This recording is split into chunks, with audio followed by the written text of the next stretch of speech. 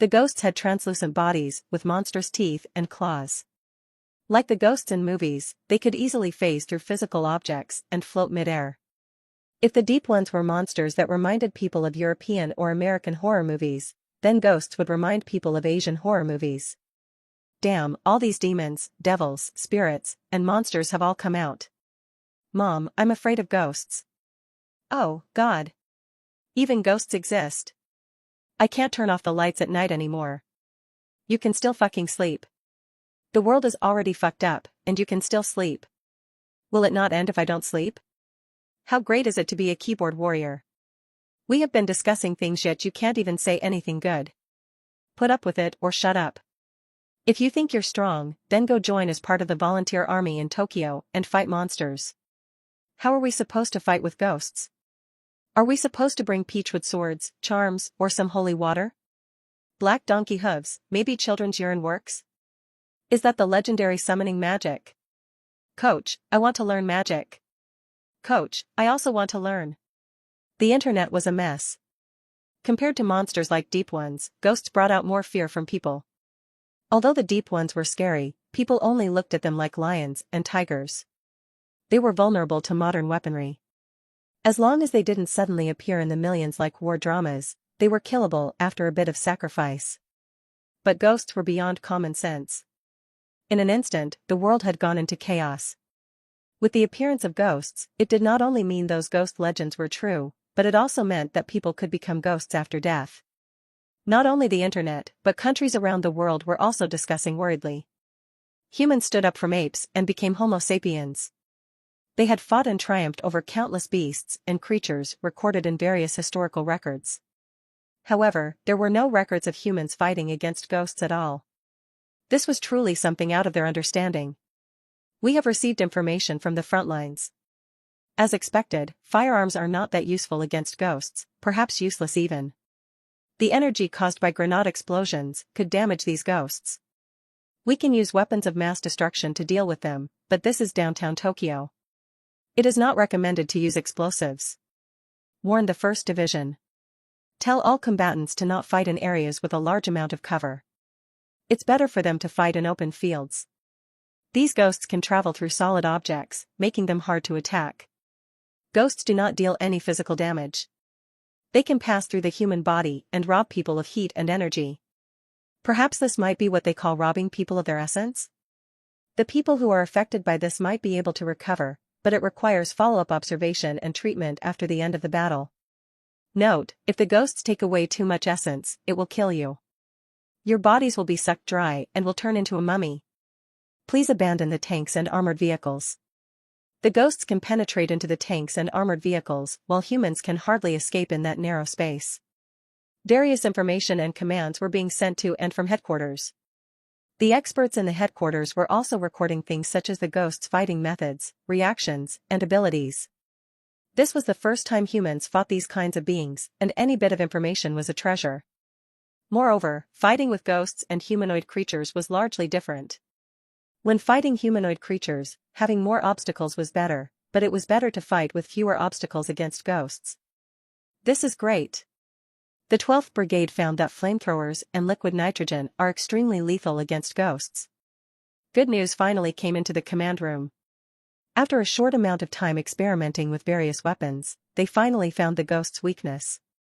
This was one of the scariest things about modern armies, their ability to collect information in the shortest time possible as well as the ability to make the best response to any situation. The frontline soldiers found that these ghosts were not absolutely invincible. Ordinary firearms seemed to be useless against them, but explosives like bombs could harm them. But explosives could not be used like conventional weapons. People could not just hold a bag of explosives and advance forward, that would be like a suicide attack. Even if that was so, humans were soon able to find that flamethrowers and liquid nitrogen were the ghost's nemesis. What could this mean? Could it be that flamethrowers and liquid nitrogen are equivalent to fire and ice magic? A frequent gamer in the command room could not help but ask. No one could answer him, but everyone thought that this might be possible. Sonic weapons, radiation-based weapons, electromagnetic weapons, ultraviolet rays, and other spectral rays haven't been experimented with. But since we found out that flamethrowers work well, hurry up and send all flamethrowers to the battlefield. The army's efficiency was very good. With flamethrowers considered as conventional weapons, the front line were soon equipped with fireproof clothes and handheld flamethrower. With this, the ghosts were taken down in large groups. But these ghosts were also smart. They would hide underground and ambush the soldiers from below, leading to many tragic scenes. Countless white arms would extend from underground. The terror could make anyone piss their pants. Other than the initial casualties, the casualties of the soldiers went down after learning the ghosts' weakness, but at the moment, the army was stuck unable to advance any deeper to the core of the city. The deep ones at the center of the city were still praying and sacrificing. As there were still more than 1 million people alive inside, the army did not dare use incendiary bombs, missiles, and other such weapons to attack. They could only watch helplessly as the sacrifices continued and people died. Quickly look, the high priest of the deep ones have moved. With a loud cry, everyone found that the high priest of the deep ones seemed to be annoyed that the ghost could not deal with the enemy. Then, it began to move and joined the battlefield itself. It randomly picked a direction and arrived in front of 2 brigades. Due to the previous ghost attack, armored cars and tanks had no one inside them anymore. The high priest was faster than any of the deep ones. It only took a few jumps to arrive at the front lines. With each jump, the power behind the drop could dent even the thick steel plates of the armored car. Then, in the eyes of the dumbfounded soldiers, it lifted up an armored car and threw it. A few unlucky soldiers were crushed to death by the armored car and the remaining soldiers were sent flying by its terrifying roar. The bullets that poured on the high priest didn't even hit their marks. Even anti-material rifles were like insect bites against it, and bombs couldn't even stop its pace. The patterns on its body seemed to be alive, making people suspect that it was some kind of magical protection. Is this guy the Hulk? No, even if it is an abomination. Look, it's that old man who appeared at the airport. Just when the high priest was about to commence a massacre, an old man appeared with incredible speed. The old man and the monster's fists met each other. Ha! You devil, go back to the depths of your ocean. The old man shouted angrily. His fists were fierce and mighty. The scene of a 2-meter-tall old man fighting a 3-meter-tall monster formed a stark contrast to the prior helpless situation. The thickness of their arms was not in proportion, but the old man's thin body successfully blocked the monster's fist. With each clash, a huge shockwave burst out, shattering glasses and even sending some nearby cars and individuals flying. The ground beneath their feet cracked and formed a depression. It was a sight reminiscent of modern anime and Hollywood movies. At that instant when the 2 stars of the scene's fists collided, time seemed to freeze. New hairline fissures snaked through the road beneath them. And the cracks from before grew deeper and stretched out a greater distance. Ha! The old man bellowed. His right hand clutched onto the high priest's fist, grasping it tightly, he blasted out with a left punch to the high priest's gut. For a split second, the beast buckled and was lifted into the air slightly, but in the next moment, it shot off in the opposite direction with the speed of a cannonball and crashed into a building. The crowd collectively shuddered at the thought of what such a blow could do to the human body. Once again, they rejoiced that he was on their side. This evil demon is not so easy to defeat. You all should quickly evacuate from here. Else I cannot guarantee your safety. The old man lightly gazed at the penetrated building and waved at the soldiers behind him to back away. The American and Japanese joint forces looked at each other. Given that they didn't know Chinese, they didn't understand what he was saying. Nonetheless, from his gestures, they could more or less understand his intentions. They hesitated at first. After all, retreating without orders from their superiors could result in them being marked as deserters. As if on cue, the officer of the group received a command and ordered everyone to leave the place. The officers and soldiers were relieved to hear this as the great pressure caused by the fight were already too much for them to bear. The soldiers left the armored vehicles and tanks, but they quickly took a weapon in one hand while helping their injured comrades with another as they left the battlefield. However, they did not retreat too far. In case the old man failed, they would have to take over and fell the beast, no matter the human cost. It's coming. Louis's eyes widened as the high priest arose from the crumbling walls it had crashed into and appeared unharmed. Putting on a slightly stressed expression, he inwardly thought of the many surveillance devices that could be observing him at the moment. As he couldn't tell if a country's satellite or drone was observing him at the moment. He had to deliver a stellar performance. I should be able to win a few Oscars with my acting. Louis sighed and then stomped the ground. A powerful force once again dented the ground as he leaped forward at the Deep One. The High Priest of the Deep One was an undead creature that he had scraped together using one of the legendary spells that Noella had learned. The undead creature was mainly enchanted with various abilities. Although it could not compare to a true legendary rank powerhouse, it could definitely pose a challenge to them. It was already at the level of transcendence, which could not be compared to ordinary professions at all. Although ordinary professions were strong, their abilities were far from being able to shock the people of Earth. Even ninth-rank powerhouses wouldn't be able to threaten Earth's society very much. So Louis had no choice but to reluctantly create such a potent foe. Only the true power of a transcendent could make the people of Earth feel the true power of transcendence. Bajiquan was considered a short-distance punching technique. The actions were simple and uncomplicated, but the force was fast and fierce. Louis did not know martial arts at all, but since he was playing the role, he naturally had to focus on it. Putting force in the heel, waist, and through the fingertips, these were the elements of Bajiquan that Louis had learned. Now, he was using them against the legendary undead creature under his control. The legendary undead creature, whose body had been thoroughly strengthened by Louis, was extremely powerful. Although its fists were clumsy, the power behind them could cause gales to blow. Each collision between the two would cause tremendous vibrations in the air, creating loud booms that could rupture eardrums all over the place. The collision between fists would cause gales to blow up and send debris flying everywhere. In just a short amount of time, they had exchanged countless blows. Their fists were like shadows, and whenever they struck each other directly, the other would fly out, crash into buildings, and leave deep pits. Renault.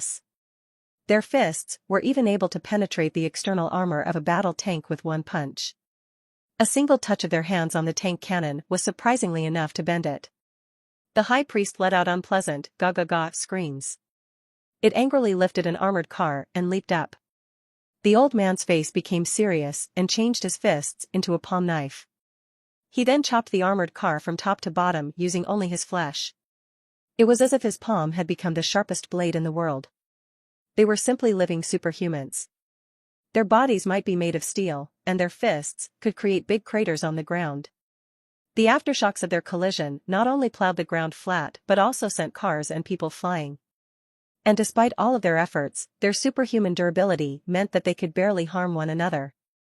This kind of strength was beyond human imagination. Perhaps only nuclear weapons could suppress them.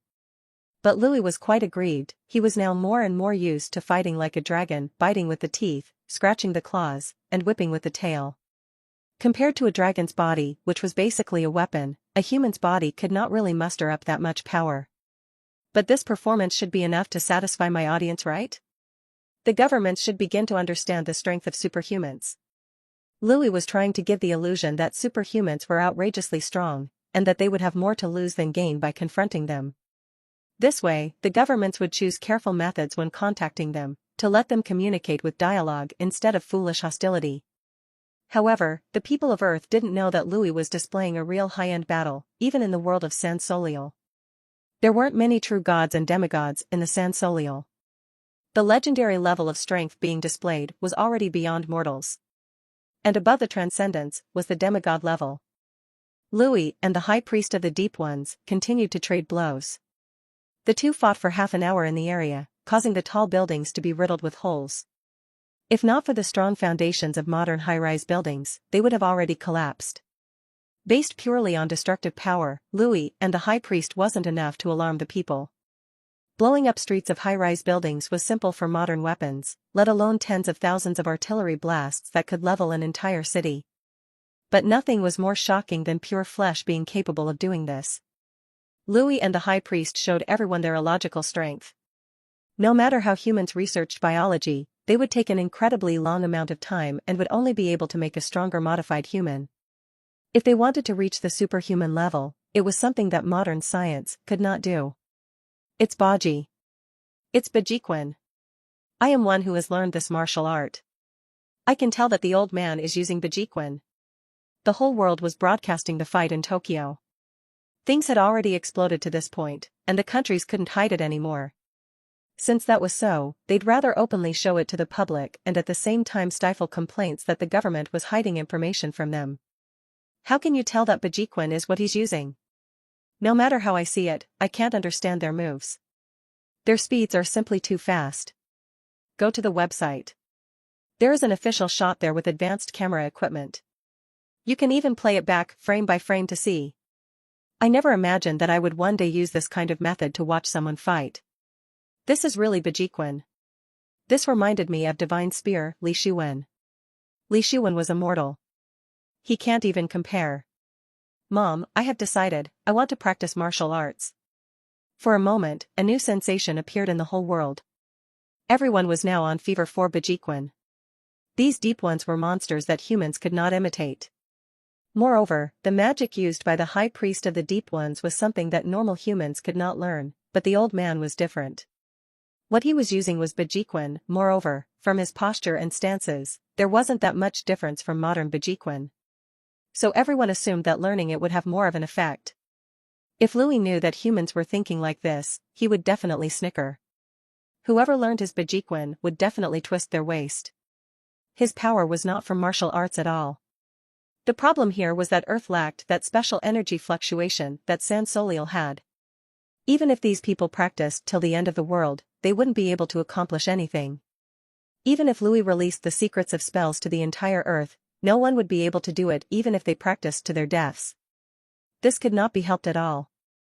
Earth was only a playground for science and technology. It simply could not play with magic. It's almost time for the next performance. I will have a magic battle with the undead creature and then I can call it a day. Now, my plan is almost complete. I can soon check if faith can cross through universes and dimensions. Meanwhile, under the surface of the Pacific Ocean, a United States nuclear submarine was quietly moving forward. Suddenly an alarm sounded and all the soldiers quickly took their positions. In the captain's room, several men were discussing something. Do you think we can hit them with a Trident II ballistic missile? Several experts in the military were discussing with each other as they watched the battle on screen. This man and that monster can move very fast. If they are aware of our movements, they could escape and the difficulty of hitting them would be very high. But if they are within a certain range, they wouldn't be able to dodge our missile, especially when it can reach Mach 24, which is 20 times the speed of sound (ds). After a pause, the expert continued, of course, it is impossible for them to be hit by the core of the explosion, but they would definitely be within the explosion radius. Are we really going to do this? Won't randomly attacking these superhumans bring us trouble? The captain mentioned it with a bit of worry. According to the news from the frontline headquarters in Japan, a suspicious priest appeared there. He could not fight for some reason but is a friend of the old man. According to intelligence, these supernatural forces might have hostility to other cultures. Those of Eastern cultures probably belong to one faction. In this period of time, we haven't found any supernatural forces related to Western culture. Since there are evil things like Cthulhu and dragons, we are also monitoring the Vatican, but nothing unusual has happened yet. We must first consider whether the form of international politics will change because of their appearance. For example, Japan has cultural similarities to China, so they might choose to go against the United States and choose to unite with China. If so, then the whole Pacific Ocean will be under the control of China and Japan. They might even be able to take the whole of Asia, which would be unfavorable if a war breaks out. This time, we have a good reason for doing this. Eliminating the deep ones will be for the sake of humanity. That old man was just unlucky to be affected by the blast. The president has already agreed to this plan. We can also test out the true power of these superhumans to see if they could really handle modern weapons. The captain was silent for a moment and nodded, I understand. Do we need to use nuclear warheads? That place is Tokyo, Japan, do not use nuclear warheads. The blame for causing World War III would be on our heads. The captain nodded and quickly stood in front of the command console. We have received higher orders, command code XXXXX. Trident II ballistic missile, targeting the coordinates east longitude XXX, north latitude XXX. Prepare for launch. Missile is loaded. Countdown to launch. 3, 2, 1. Ignition. Along with the opening of a hatch, a 10-meter-long missile and as wide as 2 meters was pushed out. It seemed to float for a moment but ejected strong flames in the next instant. It broke the water surface and flew to the skies, speeding towards Tokyo. It used 3-section propulsion, so it was in the upper strata of the atmosphere for most of its flight. By the time it was close to the destination, it would descend vertically and fly at Mach 24. The missile was almost impossible to intercept. Louis, who was fighting the High Priest of the Deep One, immediately sensed danger. Even my intuition is kicking in? That can't be good. With his understanding of Earth's technology, Louis had never underestimated the power of its advanced weapons. Of all the species on the planet, only humans possessed enough potential to destroy themselves numerous times over. Though magic was bizarre and unpredictable, it ultimately paled in comparison to the destructive abilities of modern armaments. While spells like fireball could be effective and powerful within the context of medieval society, they didn't count for much in the modern world. Rather, their damage potential only reached the level of handheld grenades. Furthermore, magic required various rituals. It wasn't as convenient as holding an AK-47 and pulling the trigger. However, there were many spells that had unbelievable effects. For example, the 9th ring spell, Time Stop, had an effect just like its name. It causes people to perceive the relativity of time differently, to simulate a time-stopping effect. If it wasn't because Louis didn't know how to use it, he would have already scared the people of Earth to death. And if the gods used divine power to create a real time-stopping effect, even the Terran civilization wouldn't have a means of defending against it. The paradoxes of science had no meaning for magic. Spells or divine magic were concepts that achieve a purpose while directly omitting most of the process. In other words, it was impossible to explain with science. There were no processes to spells at all. The ability to stop time was more like a philosophical ability. After the American nuclear submarines launched the Trident II ballistic missile, all the officers and men of the submarine held their breaths. They stared at the footage on screen, watching the mysterious old man and the High Priest of the Deep Ones still engaged in a fight to the death. These ordinary officers and men had excited yet fearful expressions.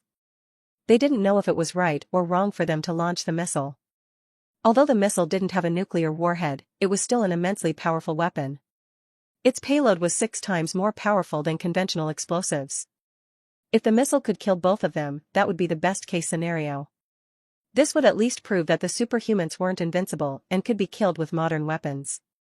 These superhumans could cause great damage to a country due to their body size and ability to hide in crowds, but if modern weapons could kill them, the government would be able to negotiate with them. The government would use modern weapons as bargaining chips so that the other party couldn't act with free rein. This was equivalent to a nuclear weapon treaty. But if these weapons didn't work on these superhumans, the governments would have to be worried about their reactions. Would they be annoyed at the United States of America for launching missiles? Would they step on their land and cause chaos?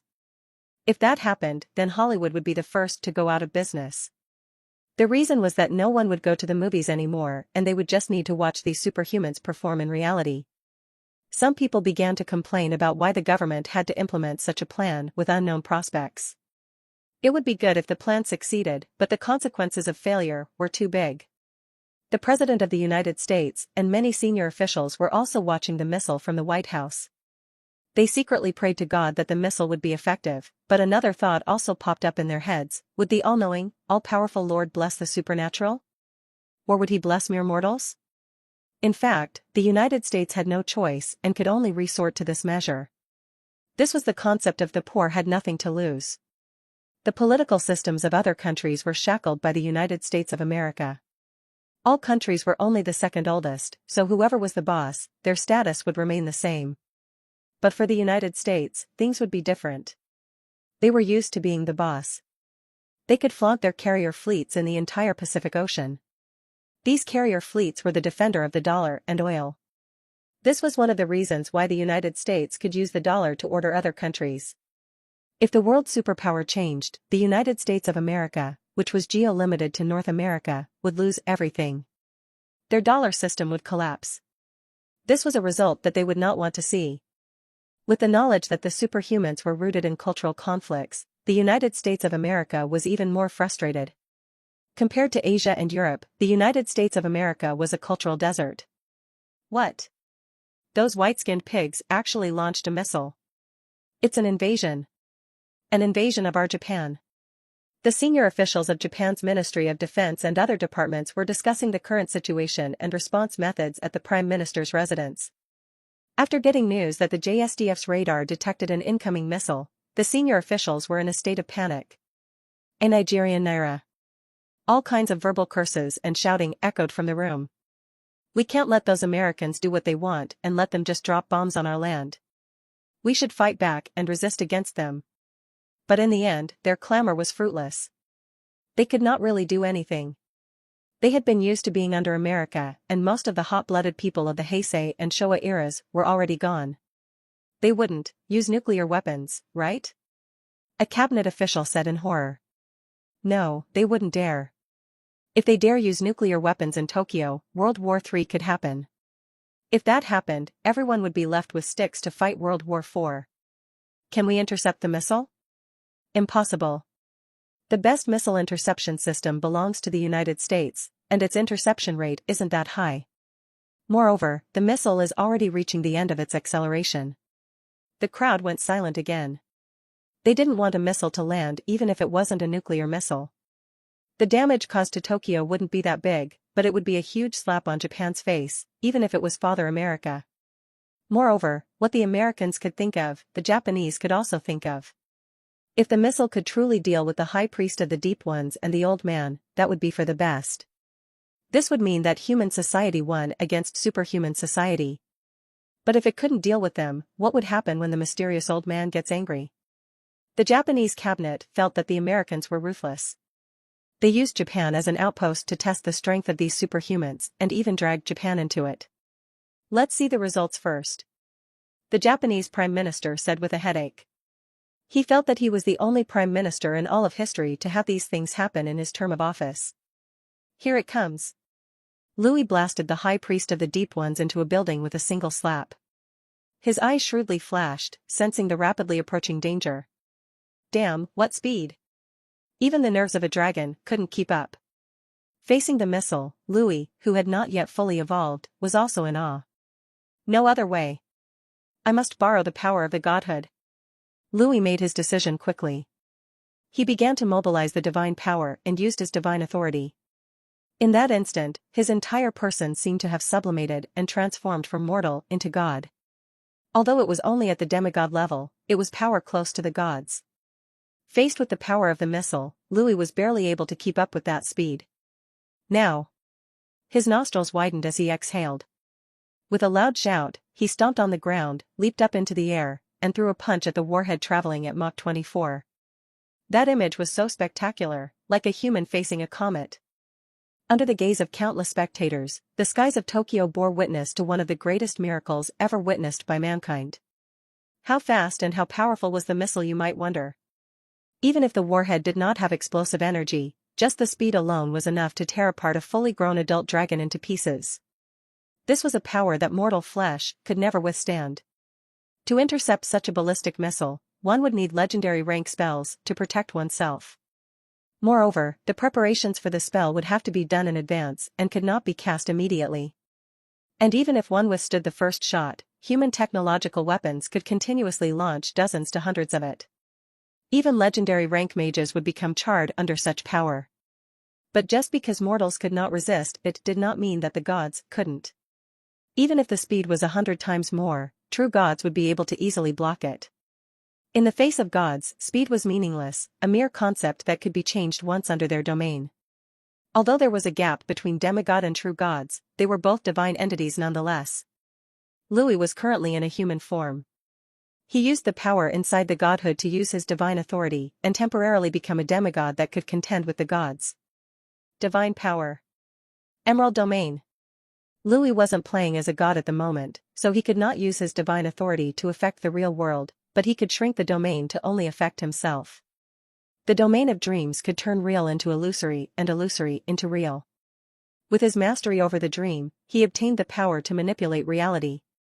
All dreams come true, fantasy manifestation. This is the incredibility of God. A thunderous roar exploded throughout Tokyo, making the sky rumble. Humans could not see the missile that was traveling at Mach 24, but when Louis's fist made contact with the warhead, time seemed to have stopped. The world lost its luster, becoming completely monochrome, and everyone bore witness to the collision. In the next moment. Boom. The missile that carried the hopes of modern human civilization exploded. The thermobaric weapon was the limit of class at conventional weapons. Even if it only carried a limited amount of high-energy fuel, its power was still enough to raze everything to the ground. It was close to tactical nuclear missiles. After the first explosion, the fuel inside the missile would then ignite and explode. This was where the name came from. The second explosion would cause the fuel to instantly combust. All oxygen in range would be consumed, causing a massive pressure wave. The huge vacuum created would be enough to tear the organs of any living creature and level buildings. If there were any normal human beings in the range of the explosion, their bodies would have turned to ashes and printed on the wall in an instant. Bunkers were useless in front of this human invention. Whether above ground or below ground, as long as it was within range, no creature would be able to survive. The outer walls of the buildings melted into lava under the high temperature and pressure. The fierce flames continued burning for a long time. This was the terror of a thermobaric explosion. Its effects were far beyond ordinary explosives. No grass could grow anywhere it blew up. What is that? Nuclear explosion? Anyone who first witnesses this would always think of it as a nuclear explosion. Damn, that's a thermobaric missile. Which country launched it? This is too vicious. Using such a missile against one person, this might be the first person in the world to experience it. Empty said us. Who else but the United States could do this? This thing could instantly disintegrate living things and leave no trace of them behind. It's truly terrifying. The United States of America has gone crazy. What about the old man that's been helping us fight those monsters? The leader of those monsters is also within range.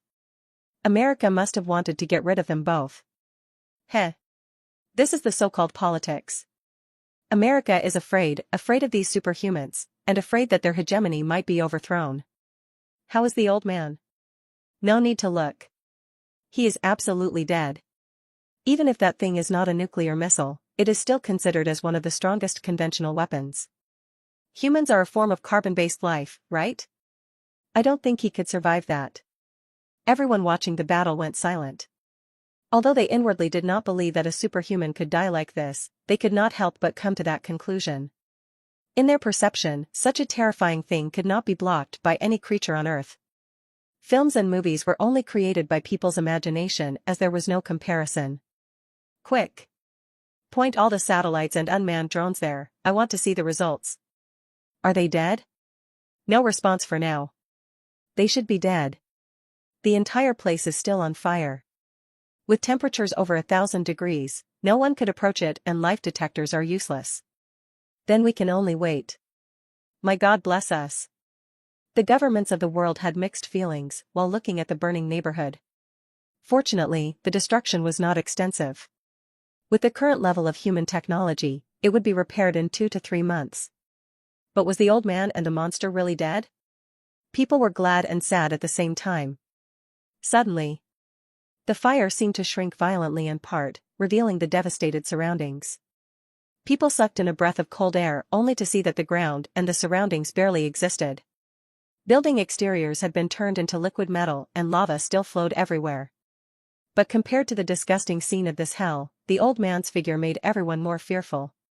He had his hands behind his back, and there were no injuries on his body at all. Even the clothes on his body weren't destroyed. He was even walking forward in an environment that reached a heat of thousands of degrees. Oh my God! He's the real monster. The world is changing. Impossible. This is definitely impossible. He is Ultraman. Or maybe Megatron? This is perhaps the most miraculous thing in the history of mankind. The world was shocked. When seeing the mysterious old man come out of the flames unharmed and as pristine as before, the spectators went numb with shock. This was a thermobaric missile. Whether it was a small thermobaric missile or a big thermobaric missile, it was still a thermobaric missile. How powerful was this thing, you might ask? It's so powerful that everything in its immediate radius would be instantly annihilated by its heat and pressure. Nothing should have been able to survive it. But the old man was unfazed at all, and even his clothes weren't torn. What was more terrifying was that the old man was not at the edge of the explosion radius. He had even punched the missile head-on. With his own body, he had withstood the full power of the explosion and the high temperature. I can now understand why characters in Dragon Ball don't lose their underwear during fights. It wasn't that the author of Dragon Ball was stupid, but only the strong could protect their underwear properly. One punch against a thermobaric explosion? I want to be invincible as well. In the human arsenal of mass destruction weapons, other than nuclear missiles would be chemical and biological weapons, but I think that chemical and biological weapons may even be less effective on these superhumans. By training in Bajiquan, he could reach a point where his flesh could contend against a thermobaric explosion. Even martial arts novels don't dare write such things. This is simply dark fantasy, right? Mom, is Earth really Earth? People all over the world were discussing the incredible scene. Moreover, countless foreigners were excitedly clamoring to go to China and learn martial arts. Although they understood that the so-called martial artists in China could never compare in power to the old man, humans had a tendency to view things positively. In the captain's room of the nuclear submarine, numerous American officers and sailors gulped their saliva. They incredulously looked at the result. Is he injured or not? God, how would I know? Unless the old man wants us to check his body, how would I know if he is injured or not? The thermobaric missile was useless. Would he come to our country's soil to kill all soldiers? I hope not. Those soldiers who are at the scene are probably feeling very miserable right now. Still, we have to keep firing. That place is Tokyo. Is it not enough to fire one missile? Are you planning to fire another one? What else could we use against the old man? Are you planning on using nuclear missiles? Don't you think that if we dared fire again, the Japanese would fight for their lives against us? I just received a message from the president. The president and the Secretary of Defense want us to wait and see what happens. Do not take any more actions. Yeah, that's the only thing we can do. Let's see this old man's reaction first. If more of these superhumans come out, I wonder how we are going to fight it out. With a QDS. No one else could say anything, because they didn't know what to do. The American soldiers on the scene cursed and trembled with guns in their hands. They wanted the person who was responsible for this mess to take responsibility immediately. If the old man really decided to invade their homeland, they would definitely pit their lives against him. Even if he was more powerful. But, the soldiers were called to help Japan to deal with the monsters in Tokyo. The mysterious old man who appeared was also fighting the leader of the monsters, so they should have been natural allies. The old man was a solid barrier that would have protected the soldiers from excessive casualties. And what did the United States government do? They backstabbed him. It would have been all good if they were successful, but it had failed miserably. Now, nothing could be done. If the old man was angry and began to retaliate, then even if the United States wanted to start World War III and nuke Tokyo, these soldiers wouldn't be able to survive. They were simply betrayed if that were to happen. Even the officers who joined in were also cursing in a panic. The morale of the American soldiers had dropped to the lowest. Just like American forces, the Japanese self-defense force also received instructions from above, telling them to distance themselves from the American forces to prevent bad luck from affecting them. Seeing that the Allies who were fighting side by side began packing up their weapons and equipment, the American soldiers were at a loss on what to do. Louis noticed the change in the American army and did not care at all. He was a bit angry, but it was impossible for him to fly into a rage. The bold actions of the United States of America were a bit unexpected, but he had already set up ample preparations to deal with it. Moreover, thanks to their actions, the effects he was trying to get with his actions were a pleasant surprise. I'm not yet a true god, so I was still a bit reluctant to face a thermobaric missile. Louis's hands that he hid with his sleeves were trembling. There was still a small difference between the power of a demigod compared to Earth's human inventions. Even with the power of the divine authority to turn dreams into reality, Louis still had a hard time dealing with the explosion, but this increased the effects of his performance. If the United States of America really went crazy and used nuclear weapons, people would be able to quickly find out that the superhuman mysterious old man and the high priest of the deep ones would also turn into ashes. This was also the reason why Louis chose to mess with Tokyo. Tokyo was one of the most populous cities in the world. They would not dare fire a missile that could cause a world war that could threaten the existence of the human race. At the same time, they would carry huge moral and public pressure. If Louis had been foolish enough to cause trouble in the desert of the sea, nuclear missiles would definitely come flying his way, and he could not face them at the moment. Once I become a true god and gain true power, I can directly destroy a nuclear missile and scare everyone to death. Although he would need powerful divine power to be able to achieve this, and he was still far from his destination, the latter had already been prepared and he just had to take things slowly. Those true gods all had many incomprehensible abilities, and all of them were conceptual. For example, if a true god told you to die, then you would die. This was something unexplainable by science, nor were there any signs that you would face a calamity. You would simply die, plain and simple. There wasn't any cause and effect relationship. You would just die as if God had imposed the concept of death upon you. Louis felt that the Terran civilization was certainly powerful, but this civilization was also a materialistic civilization. There was no way for them to prevent this conceptual attack. Louis doesn't know how to defend against this at all. Even hiding inside black holes or neutron stars would not save you. There was no way to describe this. Only the gods can fight other gods. Louis was grateful that the gods temporarily didn't exist in San Soliel for the moment. If that happened, he would have to behave obediently as they would be able to kill him. Even if he was a demigod, he would have no choice. Very good. Since the United States of America helped me put on a big show, then the next effect of my plan would be better. If this plan was carried out right off the bat, people might not believe it, but thanks to the missile, people would become more convinced at the existence of gods. Now, Louis gave a thumbs up at the United States. They had already played their part. Now, he hopes that the big countries of the world would obediently stay put. Sigh. It seems like we can't determine the victor properly between us anymore. The fierce flames gradually diminished. Even if the flames were caused by a thermobaric bomb, if there were no more combustible material, it would also gradually become an ordinary fire. Louis, who was playing the part of the old man, sighed. His face revealed a pained look. Fate is mischievous. This old man was commissioned by a friend to come and cut the monster, but the monster wasn't cut. Instead, our battle was interrupted by this strange firebomb. Louis slightly exhaled. With a bell-like loud voice that contained ageless wisdom he said, although mortals have a weak body, I did not expect that they would have found other methods by developing those strange skills to this point. The bomb is very powerful. Even if this old man struck the bomb, I could feel my blood and chi flip out and even my internal organs felt uncomfortable. His words were meant for those who were watching. The various governments of the world could hear what he said. And those governments who were watching, sucking in a breath of cold air. The old man punched the bomb head-on, yet surprisingly his blood and chi only flipped out and felt some discomfort. Isn't this too much? As Louis's voice fell, the high priest of the Deep Ones walked out from the building ruins step by step. It did not appear to have any injuries, as if the explosion was nothing special.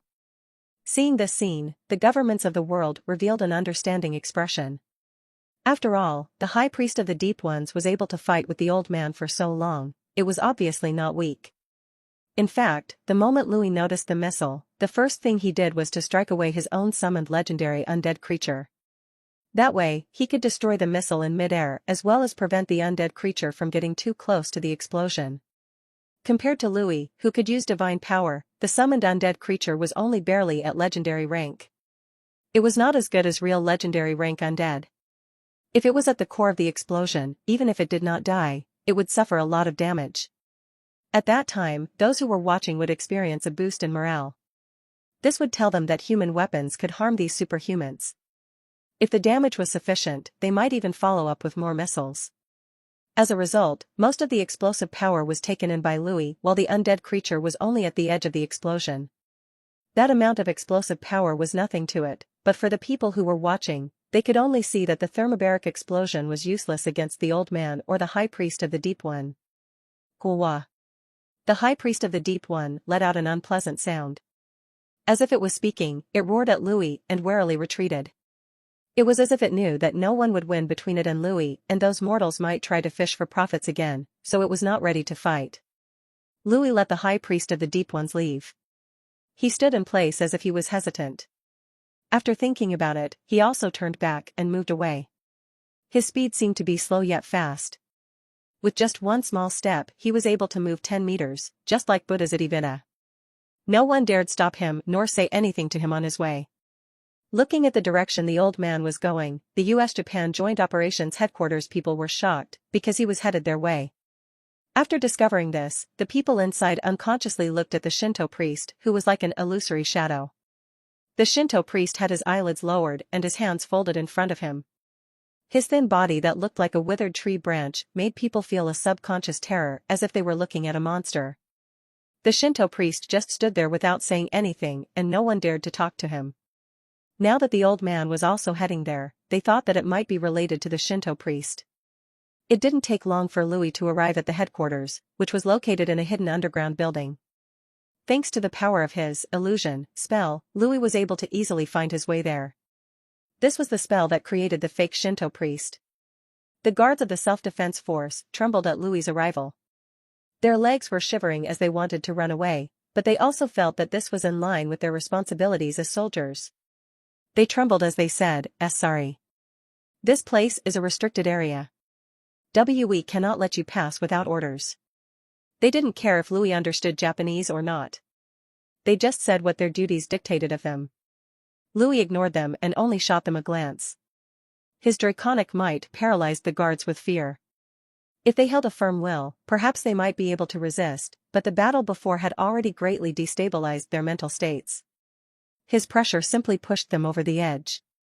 After passing these guards, Louis walked into the secret base and went straight to the command center. The people inside the command room were on standby. Especially those that belonged to the United States. They were so frightened and nervous that they wanted to cry. The United States just used a bomb to blow the old man up. Who knew if he came here for revenge? Louis walked into the command room as if no one was there. He simply ignored everyone else and looked at the Shinto priest who was standing in the corner with an apologetic smile. My bad, old friend Fujiwara. I originally accepted your commission to exterminate those servants of the evil god, but I did not expect things to end like this. The high priest of the evil god is almost on par with me. I wouldn't be able to do anything in the short term, yes. The Shinto priest, who had been wearing a stone-cold face, seemed to become much gentler after seeing the old man. He slowed down his tone and said, "This had nothing to do with you, old friend. I originally thought that it was just some mortals who succumbed to the evil god's temptation and became its servants. I never expected that they had long planned this out and even brought out a high priest. It's just regretful that I can't return yet and fight together with you." The Shinto priest spoke with a bit of self-condemnation. Then he looked coldly at the people in the room and said, "And there are fools who are unable to accomplish anything but liable to spoil everything. If not for my inability to influence the world now, I would have long extracted their souls and put it on a blazing fire to roast for 1,000 years so that they would beg to die." The Shinto priest's measured words chilled everyone's hearts.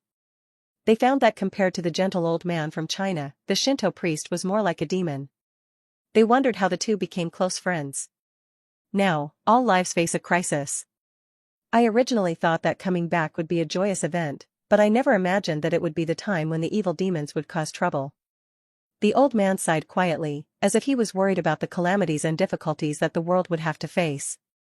The Japanese Prime Minister and cabinet ministers as well as the ambassadors of various countries were rushing to the U.S.-Japan Joint Operations Headquarters. In addition to some political figures, some representatives of the Japanese Zaibatsu, wealthy clique, also came. As the previous era ended, these people were the ones who took hold of Japan's true power. Meeting any one of them was beyond difficult and required one to lower oneself and take the initiative to go to their official residence. But now, these bigwigs were being respectful.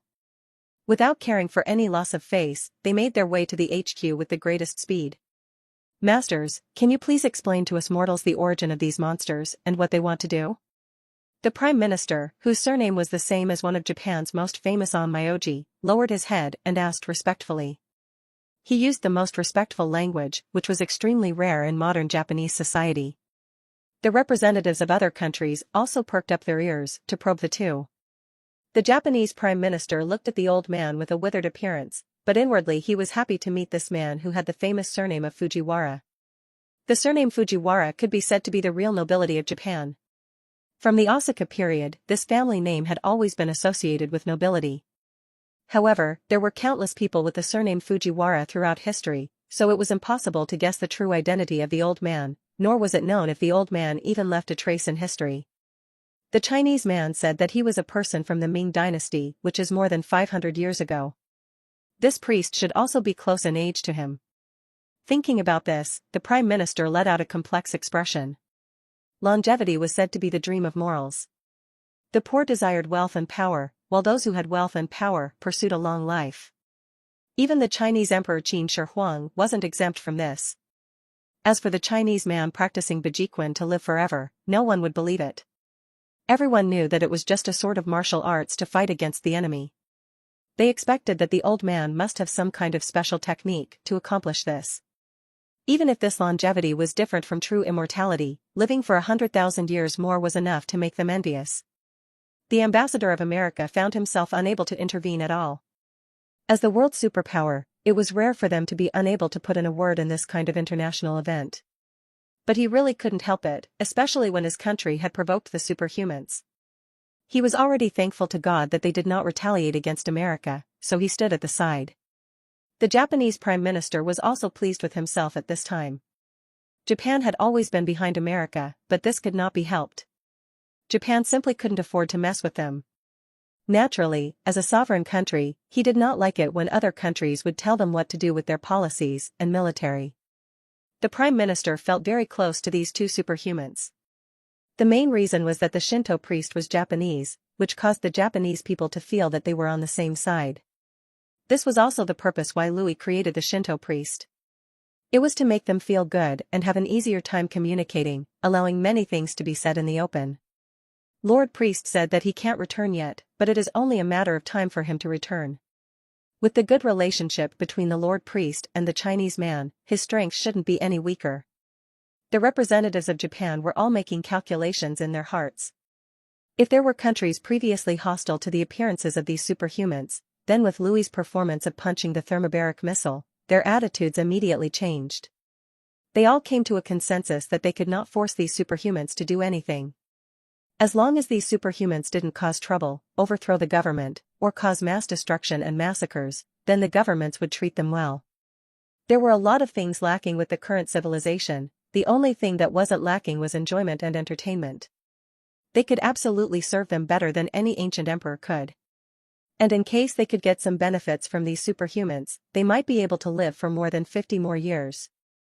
They would even be willing to fight for it if it was given to others.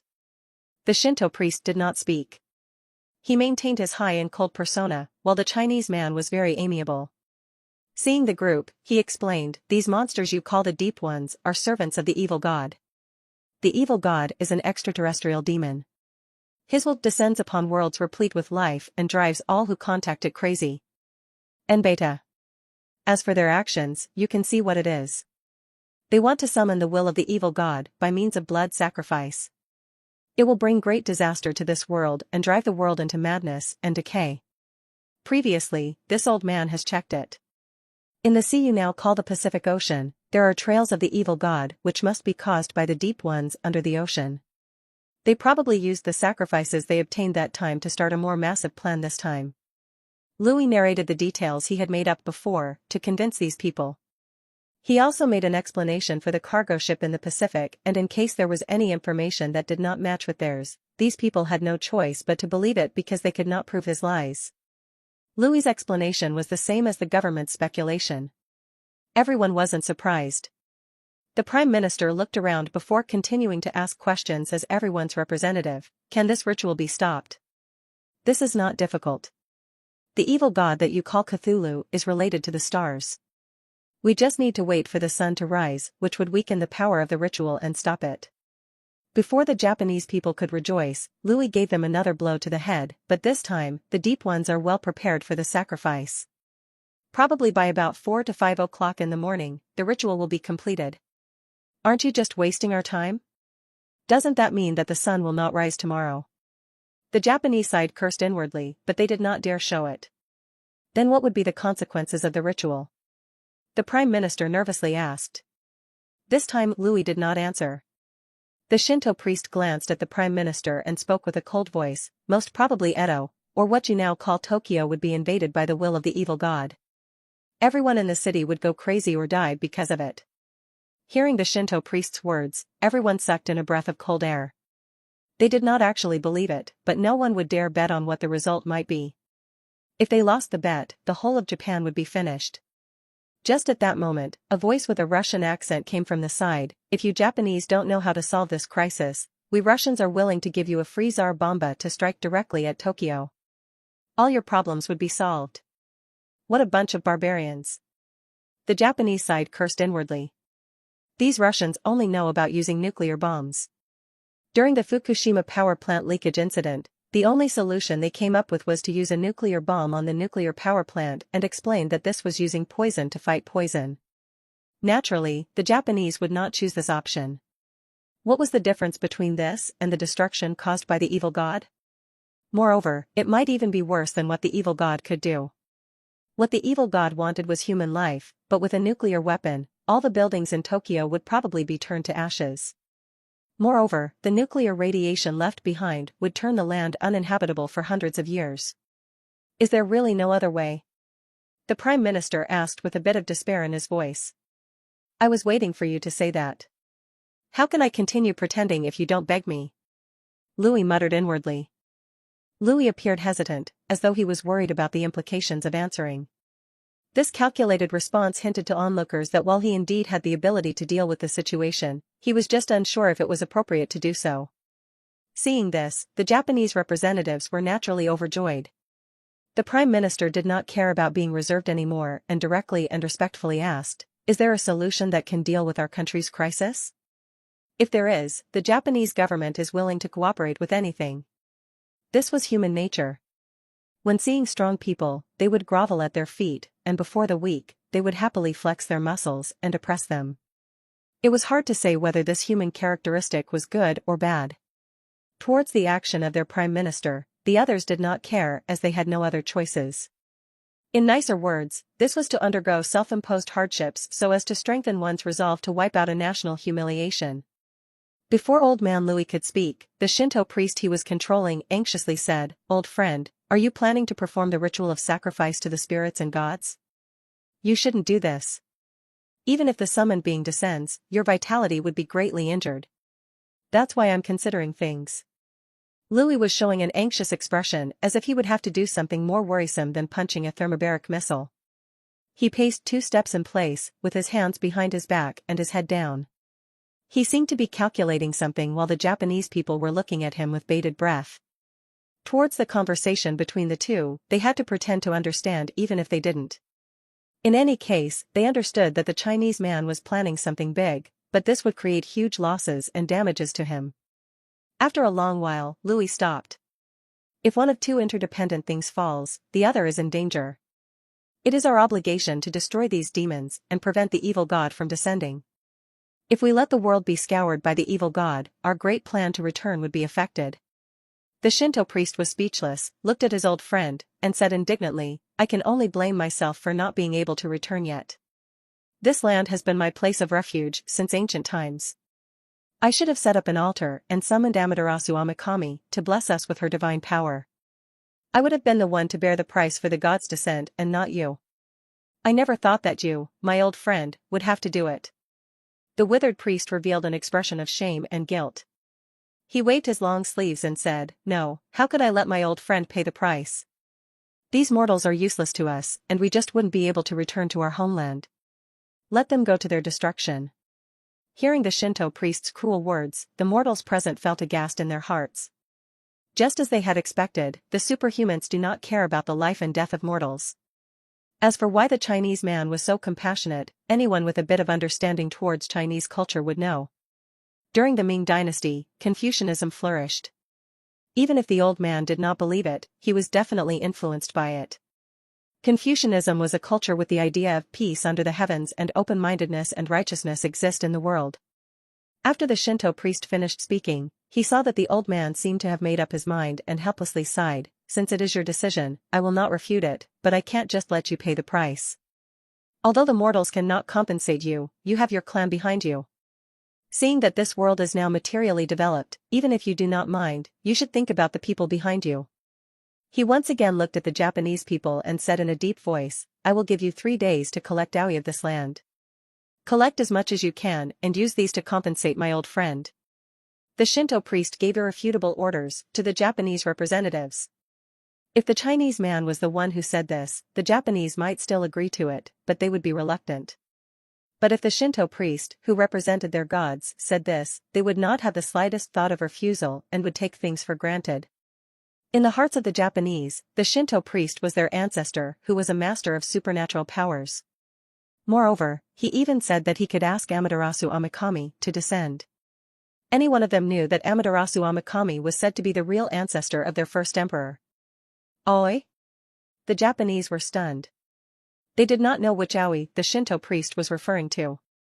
On the contrary, the representatives of the Chinese side thought carefully and said, is it that Aoi talked about in the poem Odes of the 7th month, that Aoi enjoying the winds of the 7th month? The Shinto priest looked at him and nodded his head, indicating that this was the Aoi he was talking about. The people on the Japanese side looked at the Chinese representative with a questioning gaze. Lord Priest is probably talking about wasabi. The man explained. Wasabi? Hearing this, everyone present was frozen. Wasabi was indeed called the king of herbs and spices, because it was difficult to grow. The price per pound was also extremely high, making it hard for the average person to eat. Although there was the kind mixed with mustard, it was ultimately only a sham. Beta. For the people present, they did not mind how expensive it was, but they were more curious about why the Shinto priest wanted wasabi. They wondered if there was some kind of mysterious element in wasabi that was valued by these superhumans. Perhaps it could even be compared to those legendary treasures. For a moment, many people had made a decision to inform their countries to study wasabi and see what mysteries it was hiding. Moreover, the conversation between the two people revealed more information, such as the existence of a group of people behind the two that still required food and water. It was possible that these masters who possessed supernatural powers were successor-like existences of some sect or clan. The Japanese side also had the same idea, but they quickly agreed to the Shinto priest's request. Although Japan's land was small, they pursued quality over quantity. They were absolutely confident in the quality of the vegetables and fruits they grew. Moreover, there was a huge demand for wasabi, so there were many plantations. Didn't you just want wasabi? We can just give you all the year's harvest. If this wasabi really has mystical powers, then we can just plant it next year. This is not a non-renewable resource. After obtaining the Japanese government's guarantee, Louis relaxed as he accomplished his task. If he had controlled someone rich, there was a limit to obtaining it. Now, the Japanese government was backing him, so there was no issue. There were also representatives of Japanese zaibatsus in the room, so he should soon have enough raw materials. When he returned to Dragon City, he could turn his spoils into magic potions and create an army of mages. His city would be able to develop and allow him to establish a dragon god church. Although this old man is at chi refining, I am also an alchemist and quite proficient at the ritual of sacrificing to the spirits and gods. That said, I still need some materials that your side needs to prepare. Saying so, Louis dictated a bunch of materials. The Japanese representatives wrote down all these things while revealing expressions of confusion. It wasn't that the materials were precious, but they were very odd. The Chinese man wanted freshly hunted animals, freshly harvested crops, pure handmade wine, and other materials. Although these things were odd, they were very easy to find. The Japanese representatives agreed immediately. Help this old man find a clean river. Before the ritual begins, this old man needs to bathe and change clothes as a sign of respect to the gods. As Louis's words fell, the Japanese representatives immediately searched for a proper location. Before leaving the headquarters, Louis suddenly smiled and looked at the American representative who hadn't spoken a word. Someone asked, to requite resentment with kindness, what do you think of that? The master said, with what then will you respond with to kindness? Requite resentment with justice, requite kindness with kindness. But this old man believes more strongly in requiting resentment with resentment. The American representative could not understand these ancient words, but the Chinese people who understood and the Japanese people who had similar cultures stayed farther away from the Americans. They were all gloating. The meaning of the sentence by Confucius was to use righteousness in return against evil deeds. But the Chinese man said that he believed more in returning evil deeds with evil deeds. It seemed that the old man was still holding a grudge against what the United States of America did before. Shanghai Special Office. Our people at the front lines have sent back information. That old man who is suspected to be from the Ming dynasty said that he has a way to solve this crisis. The Shinto priest also asked the Japanese government to provide the entire country's wasabi as payment. The people gathered in this room hadn't left ever since the beginning of the incident. This incident was simply too big, and they would only dare go to sleep once the incident is solved. They plan to stay here and conduct a discussion. The leader casually talked about the information gathered by the intelligence agents in the front line. Everyone in the room was either under the Ministry of State Security or an expert from various fields of studies regarding supernatural events. Wasabi? Gue Bin responded in a timely manner. That's right, wasabi. After our government found out about this, it ordered the collection of a large amount of it. A special research team and laboratory have been prepared. Since these superhumans want wasabi, there is definitely some mysterious substance in the wasabi that we haven't found. Moreover, if we see the old man, we can also give him some wasabi to extend our friendship. The leader's words made everyone nod. Using wasabi to create a friendly relationship with the superhumans was a bargain. Before the research institutes found out the secrets of wasabi, they were useless to the government. Moreover, most Chinese people looked into the world of human affairs. If you send them something, it would be easier to establish a friendship. Wasabi? Isn't there something recorded in the inner classic of the Yellow Emperor enlisted as the king of plants? Could there be any relationship between them? An expert in the field of Chinese medicine spoke at that time. The specifics will have to wait until we are able to obtain research results. The things written by the ancestors are quite questionable, but there is a possibility that it is hiding big secrets.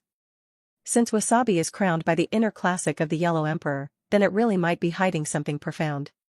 The leader also did not understand it and just casually said this. The people on the front lines also said that the old man claims to be an alchemist and is going to use the method of sacrificing to the spirits and gods to deal with the crisis. Sacrifice to the spirits and gods? Alchemist? Hearing these words, Gue Bin leaned forward and excitedly said, could he be starting a ritual to summon the 3 pure ones and the 4 heavenly ministers? That's Taoism's Taoists. The team leader rolled his eyes and said, Taoism arose at the end of the Han dynasty, created by the philosopher Lao Tzu. The so-called 3 pure ones were created afterward. Those spirits and gods believed by the ancient people of the Qin and pre-Qin dynasties have nothing to do with the 3 pure ones. It is more appropriate to say it's a sacrifice to Tai, Gong Gong, Fuxi, Nuwa, Xian Wu, or Qiyu. I suggest that you reread records of the Grand Historian, Li Sao, 9 Songs, Book of Rites, and other similar books to understand these spirits and gods. Don't mix them up with the recent flood of popular chaotic genre novels. Mentioning the mythology written in those will make people laugh at you. Hearing these words, Gue Bin's expression darkened. It couldn't be helped. The recent flood of chaotic genre novels was really too popular. Many young people thought that those were the real Chinese mythology, but they were closer to pure fiction. The chaotic genre novels were mostly recreations of Investiture of the Gods, Journey to the West, and The Story of Swordsman from Shushan. The so-called 3 purities appeared only after the Han dynasty. The real mythology of China consisted of those written during the pre-Qin period. At the same time, many histories and myths had already been mixed up. If that old man is really from the Ming dynasty, he lived in the same era as Wu Qinzhen, so the Investiture of the Gods created by Su Zhonglin hadn't been made as he hadn't been born yet. Moreover, he calls himself an alchemist. In terms, people think that Taoists are fortune tellers, but what does an alchemist do, you might wonder? In actuality, it is the title of an official during the Zhou dynasty. Our culture could be said to be derived from those rites during the Zhou dynasty. These alchemists were famous in modern times for fooling emperors into believing that they could refine the elixir of immortality. The most famous case was Su Fu, who was said to have helped Qin Shi Huang refine the elixir of immortality. Saying so, the leader suddenly closed his mouth. Then the entire conference room became quiet. Everyone looked at each other with shocked faces. Someone could not help but mutter, we used to think that the elixir of immortality was a lie because ancient records stated that people were fed mercury or other toxic elixirs, but if those mysterious powers are real, maybe there is a real formula to the elixir of immortality. Be careful with your words. The head of the group interrupted. Immortality was simply too amazing. If the country's top brass or those bigwigs learned that it was possible, a big event might just occur. Since they stopped their line of questioning, the team leader decided to change the subject. Look, the mysterious old man who calls himself an alchemist is preparing the sacrifice to the spirits and gods. Everyone pay attention. China's satellite had been constantly monitoring the situation in Tokyo. Everyone watched as the ritual began. They stretched their necks and tried their hardest to not blink. Louis had changed into a rather preaching outfit. Before this, he had pretended to take a bath with the fishes in a river. There was a simple altar prepared. It was built with stone, branches, and so on. It was considered one of the simplest methods of sacrificing to the spirits and gods during the preaching dynasty. As for the complex one, Louis did not understand it. He was just trying to fool people and not really trying to copy what the ancient emperors had been doing. This time Louis was using the ritual order, Yin, Jian, Guan, Xiang. In any case, his main focus was not even on the sacrifice ritual. It simply did not matter. The most important thing was the thing he set last, the legendary spell. First, he used tinder instead of matches to light branches on fire. He let it burn until the smoke reached the heavens. This was the Yin of the process. Then he sacrificed the hunted wild animals and freshly sown crops. This was the Jian of the process. He followed it by sprinkling rice wine made by hand. This was the Guan process. Finally, he offered wine and food to the spirits and the gods, which was the Xiang process. After doing these, Louis carefully pulled out a section of bamboo and a square cloth from his sleeves. Golden words were written on the cloth, which was the prayer of sacrifice. As for what those things written on it were, Louis wasn't too clear about it as he just copied things randomly from Google and Baidu. The governments around the world could clearly see what was written, but Louis made sure that they could never analyze what was written on it. If a linguist who was an expert in ancient text saw the original text written by Louis, he would probably vomit blood, because the words were a complete mismatch and did not have any pattern. After a pretentious prayer, Louis threw everything into the fire in front of him. Now that everything was burned, the government could not recover what he wrote. After checking that everything was burned to ashes, Louis began to act and began using spells. Create wind, mist, illusion. With these 3 spells, a dragon-like creature slowly appeared in the sky. It was just like the shadow of Cthulhu. With the echo spell, a strange sound unheard of by humans whistles throughout Tokyo. Anyone who was familiar with the classic of mountains and seas would definitely recognize the creature that gradually appeared over Tokyo. It was a torch dragon. This is what's written in the classic of mountains and seas. The deity of Mount Bel is named Torch Shade. When this deity's eyes open, day arrives, and when its eyes close, night descends. When he blows, it is winter, and when he speaks, it is summer. He neither drinks, eats, nor breathes. If this god does breathe, he will summon gales. His body is 1,000 leagues long. Torch Shade is east of the country of Noldcaf. He has a human face and a snake's body, and he is scarlet in color. The god lives on the lower slopes of Mount Bel. When the large dragon-shaped figure gradually became clearer, everyone inside the conference room was surprised. Those who had extensively researched Chinese mythology immediately stood up and propped up their glasses, hoping to be able to see the true appearance of the creature. There's no mistake. That's a torch dragon. It's impossible for it to be anything else. Could the torch dragon be real? Could the records be telling the truth? That the classic of mountains and seas isn't just an absurd fantasy book? Could it be that every supernatural being recorded inside it existed in the distant past? How is this possible? How could a torch dragon be real? An expert shouted as he could not believe his eyes. But soon, he scratched his cheeks in embarrassment and only felt that everything he believed in was completely shattered. For other people on site, they were already used to these things. It's just that the expert had researched ancient supernatural beings his entire life, so he felt provoked at how everything he learned was a lie, and how all his hard work was meaningless. There is nothing impossible. Even the Cthulhu mythology that has only popped up a few years ago appeared in the real world. It's even more possible that the cultural history of 5,000 years ago is real. Has everyone noticed it? This is just an image and might not be even the real torch dragon. It's just like the image of Cthulhu and perhaps just the will of the torch dragon descending. This was what the old man implied. But still, this is quite unbelievable. It's a torch dragon. Everyone scanned the monstrous human-headed, snake-bodied existence with great shock. In ancient Chinese mythology, the image of dragons was created after the Yellow Emperor defeated the Flame Emperors and Qi Yu. It was an image created from the combination of all tribal totems. As a result, when the people were recording mythology, a lot of the gods were half human, half snake, like Nuwa or Fuxi. From this, it could be seen that these myths had a common origin. The torch dragon was considered a dragon, but it was different from the modern image of a dragon. It looked more like a snake, which was the dragon's earliest image in Asia. As a result, there was a saying that says dragons were developed from snakes. Right now, I'm of the opinion that the reason Qin Shi Huang burned books was to hide records of these mystical creatures. The classic of mountains and seas might be one of the few records that had survived the book burning, but because we did not personally witness the supernatural beings in them, we might have been treating them as fakes. There's a saying that the emperor appoints people to a high position and asks them about the gods instead of the citizens. Hayes. I suddenly feel that asking about gods isn't wrong. We haven't dug out Qin Shi Huang's grave yet.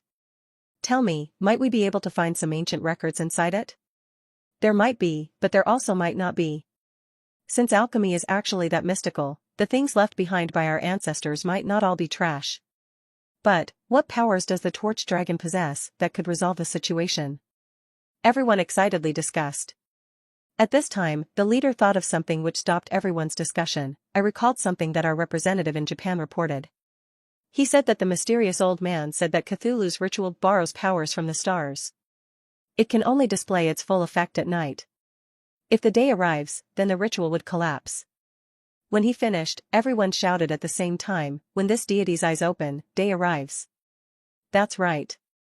In the records, the torch dragon opening its eyes could bring forth daylight. With this, they could understand what the mysterious old man was doing.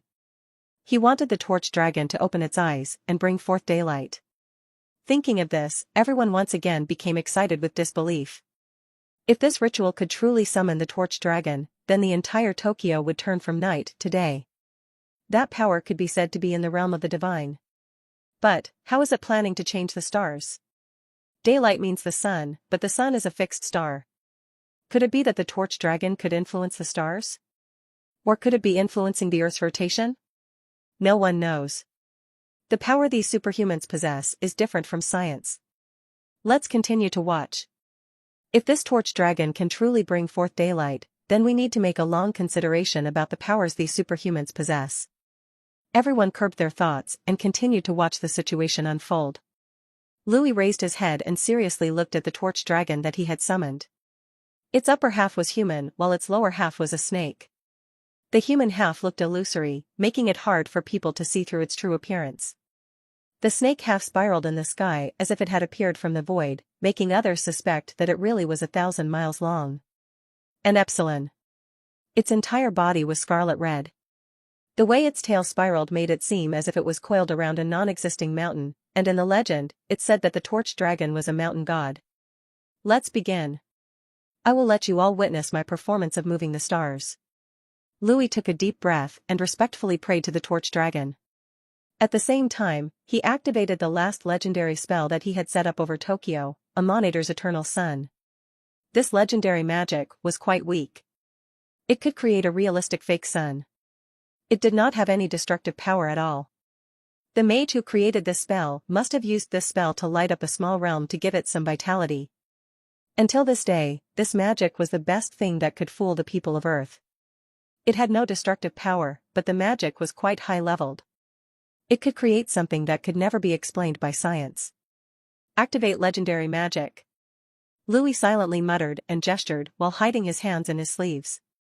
Afterward, under the gaze of millions of people, the torch dragon's eyes opened. Just like the legends of the torch dragon, an eternal sun appeared in the skies of Tokyo. That's the sun. Isn't it 3 a.m? How could the sun appear in that latitude, that longitude, and that time? It's daylight. Tokyo is now daytime. The stars and the moon have disappeared. Oh my God, what a mighty force. Everyone who was watching had completely gone nuts. A brilliant star rose over the Tokyo horizon, burning with the same brilliance as the sun. In a few minutes, it shifted from lying near the skyline to hanging overhead in radiant glory. At that moment, the few stars that could be seen from the city were blanketed with a blue sky. Japan, or to be more accurate, Tokyo City was greeted with daylight the moment the torch dragon opened its eyes. The sun has risen. What kind of power is that? This is unscientific. But it seems magical. Inside Tokyo, everyone looked at the sun's ascension with disbelief. Their expressions were filled with fright and awe as they looked at the torch dragon flying above the mysterious old man. Listening to the Chinese representatives there, they understood that what appeared was a god recorded in the classic of mountains and seas, a torch dragon. In the records, its body was said to be 1,000 miles long. Although the figure of the torch dragon that the spectators witnessed was only a few kilometers long, no one could see its tail, which seemed to extend into the void. It was clear that the god's full length was not on display at the moment. I thought that the descriptions for the torch dragon were made because ancient people didn't know the cause for the changes in weather. They had decided to pin these as godly acts and so prayed for favorable weather. I just never imagined that the records were real. Previously, the mysterious old man had punched a thermobaric missile, but everyone still believed that this could be achievable by science. No one knew when, but they were sure that someday bioengineering would reach that level, and carbon-based life forms could evolve into their strongest form. But the power displayed by the summoned torch dragon had already surpassed what could be conceived by modern science. The position of the sun didn't change. The rotation of the earth didn't change. Other than Tokyo, the rest of the eastern hemisphere is still nighttime, while the sun is still in the western hemisphere. Then tell me, what is the sun that has appeared above us? Could it be fake? It should be fake, but it should also be real. The researchers were about to cry. This simply exceeded any scientific logic. Who knew how many researchers were avidly researching the new sun with various instruments? But their results all told them that it was real. But if the sun was real, then what was the sun that was shining down on the western hemisphere? Rango. 2 suns appeared at the same time. This reminds me of the story when Hoei shot down the sun. Perhaps this sun is different from the sun we understand as scientists. It might just be the concept of the sun and not a real star? Didn't Hoei shoot down 9 suns in Chinese mythology? Many of the Chinese people began brainstorming. On the other hand, the Japanese representatives were excitedly looking at the withered priest. Previously, they had heard that the priest should have been the one to call forth Amaterasu Amikami and not the old man summoning a torch dragon. Didn't this mean that the withered priest also possesses inconceivable power that could make the sun descend? It was known that in Japanese mythology, Amaterasu was the sun god and the ruler of the heavenly realm and hundreds of thousands of gods according to Shinto. Who knows if this priest could also borrow the power of other gods? Even if there weren't hundreds of thousands of gods, there were still many powerful gods included in it. America, White House. The powerful President of the United States was desperately finding a solution with his advisors. Previously, they had fired a thermobaric missile at the mysterious old man and felt anxious and fearful. Although the old man did not take revenge, they couldn't rest easy when they placed themselves in the old man's position. If they possessed inconceivable power, would they just let things go if someone poured shit on their head? After a discussion, the White House believed that the old man would choose to take revenge, but they could not yet guess the old man's means of taking revenge at the moment. Those American forces in Japan could be in great danger, but because of the trouble happening in Japan, they could not pull out their forces at the moment. They were now discussing what would happen if the old man took revenge and if they should return fire. In the end, their final conclusion was to wait and see the degree of revenge that the old man would take. Although they had reached this conclusion, they still felt terrified. They were afraid that the old man would charge into the White House and kill them all with his bare hands. At that time, even if America had various modern weapons, they would just be a nuisance to the old man and they would still die. Mr. President, this is the latest report from Tokyo. According to various spectrometers, the light rays released by the sun that appeared above Tokyo is the same as a real one. When we tried to look for it from space with satellites, we could not find traces of it at all. But anyone in Tokyo who looked up could see it. This is simply Schrödinger's sundae. It exists and doesn't exist at the same time. The person reporting said with disbelief. Could this mysterious unexplainable phenomenon be related to quantum mechanics? Everyone looked at each other in dismay. Since they could not understand magic at all, it was impossible for them to come to an effective conclusion. In the end, they could only wait and see. Back in Tokyo, After having the torch dragon summon the eternal sun, Louis felt that this was enough. With a thought, he deactivated the first legendary spell. Those undead creatures created from the legendary spell let out extremely tragic cries. The strong sun beat down on the ground. The people forced to kneel at the core of Tokyo witnessed the Deep Ones performing the ritual let out ear-piercing cries. The Deep Ones began to melt and their muscles seemed to collapse as they let out a horrible stench. In an instant, people let out horrified cries at the scene and took the chance to run away. This time, the Deep Ones could not catch them anymore as their bodies gradually disintegrated. They seemed to have received recoil from failing with their ritual. On the other hand, the High Priest of the Deep Ones also looked at the body of the torch dragon and let out a terrified scream as he looked at Cthulhu's disappearing figure. It also slowly disintegrated, but before that could happen, it quickly found a river and jumped inside, making it look as if it knew that it had failed and chose to escape. When the torch dragon appeared, everything seemed to have gone smoothly. Those Deep Ones that gave the humans so much trouble had easily disintegrated, and even the blood sacrifice ritual had turned to ashes under the glory of the sun. As everyone relaxed and thought that everything was finished, the torch dragon in the sky seemed to move its head and looked afar. Then it suddenly exhaled a single breath of air. But that one breath had caused the Americans to turn pale. When it blows, it is winter, and when it calls out, it is summer. It neither drinks, nor eats, nor breathes. If this god does breathe, there are gales. Before the torch dragon disappeared, it breathed out towards the south. Following the breath, the wind suddenly blew just like what was written in the classic of mountains and seas. The wind wasn't strong. It was no hurricane, and it simply floated above the city of Tokyo like any other insignificant atmospheric displacement. Those on the ground simply felt a slight breeze. But seeing this scene, no one knew that the butterfly effect had been set in motion. Soon a hurricane would appear in South America, and it wouldn't be a normal one. With its task completed, the torch dragon faded out of existence. The sun which it had summoned also disappeared, and night fell on the city once again, as though all that had happened was merely a dream. Only the things recorded in their cameras told them that this was real, that it wasn't some kind of mental illness. It had truly happened. A person had truly called forth a god. Many people in Tokyo were currently kneeling on the ground and praying in silence. Regardless of whether they believed in gods or believed in a different god, reverence and veneration would come out from the depth of their hearts after witnessing the descent of a god. Even if their faith was temporary, it would be etched onto their hearts. Humans feared returning to primitive times. This was because people of that era treated weather changes as messages of the gods. But because of modern scientific developments, their faith in the gods had lessened. Even those who had faith in the gods were just trying to find spiritual comfort. It was rare to find those who were truly devout. Because people could already use science to explain God's power, people understood how the rain fell and the winds blew. They could even understand the composition of the sun. They would try to know everything that was unknown.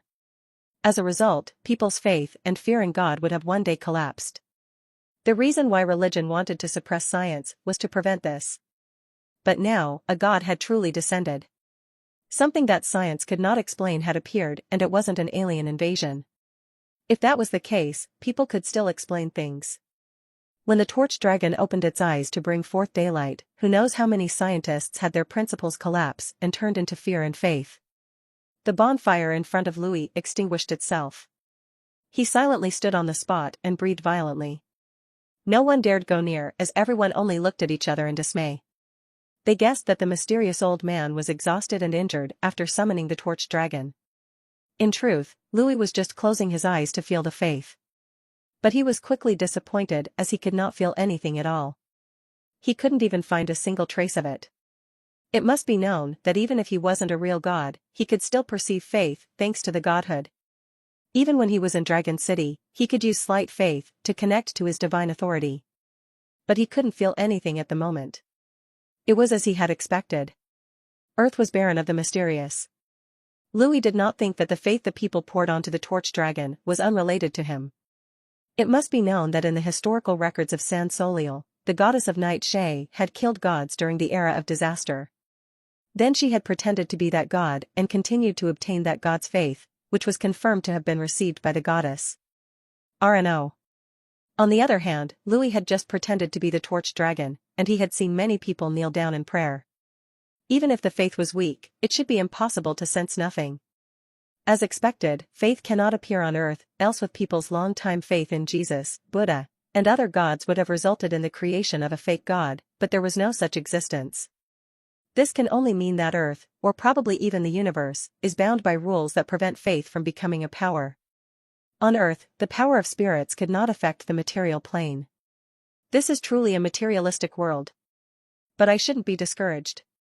Since faith could not be changed into power on Earth, I might be able to lead faith to pass through the crystal wall system once I return to San Soliel. Maybe I could turn it into power over there. Louis burned with passion and wished he could return to San Soliel already. This was the reason why he did everything he did.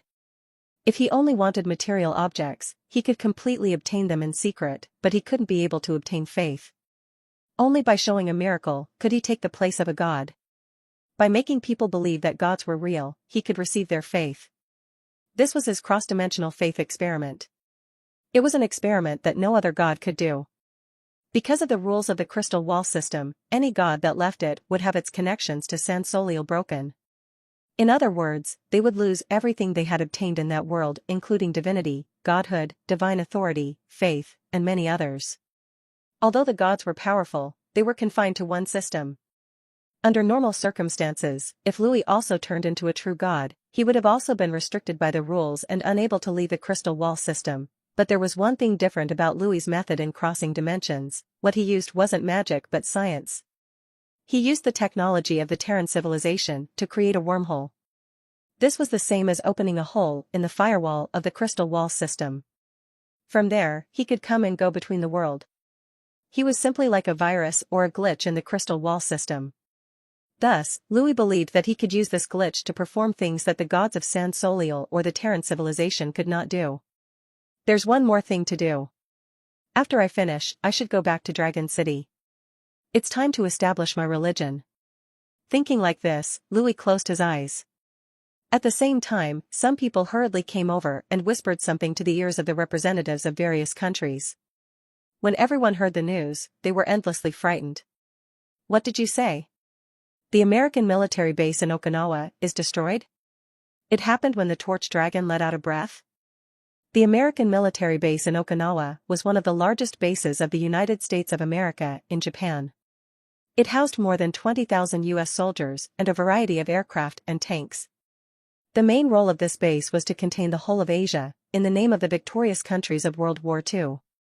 The United States of America blatantly placed troops in East Asia, specifically Okinawa Island and South Korea, as a constraint against China and Russia.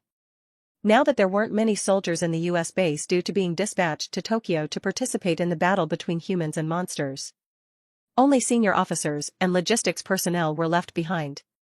The commander of the U.S. Army in Japan was also in the base, observing the battlefront through American satellites. While observing, he received information about the battle between the superhumans and the Deep Ones. Lord, I never imagined that the legends and myths were real. I wonder when you will grace us, mortals, with your divine presence and miracles. This commander was a devout Christian believer. He held the cross around his neck and uttered a prayer in shock and joy. Since there were supernatural beings and gods in the East, wouldn't that mean that his God also existed?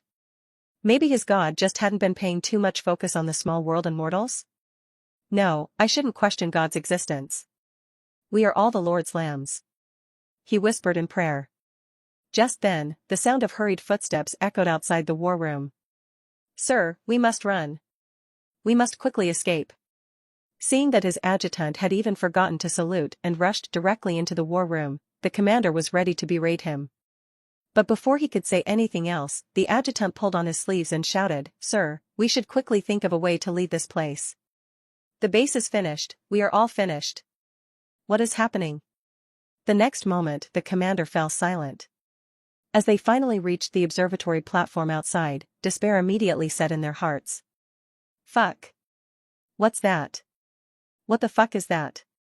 In front of him, an emerald glow radiated in the skies. It looked like the wind was spitting out flames and was spreading towards the base. Anything that was touched by it disappeared into nothingness.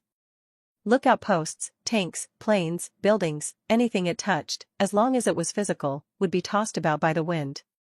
Very quickly, the entire airfield was being devoured by the wind. Even the land was turning barren to the point where plants could not grow. The American soldiers ran as they shouted in terror, but the speed of humans could not beat the speed of the wind. A soldier had accidentally been pulled in, he couldn't even shout even if he wanted to as he was turned to dust. It wasn't something that modern technology could do. It was more like aliens using black technology to destroy everything. Lord, have you abandoned us? The commander looked at everything with a grievance. There was a helicopter trying to fly away, but the wind was too fast and too high. It could be called omnipresent. In an instant, the helicopter fell to the ground and turned to dust. Is this the Chinese man's revenge? The commander looked at the wind that gradually approached. He calmly said, I still remember the scene that I saw a while ago. Didn't that summoned god blew out air? If I remember correctly, it blew out in this base's direction. Beta. Is this the power of the gods? This is truly something that couldn't be defended against. Perhaps only God could save us. At this time, the commander piously kneeled down. His adjutant caught him and impatiently shouted, Sir, our plane can still move. We can still make it if we go now. We won't make it. Just pray to God like me. The airfield has already been obliterated and the fighter plane lacks space to fly. Helicopters are not fast enough. The only thing we can do now is to pray to God, pray that we might go to heaven. Have you committed any sins recently? If there are, take this chance to confess while this miraculous existence is here. Don't tell me you don't believe in heaven? These words made the adjutant go silent. The fear of the thought that he might go to hell appeared in his heart. He followed the captain and also kneeled on the ground. He cried as he confessed while longing for the opportunity to go to heaven. The green radiance covered the world, turning everything into nothing. The only thing left of the Okinawa American military base was an arid desert. A single breath from a torch dragon actually destroyed the overseas base of the United States of America. When this news was delivered to the governments of various countries, the shock was as strong as the time when the torch dragon turned night into day. Almost 30,000 people were stationed in this base. It was the most fully equipped base of the United States of America overseas. It was also their most important base in the East, made to protect their interests. But surprisingly, a single breath from the torch dragon had made everything disappear. It disappeared in such a bizarre way that only barren land was left behind. Moreover, nothing other than the military base was touched. The residential area was still the same, demonstrating the control gods had over their power. A single breath had destroyed an entire base. The power of those gods was simply too different from those superhumans. For gods, destroying the entire world would probably take only a single breath. The United States of America suffered such a heavy loss that they never encountered after World War II. The Japanese side was also grateful for this news. They felt lucky that they were able to deal with the crisis in Tokyo. If the horrible evil god Cthulhu had descended, then 30 million people in Tokyo would probably have to be buried. Just at the moment when the Okinawa base was destroyed, a huge dragon, that no one could see, was soaring in the skies. The old man in Tokyo was just a false image that Louis had left behind. He had already transformed back into a dragon and used camouflage to come to the American military base. He timed it right to the point when the torch dragon breathed out and quickly used his divine power to use his emerald dragon breath to create this scene. It must be known that the power of the emerald dragon breath contained divine power that was close to that of the gods. It was a manifestation of the divine authority of dreams. It could destroy even the strongest military base of the United States of America. My mouth feels so dry. I finally wiped out this base. The dragon cursed while checking his own divine power. He immediately cried out as he had pulled all the stops this time around. He could almost see the bottom of his divine power. But he could not just stay his hand when the United States of America slapped his face. In order to make the United States of America be more careful in the future, Louis had to do this. I hope that my cross-dimensional faith experiment succeeds. If it fails, then everything I've done will be for naught. While mumbling to himself, his draconic figure disappeared into the distance. Cough cough. The old man's complexion reddened as he sputtered. Previously, he had borrowed the power of the torch dragon to attack the strongest overseas military base of the United States. That was already too exaggerated. If he still behaved as if nothing happened, he would make everyone think that he could do a summoning multiple times. If that happened, the governments would feel anxious and perhaps act recklessly. Louis did not want to see the consequences of this. Louis needed the Earth to be at peace since it was the best place that could provide him with resources and maybe faith. He did not need a war-torn Earth. What's more, for the United States of America, the destruction of the Okinawa military base was not just a loss of tens of billions of dollars, but a complete collapse of a military front in Asia. The invisible loss could not be measured with money at all. For Louis, this was already enough. If he did any more, everyone would be a loser. "Are you all right, old friend?" The Shinto priest created by Louis' illusion hurriedly came forward. His withered face was full of anxiety and held the old man who just summoned the torch dragon. It couldn't be helped. At this point, both the old man and the Shinto priest were illusions. It would still be explainable if the Shinto priest was an illusion, but if anyone were to touch the old man and find out he was also an illusion, things would easily be exposed. Other Japanese personnel also rushed forward. They acted as if they were greeting their leader and surrounded the old man and the Shinto priest. They all bowed with restraint, fear, but also respect in their eyes. "Prepare a place for my old friend to rest quickly." The Shinto priest's face was grim. He shouted to the Japanese representatives with coldness, as if he did not care about their position at all. Comparing him to the warm old man, they formed an impressive contrast where one acts as the bad cop while the other acts as the good cop. The Japanese representatives talked among themselves and finalized that they will prepare a luxurious mansion for the old man to live in. Anyone would actually jump at this opportunity to get close to them. As long as they got on the old man's good side, it would be good enough to be able to get acquainted with them. These superhumans had fully displayed their power.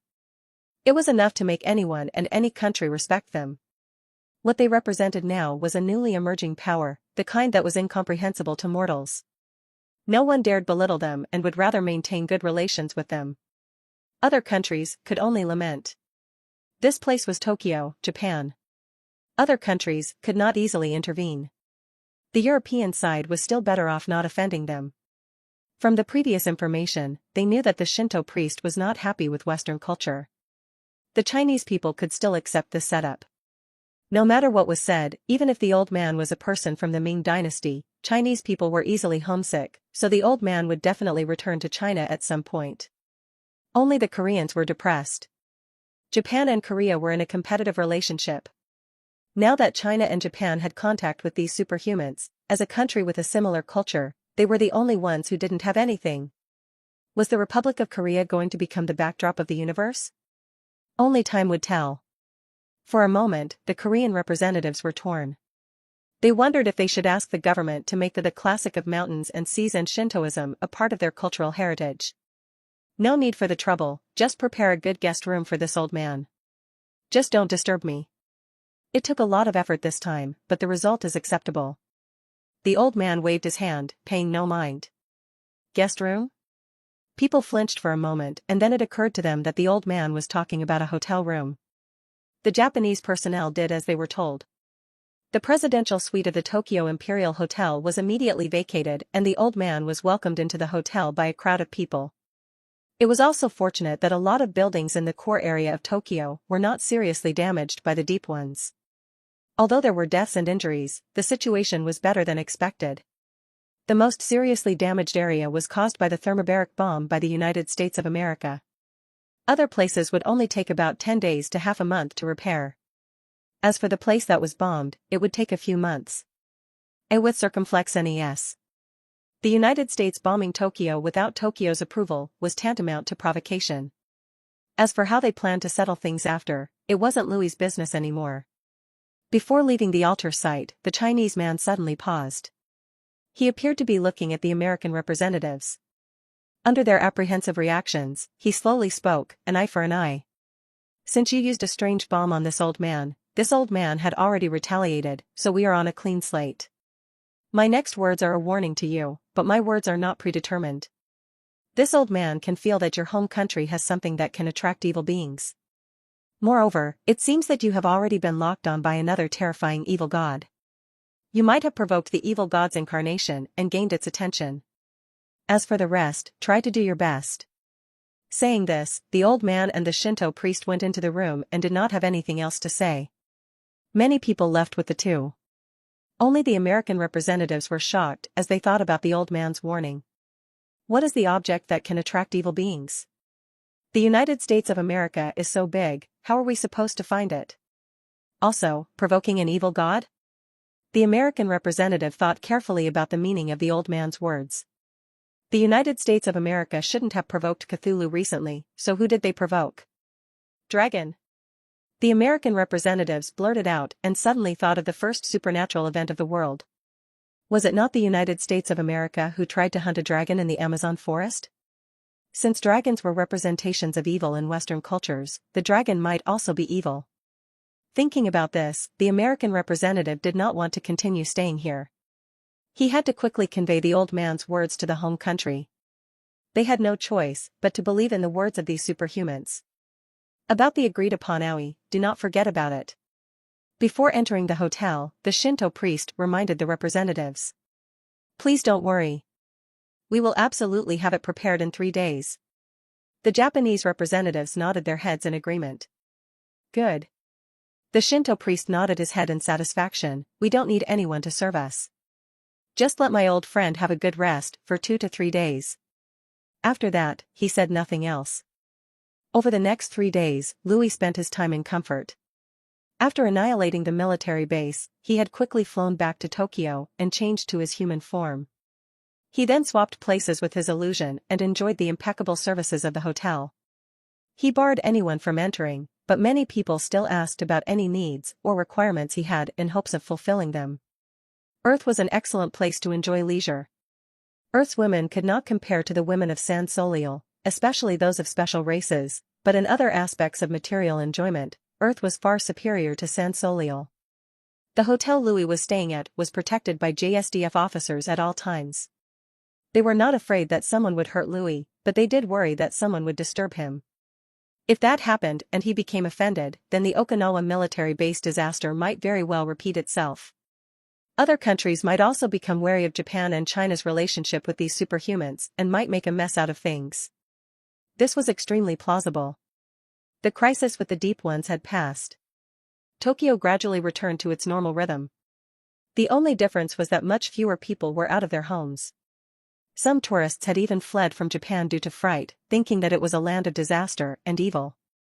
However, once Louis began going around the whole world, those people would probably begin to feel that the disaster was not only Japan, but the entire world. At that time, they should probably go to Mars. The shock caused by this incident was unimaginable. Before this, a dragon and Cthulhu had appeared, but it was just treated as a topic for conversations. This time, the events in Tokyo had truly made the world realize that myths and legends were real, and realize that superhumans with unbeatable strength exist. For a period of time, all kinds of theology began to clamor, becoming the hottest topic of discussion today. Anyone who claimed to have superpowers and whatnot was immediately sought after, but these liars would soon be invited to tea by the police to expose their fake superpowers. That said, this craze was only getting stronger and stronger. After a while, when you find that you cannot do anything no matter how much you study and cultivate, you will obediently go back to researching technologies. Louis declined to comment on this phenomenon.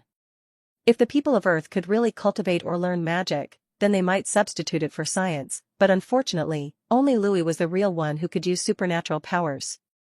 Tulu, torch dragons, mysterious old man, Shinto priest, all these were fake.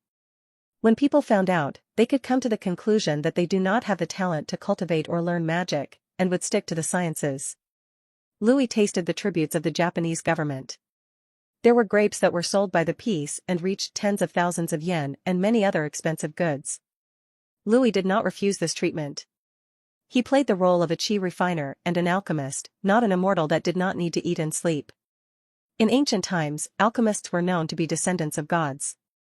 They heavily demanded material enjoyment, which was why Louis chose this identity in the first place.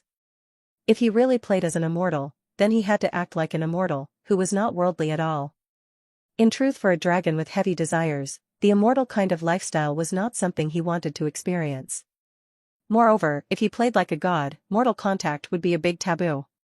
The true gods of San Soliel would tell him off if he did so. gods were the highest point of existence, shrouded in mystery. Only by staying away from the people could they gain faith. If you spoke with humans every day as a god and became a pro-people god, then you wouldn't be far from falling from your position. People believed in gods that they couldn't see or touch. It was better if they could only fantasize about them and not meet them every day. A god serving the people would reduce God's mystery. Thus, the torch dragon that Louis played was just an illusion that disappeared after solving things. This was his style to make people imagine. Korea is really tragic. Louis looked at the news online and clicked his tongue. The destruction of the American military base in Okinawa was something that could not be hidden from the world and was already known. Japan and China had been recently on friendlier terms, while Japan and America had a worse relationship. This was especially after the United States of America dropped a thermobaric bomb on Tokyo, making Japan prohibit them from building another military base on Japanese soil. Even at this moment, the situation inside East Asia changed constantly like waves to the point that the United States could not understand what was happening. Having no choice, Father America could only find his second son South Korea. They immediately injected a large number of funds to expand their military bases. This caused the Korean government's authority and prestige to greatly decrease. Many people in South Korea were saying that their government was a sellout. No one knew that the storm that caused the world to tremble was only caused by one being, and Louis had without a doubt become a main character of the world. After 3 days, Louis pretended to be the Shinto priest and excused himself, saying that he could not stay in the world for a long time. Before he disappeared, he asked the Japanese government to wait for his return, which naturally made the Japanese side excited. Louis used the characteristics of Japanese culture to temporarily fool the Japanese government. Afterward, if he gave a few sweets to the Japanese side, he could make them do a lot of things for him. As for the identity of a Chinese alchemist, he would naturally have to go to China and fool the people there to get what he wants. "My lord, the wasabi has been prepared, but the amount is too much. Where should we send them to?" The Japanese government was very efficient. Although they weren't able to bring all the country's wasabi in 3 days, the amount they collected still piled up like a mountain. The Japanese side was also making calculations. They thought that Louis would need modern machinery to help him move the wasabi. When that happened, they would be able to find out more about these superhumans as long as they know where Louis would want to send the wasabi to. They would be able to find out more of the secrets of the world. But Louis did not give them this opportunity at all. He laughed loudly. "I won't bother you with this. Moving things is not at all hard for this old man."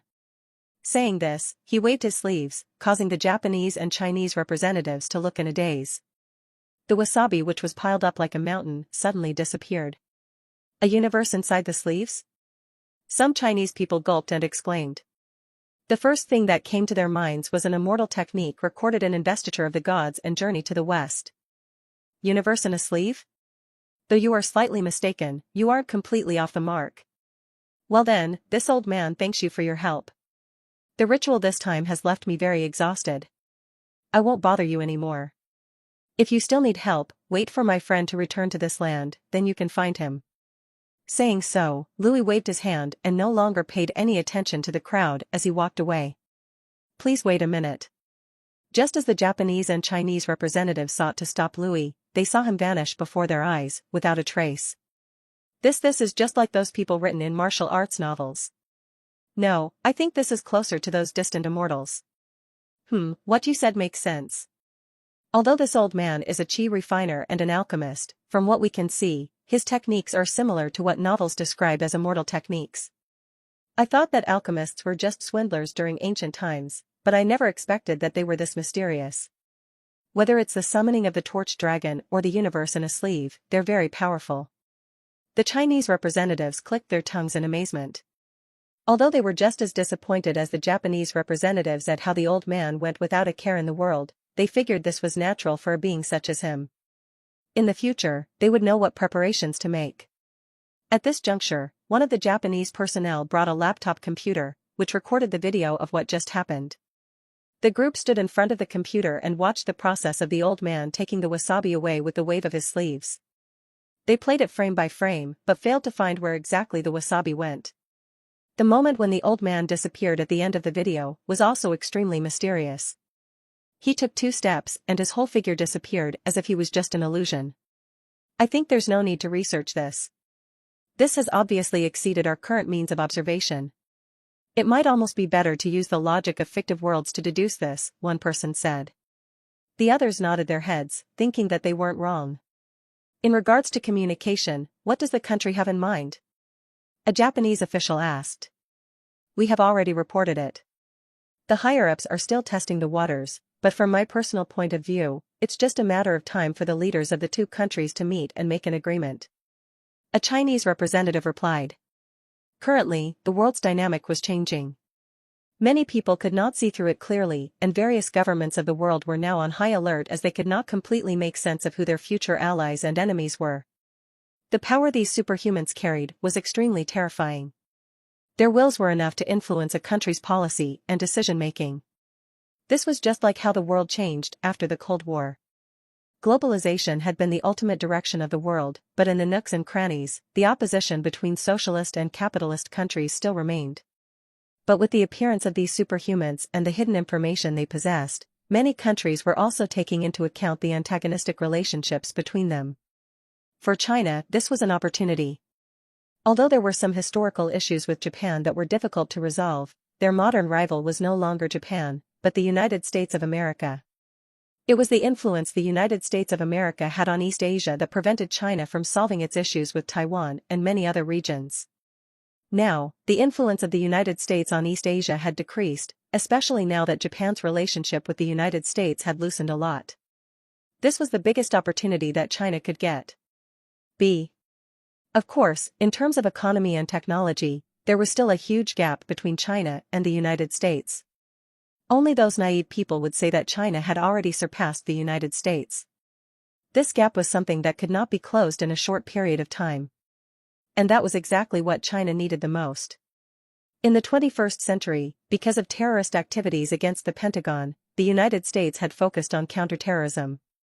This gave China more than a decade of time to develop, and its current success in economic development was all thanks to this period of respite.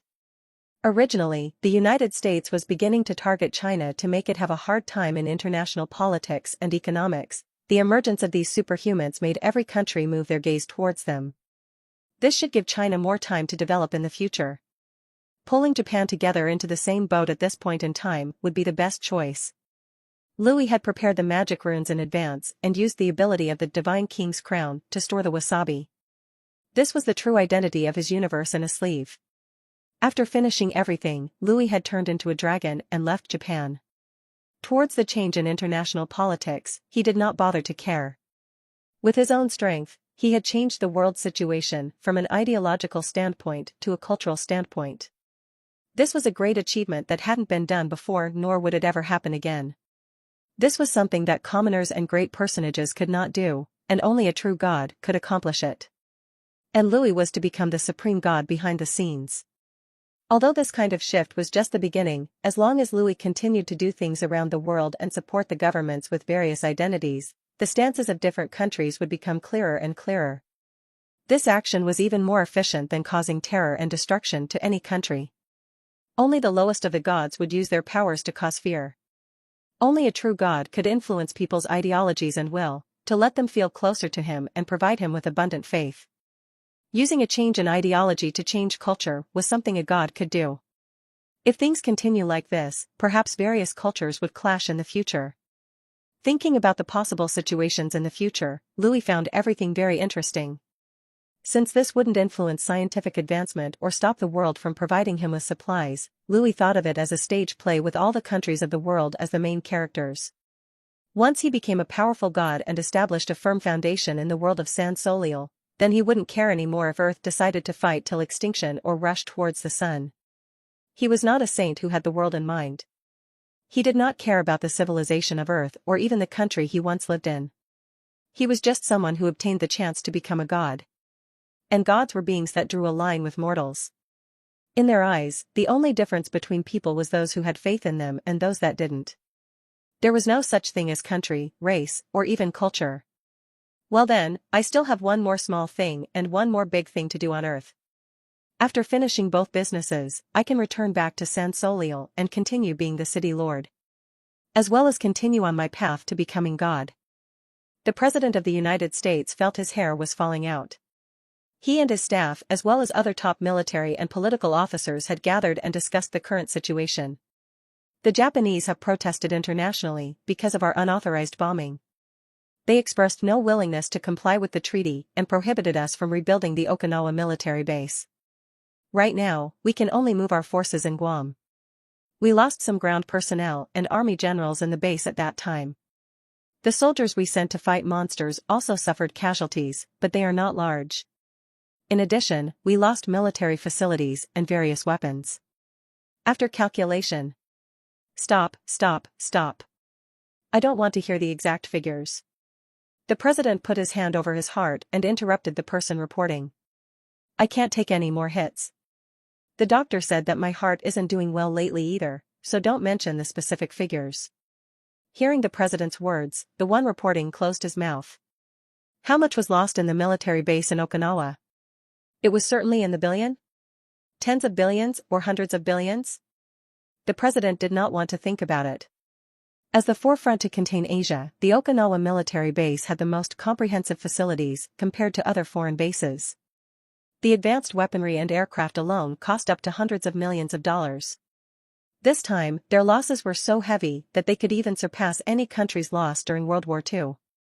Moreover, the balance in the entire Asia-Pacific had been broken. The intangible losses were incalculable, and even if they wanted to take revenge, they couldn't do so.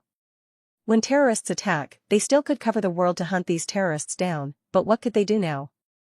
Would they have to blow up the torch dragon that destroyed the Okinawa base, or would it be better to attack the mysterious old man who summoned the torch dragon?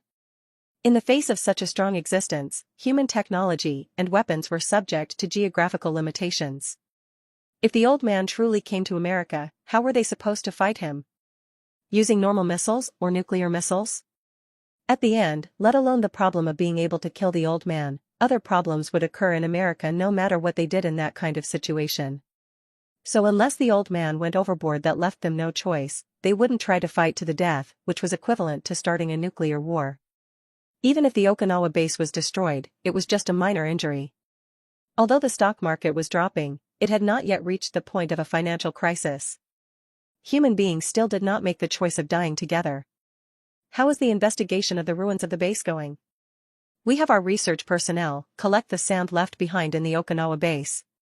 After research, we have found that many substances had their atomic structures changed. In other words, the deity known as the torch dragon blew a mouthful of air to change the structure of matter. This situation has been described in some science fiction novels before, but it was always thought to be a mere thought experiment with no basis in reality. The one reporting felt dry in his mouth and smiled bitterly. As for the sun, we couldn't find any reasonable explanation for its existence and non-existence at the same time. We can only try to use quantum mechanics to forcefully analyze it. God's power was truly surprising and terrifying to the point that even modern technology could not understand it. Some people even wondered if they were still asleep as the Earth had become so strange. According to the expert analysis, they concluded that Earth is probably only one of the planets that is governed by the gods. With the powers they displayed until now, whether it's the torch dragon or Tolu, they had only appeared as shadows. It is obvious with the size of Earth that it wouldn't be able to withstand the ravages of any of the gods. If the myths and legends about those gods in the Great War are true, then it wouldn't happen on Earth. Perhaps the entire universe is a battlefield or even a higher dimension, but this conclusion is a bit over the top. The reporting officer said with his doubts. The president was silent for a moment and looked at Secretary Johnson. Secretary Johnson slowly said, "This is originally our secret, but now that the situation has reached this point, it doesn't matter if more people know. With the things we have found on the continent, America has long concluded that alien civilization exists in the universe and they have visited Earth before. This is also why we were able to easily accept the existence of these superhumans when they first appeared. Since alien civilizations exist, then the existence of God did not seem strange. Just looking at the Cthulhu mythology, we can tell that many strange races believe in Cthulhu that does not even look like native species of Earth." As the words of Secretary Johnson fell, the people who were listening whispered in shock. They did not expect that the country was still hiding such a big secret. Only some people looked calm as they already knew about it. How is the public opinion survey? The public is dissatisfied with your choice to use the thermobaric missile to attack the mysterious Chinese old man who helped mankind. Now Hollywood stars and your political opponents are using this to attack you. There have also been rallies and demonstrations happening. As a result, your approval rating is also declining. Shit. The president cursed.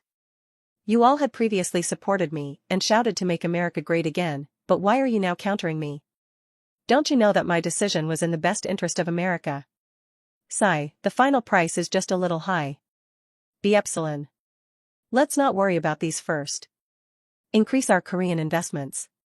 If we want to contain the Asia-Pacific region now, the military base there and the base in Guam are the only ones we can rely on.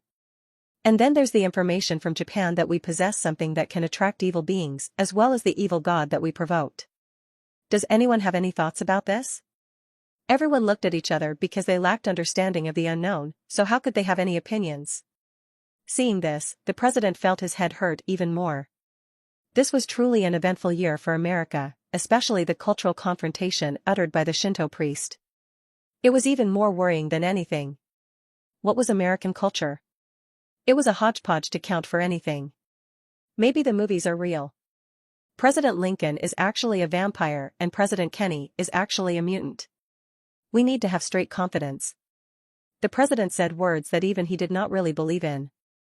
Meanwhile, in Shanghai, China, Louis transformed into the mysterious old man and appeared on land. Louis had once again set foot in China. He felt like a hermit who had once again entered civilization. Although he had experienced many things recently, the amount of time that had passed was ultimately quite short. So he couldn't help but marvel at how much had changed about himself. He was no longer the worthless person that he was before who would worry about his hair failing due to age. He had already become an existence that could become a god. Shaking his head, he let go of these irrelevant thoughts and continued to play as the mysterious old man. He lowered his head and thought for a moment about what he was going to do next. One of the small businesses he had with China was to find a spokesperson to help him gather material resources. Wasabi was the main material in making magic potions. This was one of the two biggest targets Louis had during this visit. Other than wasabi, Louis also needed other modern supplies. For example, he needed wine and more refined food, some cultural and educational products, simple entertainment products, and many others.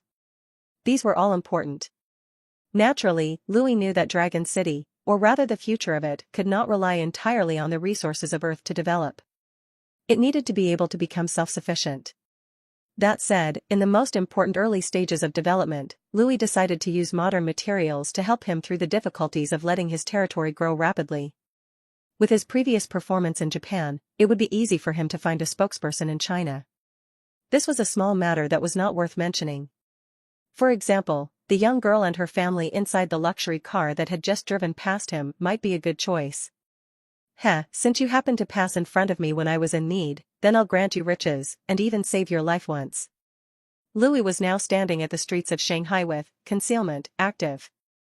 As a demigod, he could clearly perceive the faint killing intent targeting the young girl inside the luxury that just drove by. Compared to assassins like Lucifer, this kind of killer that releases their killing intent is really far inferior. Louis slightly smiled and quickened his footsteps. Miss, a car is following behind us. A Mercedes sedan was being driven on a wide road in Shanghai. When the driver of the car looked at the rearview mirror, he quickly informed the young girl sitting at the back of the car. The girl was probably in her early 20s. She wore exquisite makeup and had a beautiful and dignified appearance. She looked so beautiful that she could become a star. Just a look at her dress was enough to tell that it was an inexpensive product. The first impression that she gave off was that she was rich. The young girl's name was Jean Yashi. She was born to a very rich family whose total assets were ranked number 1 in China. Her grandfather opened up a business during the Chinese economic reform. Thanks to this, they earned a large family fortune and even had assets in Shanghai. It could be said that they were real tycoons. Jean Yashi herself was intelligent and studious. When others were graduating from college, she had already gotten her master's degree in a well-known overseas institution. Now, she was interning in her family's company after returning to China. Her entire person could be said to be blessed by the gods. She had the looks, the smarts, and several lifetimes of inexhaustible assets. This was simply the young mistress of the city. Faced with being followed, Jin Yashin was quite calm, so calm and mature that it did not match her age. With her identity, she had always been protected by bodyguards since childhood. She had also experienced a number of kidnappings, but they were either threatening but not dangerous or easily resolved. Her family had been very protective of her, so she didn't even care about any so-called stalking incidents. Jin Yashi took out her mirror to see if her makeup needed to be touched up. She combed her hand through her brown hair that had just been permed and dyed the day before and casually asked, "Is it someone who wants to kidnap me?" The bodyguard sitting in the passenger seat looked at the car following behind them through the rearview mirror. He calmly said, "Their actions seemed to indicate so. Most of the kidnappers we met had similar behavior." Jin Yashi thought about it. She decided that it was better to give these kidnappers who wanted money at the risk of their lives some face, and said, "Drive the car downtown, Thailand body S." Jin Yashi felt that her bodyguards could easily deal with these thieves, but it was better to pay attention to safety and drive the car to the downtown area to make these kidnappers give up. A man stayed away from dangerous situations. Ladies also stayed away from dangerous situations. Understood, miss. The bodyguard exhaled lightly after hearing Jin Yashi's words. He was really afraid that this Miss Jin would fearlessly drive through the suburbs. After all, it was much harder to protect people than to kill people in that kind of situation. Fortunately, this miss of theirs wasn't as unruly and capricious as those ladies in novels. That said, those kinds of ladies would not be able to survive past 3 episodes in the real world. The car drove into the downtown area of Shanghai. After the bodyguard saw that the car following them was really gone from the rearview mirror, he smiled, "Miss, the other party seems to have retreated." "Yeah. Let's drive home and have someone investigate the family's business rivals. If it's just petty thieves who want money, then just ignore them. If it's really someone who wants to deal with our Qin family, we should take some precautions." Jin Yashi said in a mature tone that did not match her age. "Understood, miss. We will investigate things properly when we get back." The bodyguard answered in agreement. Suddenly, the driver stepped sharply on the brake. Because of inertia, Jin Yashi, who was sitting at the back without a seatbelt, swayed forward. Her forehead hit the cushion of the chair in front of her. "Are you all right, miss?" The bodyguard in front asked in a hurry. "I'm fine, just a small bump." "What happened?" Jin Yashi covered her forehead and took a deep breath. Although she told the bodyguard that she was fine, she was still a pampered young lady, so she cried a bit due to the pain. She secretly promised to herself to wear seatbelts in the future even if she was sitting in the back. "A truck suddenly broke down in front of us and we almost rear-ended it," the driver explained. "A truck broke down?" The bodyguard sitting in the passenger seat staggered for a moment and his expression changed. "Just now someone was following us, and now we encountered a broken truck ahead. There are too many coincidences. Miss, please get out of the car fast." But the bodyguard's words were a step too late. They were currently stuck at a junction. Through the window, they could see a large truck accelerating towards them. In that instant, countless thoughts flashed in Jin Yashi's mind. This was a classic means of assassination. Using a car to block off the way and have another vehicle ram the target at full speed would turn any car into scrap metal and kill those in it. The car that followed us was forcing us into this area. They knew me well and knew what choices I would make. They even knew the detailed route of my travel and made advanced preparations. They aren't here to kidnap me, but to kill me. This is definitely not something rival companies would do. This could only be done by family. At that moment, the faces of her 2 brothers flashed in her mind. Which one of them was it? Or was it both of them? But Jin Yashi knew that the answer could only be obtained in hell. The truck was now getting closer and closer. Her pupils flashed with fear. No matter how mature she was still an ordinary human. All were equal in death. Whether one was rich or poor, the ultimate end was still death. But only gods were immortal. At that moment, Jin Yashi felt as if she was seeing things. A figure suddenly appeared between her car and the big truck. "Iya!" Screams rang out from the terrified onlookers as clear visions of a tragic collision flashed through their eyes. But just as the situation seemed set in stone, an incredible figure appeared between the car and the large truck. Louis, with his hands behind his back, looked calmly at the approaching truck. When he lifted his hand in front of him, people could feel something incredible was about to happen. Bang! Creak. The impossible had been made possible. When the big truck met with that tender hand, the old man did not move even a millimeter. The force of the impact was easily diverted, causing the front wheels of the truck to screech to a halt.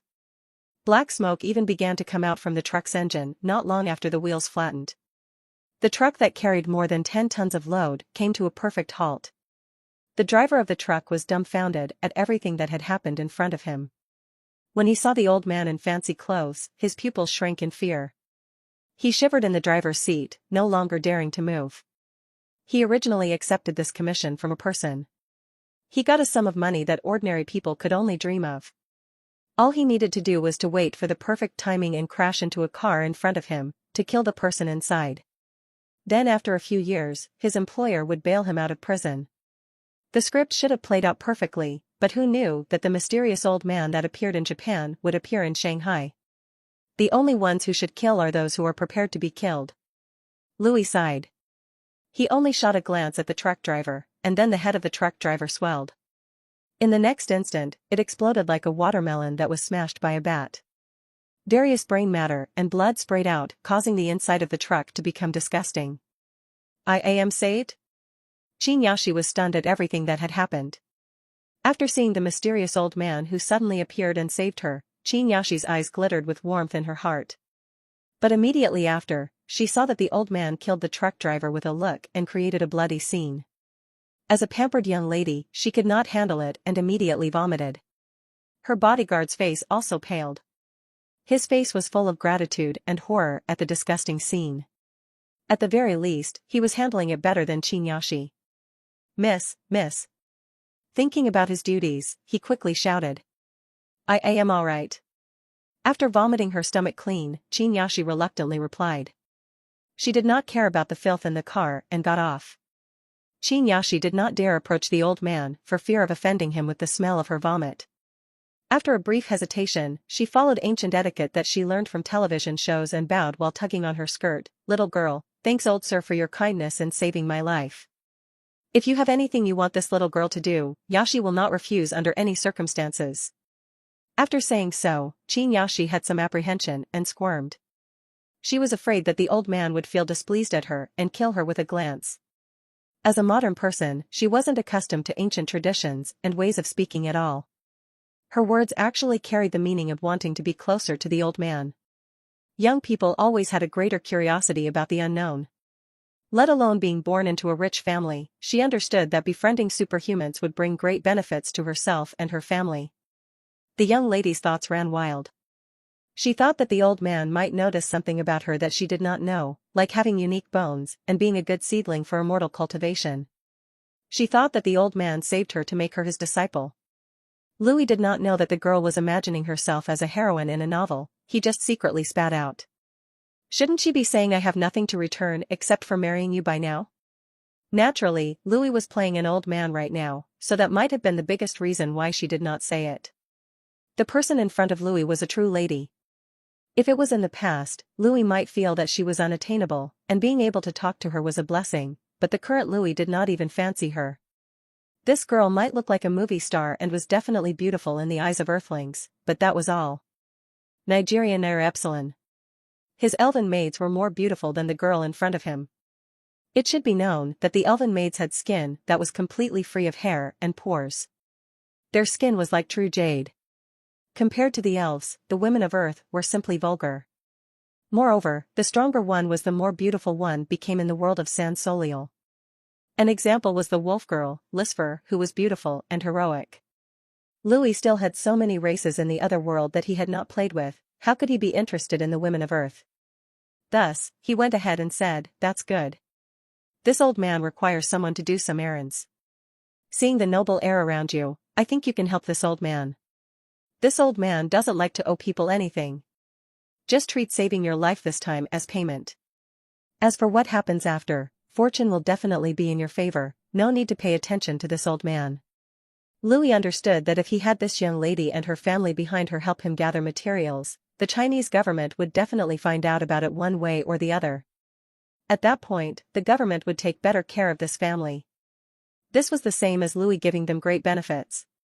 The only way to have a good future in China was to have a good relationship with the government. Money alone was useless, so Louis was indeed a great opportunity for business. As for why Louis did not go directly to the government, he knew that there were too many complications in dealing with them. He was not interested in accompanying government officials to play games. It was best to find a rich family to support him. Just a single word from him and these people would move accordingly. Qin Yashi was slightly disappointed. So he's not here to take me as a disciple. Sigh. But as a lady of the Qin family, she understood what Louis's words meant. It meant that their Qin family could reach a higher place. Qin Yashi did not expect to gain benefits after almost being murdered. She felt that she would come into contact more with the old man in the future. Even if she was not taken in as a disciple, gaining even a little bit of guidance would make her the envy of the world. So she needed to consider things in the long run. As for the surroundings, there were already bold people secretly taking pictures and uploading them to social networks. Louis did not care about them since he wanted to tell everyone that he was already in China. Next, he would be meeting with the Chinese government. After that, he would go to North America to carry out his final plan to seize the energy source that would allow him to evolve again. Then he will return to San Soliel as he had no interest in continuing to play with the governments on Earth. Shanghai office. When Gue Bin arrived in the leader's office, there was no one else there. Leader, did you call me for something? Gue Bin, the organization has decided that you will be the martyr. What? Gue Bin felt that he heard that wrong and asked in astonishment. Ahem. No. I mean, you have a great opportunity now. The organization has decided that you will be the hero. The office was filled with smoke as the leader smoked inside the room. Gue Bin's face darkened, and said, I heard what you just said. Can't I refuse this task? What do you think? Okay, I understand. Just tell me what you want me to do, leader. Gue Bin gloomily sat down across the table. Want one? The leader took out a brandless pack of cigarettes. He offered it to Gue Bin and said, you can't buy this normally. If not because I was promoted, I wouldn't be able to smoke this good stuff. I don't smoke. Gue Bin shook his hand and refused. The leader took out a cigarette, sniffed it close to his nose, and hastily said, that's a pity. Cigarettes are one of life's greatest pleasures, especially this kind. After a short pause, he continued, I think you know that the old man has appeared in Shanghai. Yes. The internet has been clamoring over it. Some say that monsters are about to appear in China, which brought the arrival of the mysterious old man. Others say that he only returned here because he is thinking of his homeland. Gue Bin nodded his head as he already knew about this matter as someone researching on the internet. The higher-ups also can't tell why the old man came to Shanghai. Since he came here, we shouldn't let this opportunity slip away. We must come into contact with him and fast. If we wait until the old man disappears again, finding him would be very difficult. We don't know why or how the old man came to Shanghai. There is no information that he came from the airport or the seaport. He may have flown or swum here. The organization has tasked you with establishing communication with the old man. The leader said with a smile and a serious tone. Why me? Gue Bin wanted to cry out in frustration. Other people might think that this was a good thing, but that's wrong. This wasn't a good thing at all. Contacting a superhuman while being the representative of a nation was a huge deal. In case the other side was not satisfied with the conversation, Gue Bin knew that he would be killed on the spot. Because the higher-ups felt that these superhumans were not happy about the current government. If people in the system came into contact with them, they would only make each other unhappy. My friend Gue Bin, the leaders have been very satisfied with your recent performance. You are young, passionate, smart, and bold, which is exactly why you are our best candidate, New ES. Stop. Leader, I am also someone in the system. Heh, you were previously just a couch potato. How are you a part of the system? Will you be running for a position? The leader sneered. Gue Bin's face reddened. He opened his mouth, but could not refute. Well then, just think about our martyrs. You must have a consciousness of thought. Do not think about things too negatively. What if you were actually a gifted individual and the mysterious old man actually sees you as a good seedling for his disciple? He might just teach you how to cultivate to become an immortal. Young man, you should dream a little and not be too much of a realist.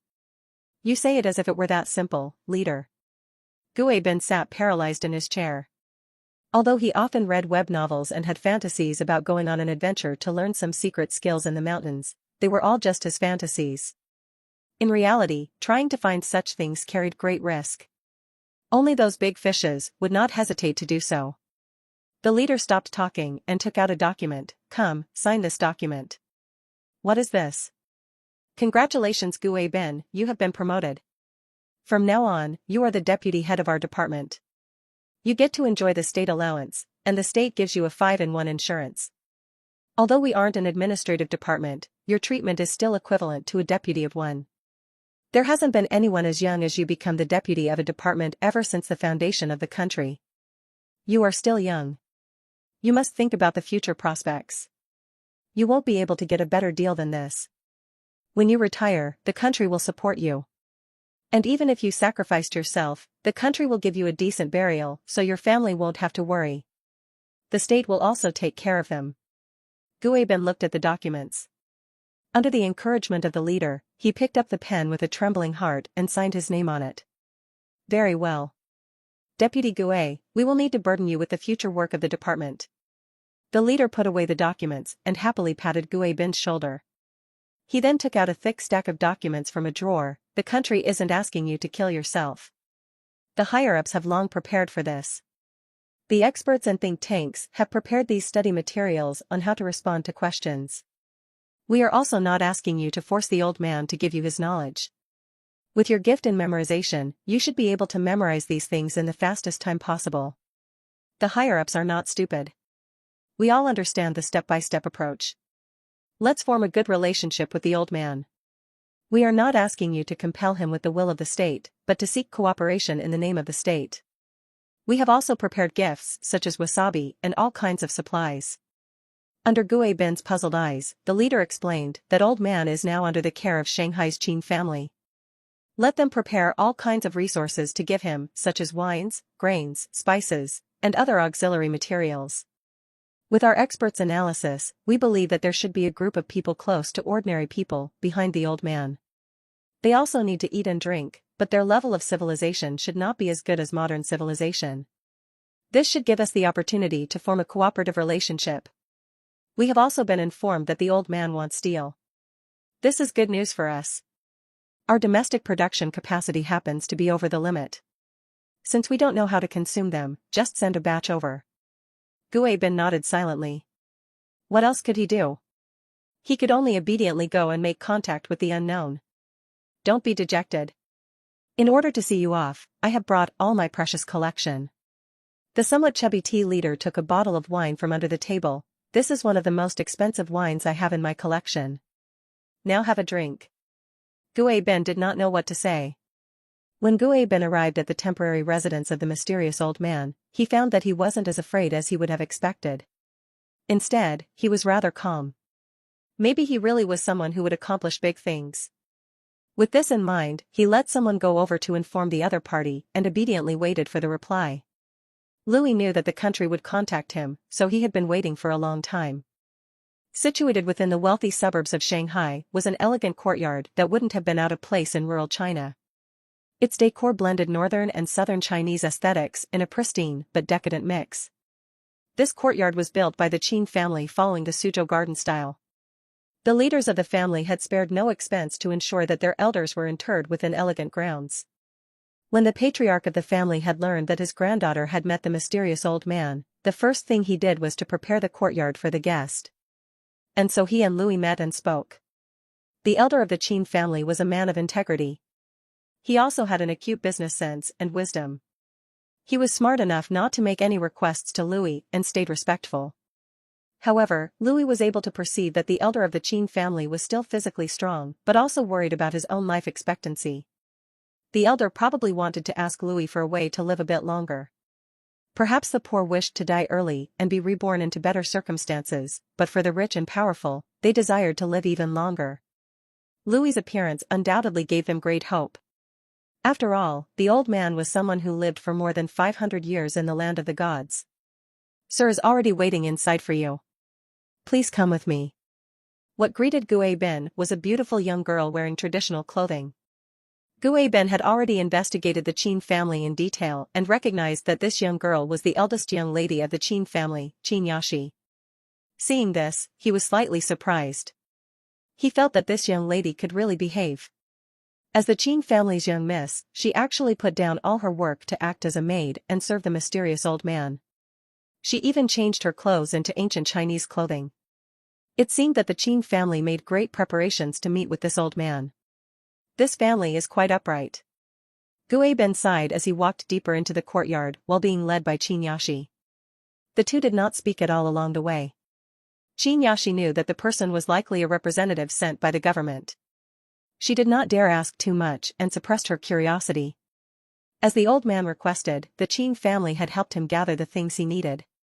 This would result in great fortune coming down on the Qin family. When doing business in China, it was important to have a good relationship with the government. The Qin family had a good relationship with the municipal leaders, but they would not befriend anyone of a higher status.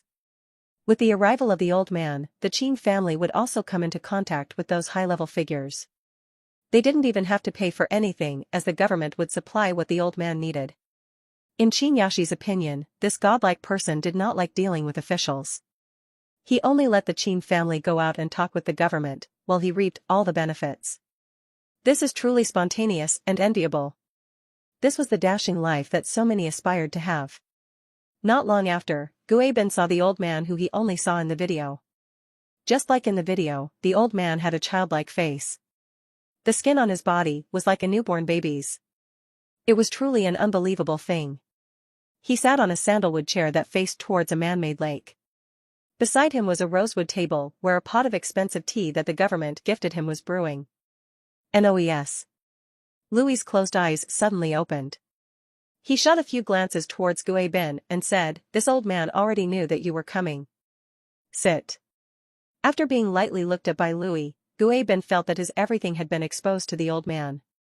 The gaze that was shot at him felt like it had a substance like an immortal god. Just a single look was all it took to place others in awe. Junior wouldn't dare. Gu Ben followed traditional manners as he lowered his head and clasped his fists. Seeing this, Louis almost laughed. It seemed his actions had affected modern Earth's mannerisms to be more Chinese. Qin Yashi knew that some information was not for her ears and obediently left the room. This little doll is quite beautiful. She can be compared with my servant. Louis's utterance made Gu Ben's heart jump. These might have been simple words, but they contained a lot of information. For example, he learned that this old man was not an immortal that did not need to eat and might just have the ability to go to the land of the gods. Moreover, he learned that the old man still had human desires. He also concluded that the old man must be of high status for him to have a servant taking care of him. But Miss Jean is so beautiful. Since you say that she could barely compare to your servant, how beautiful is your servant? As a man, Gu Ben was a bit envious. Louis took a sip of tea and said, "Little boy, if you have something to say, just say it. I don't like people beating around the bush. It's just as what the higher-ups have guessed. The old man doesn't like the government much." Gu Ben barely suppressed his mind and tried to recall the words he practiced countless times before coming. He maintained a respectful attitude and voice, "Old sir, this time the earth has faced a crisis. Thank you for your help. Even the land of the rising sun is in awe of your compassion and generosity. We know that you need the wasabi plant. If you require it, we will bring it here by truckloads. We have also prepared the supplies that you asked the Qin family to procure. We will let the Qin family receive them and deliver them to you." After saying that, Gu Ben just lowered his head with apprehension in his heart. No one knew the true temper of this kind of 500-year-old monster. They didn't want to accidentally infuriate him by giving him the wrong thing. Ha ha ha ha. The government knows how to treat people well.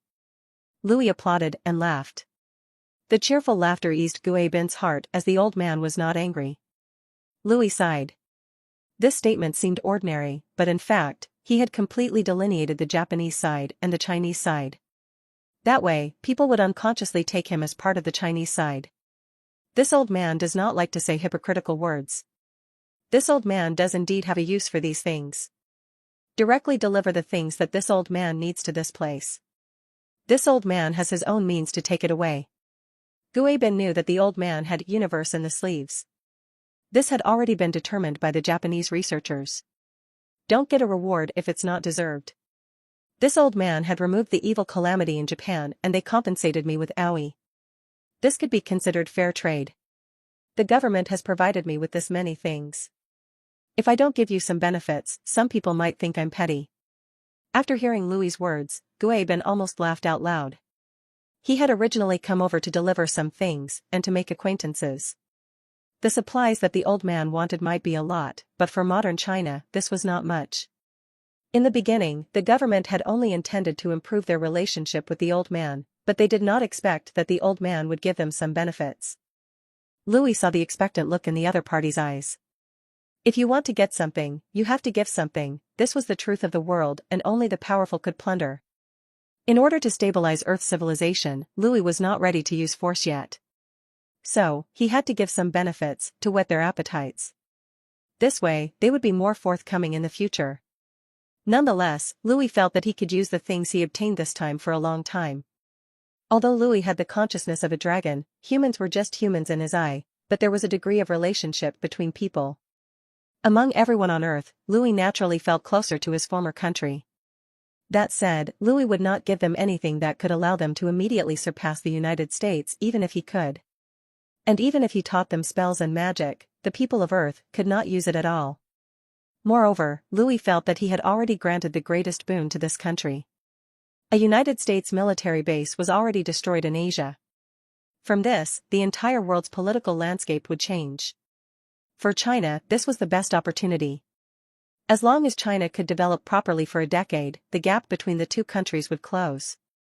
The citizens of the country would not have to worry about an economic downturn and the country would maintain high economic growth.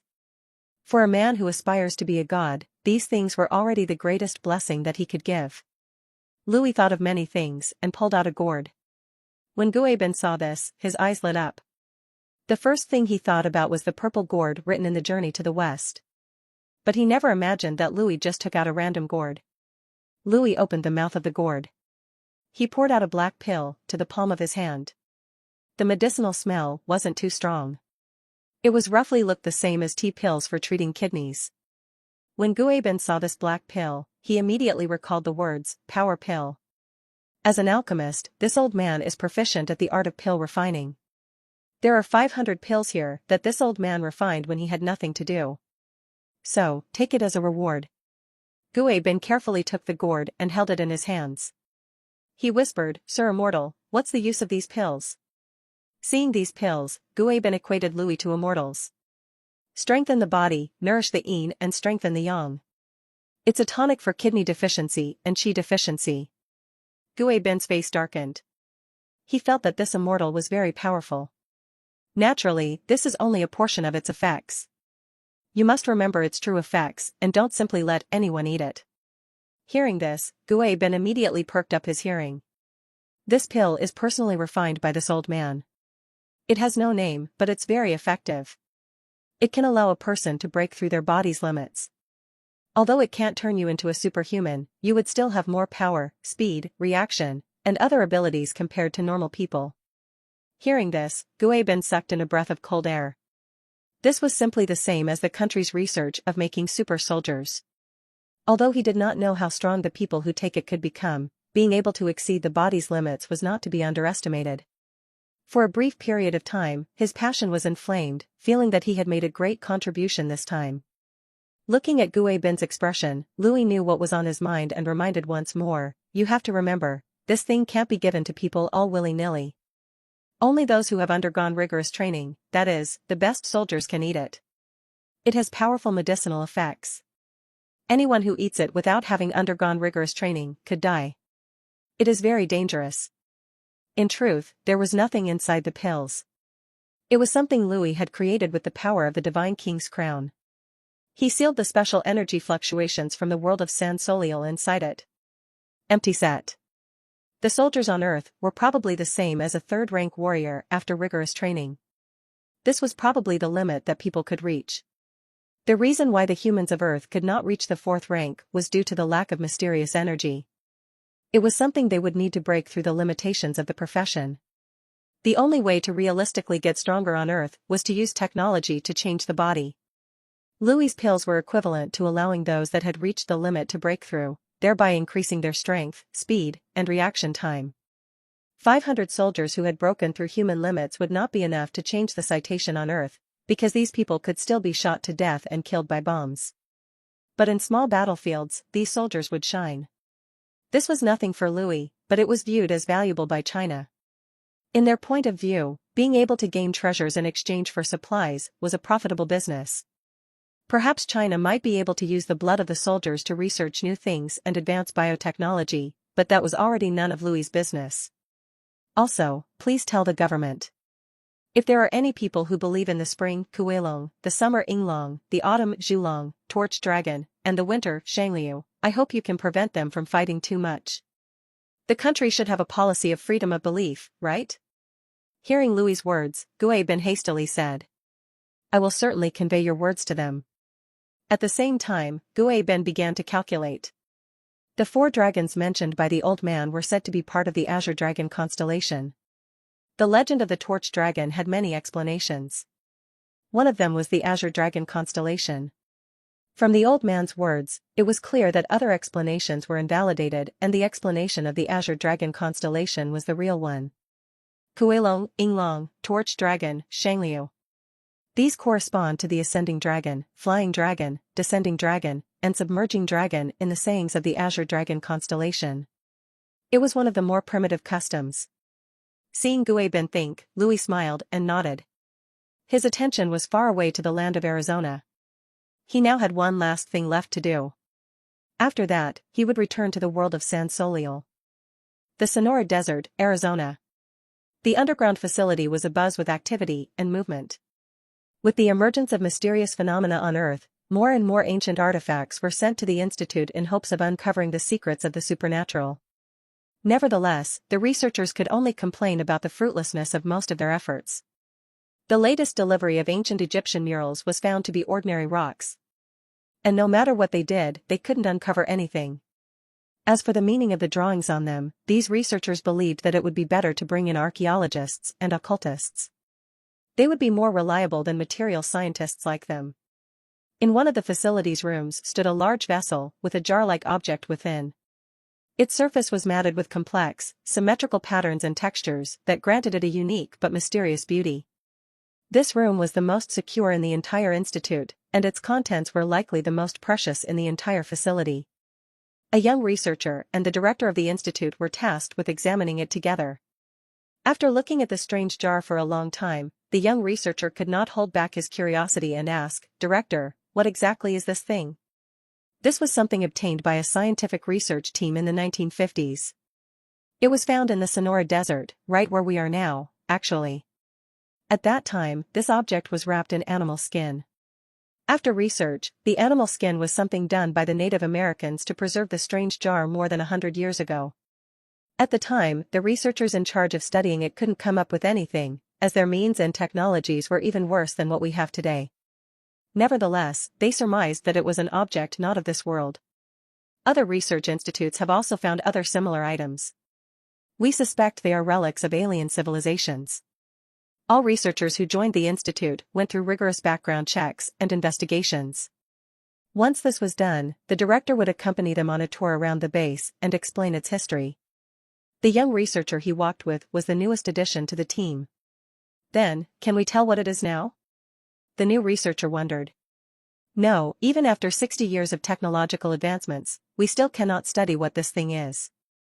We can only detect that there is an extremely large amount of energy hidden inside. As for the surface layer material, we cannot make heads or tails of it. The director of the research institute said with slight regret. Although this thing looks like an alien product, could it be related to the mysterious events happening around the world? The researcher, who had not yet reached the age of 30, immediately associated this object with the recent occurrence of mysterious events. After seeing what's happening on Earth, our institute has also discussed this, but we could neither affirm nor deny it. At first, we researched the animal skin that originally wrapped it, but our studies revealed it to be was just normal animal skin. The writing on the surface of the skin was already hard to decipher, and archaeologists speculated that this was previously worshipped by the Native Americans. We are engaged in science, not magic. Who can actually tell the relationships? The director of the research institute said this while holding his head. Once upon a time, the scientific method was the sole valid means of arriving at the truth, but since the advent of the supernatural on Earth, many scientists had their worldviews shaken. Telling these researchers who had mocked magic to talk less of studied it that it existed only left them stumped. Listening to the director's complaints, the young researcher did not say much. He looked at another vessel, not far from the jar, which contained a golden scale. This was left by the dragon that was found in the Amazon. The director noticed his gaze and explained. This scale is very mysterious and definitely not from any known creature on Earth, so it can only be something from the dragon. Using a powerful microscope, we were even able to see mysterious patterns on the scale. We suspect that this might be related to magic, but printing this pattern on wood, animal skin, paper, or any other media had no effect. Not long ago, the hardness of the scale increased again as if it had evolved. We have done countless experiments on it.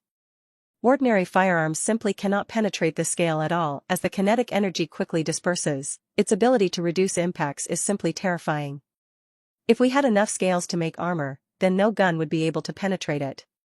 It would be a lot stronger than any bulletproof vest. A single person might even be able to resolve a small-scale battle. The scale's resistance to penetration and shock is simply too incredible.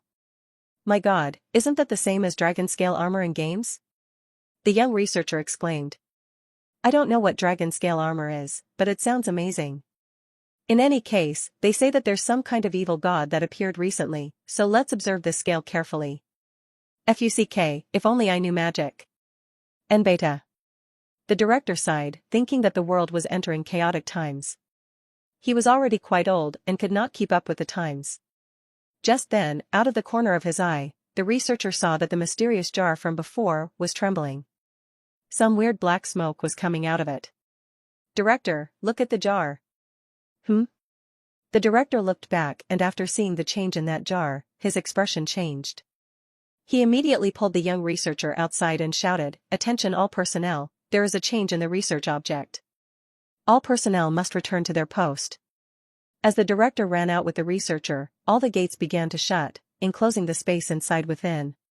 A group of researchers took their position and observed the changes in the monitor. Only to see that the strange black smoke wafting out of the jar became denser and denser. The grainy fumes soon began to coalesce. Parts of the gases slowly became solid just above the jar, turning into a distorted human figure. It stood on top of the jar and seemed to be embracing the sky. Ha ha ha ha ha ha. Finally, I'm finally back. You invaders who cheated us and betrayed us, prepare to bear the hatred that climbs out from hell. The twisted figure emitted odd words. Although no one there knew what language this was, they could somehow understand it. The words contained a strong resentment and a harsh tone. It was like the roar of a monster. According to their measurement devices, sulfuric gas was detected when the bizarre monster appeared. It was as if it truly came from hell that was full of lava, just to take revenge against the invaders. Could it be an evil spirit worshipped by the Native Americans?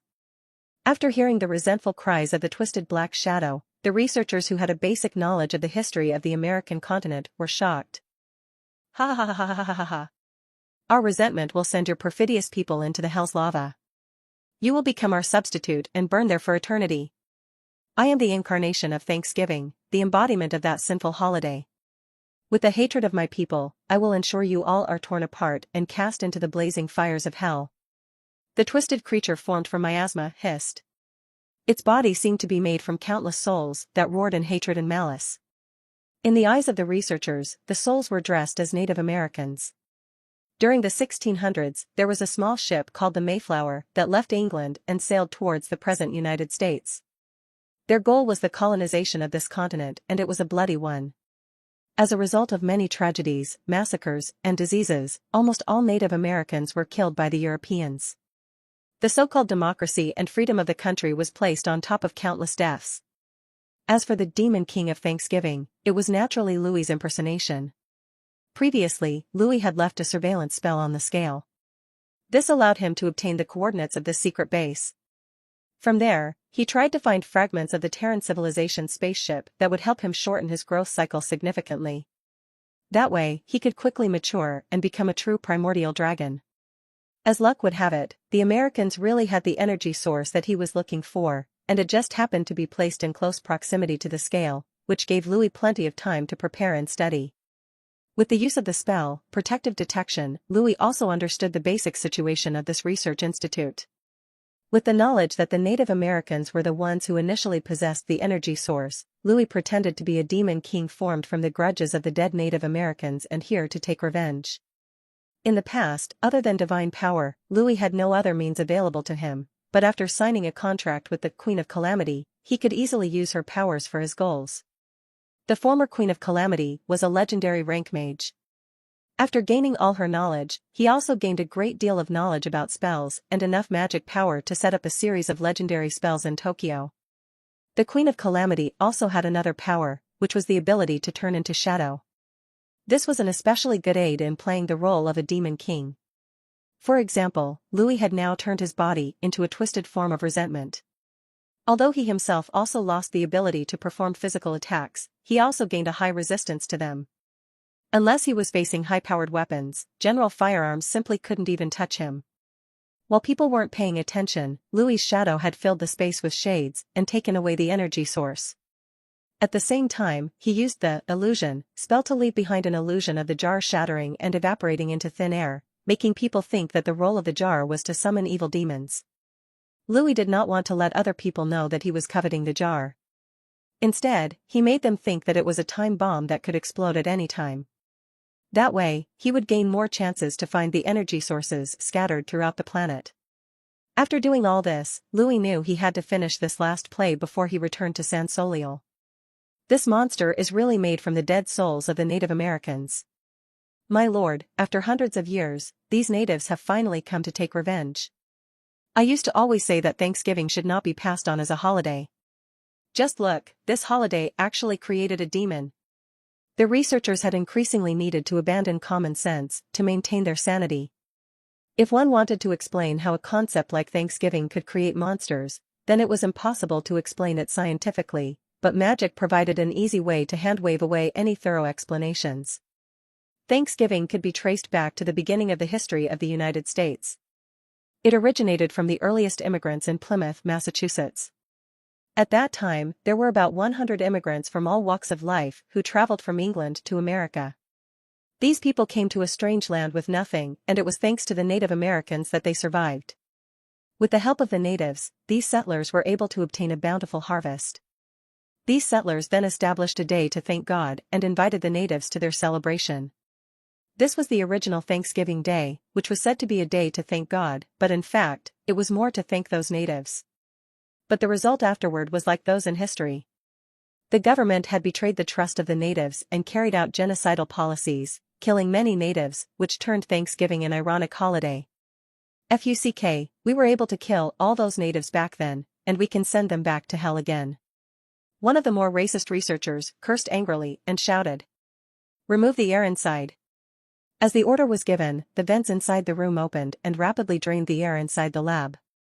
But the strangest thing was, the foggy state of the Demon King of Thanksgiving was unaffected by the flow of air.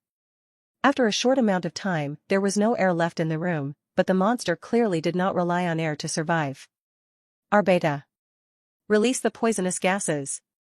Various neurotoxins and poisonous gases were injected into the chamber, but this was also useless. After Louis put the energy source away, he pretended to have finally noticed the scale. His face twisted in fear and ecstatically shouted, "You actually provoked the ancient dragon.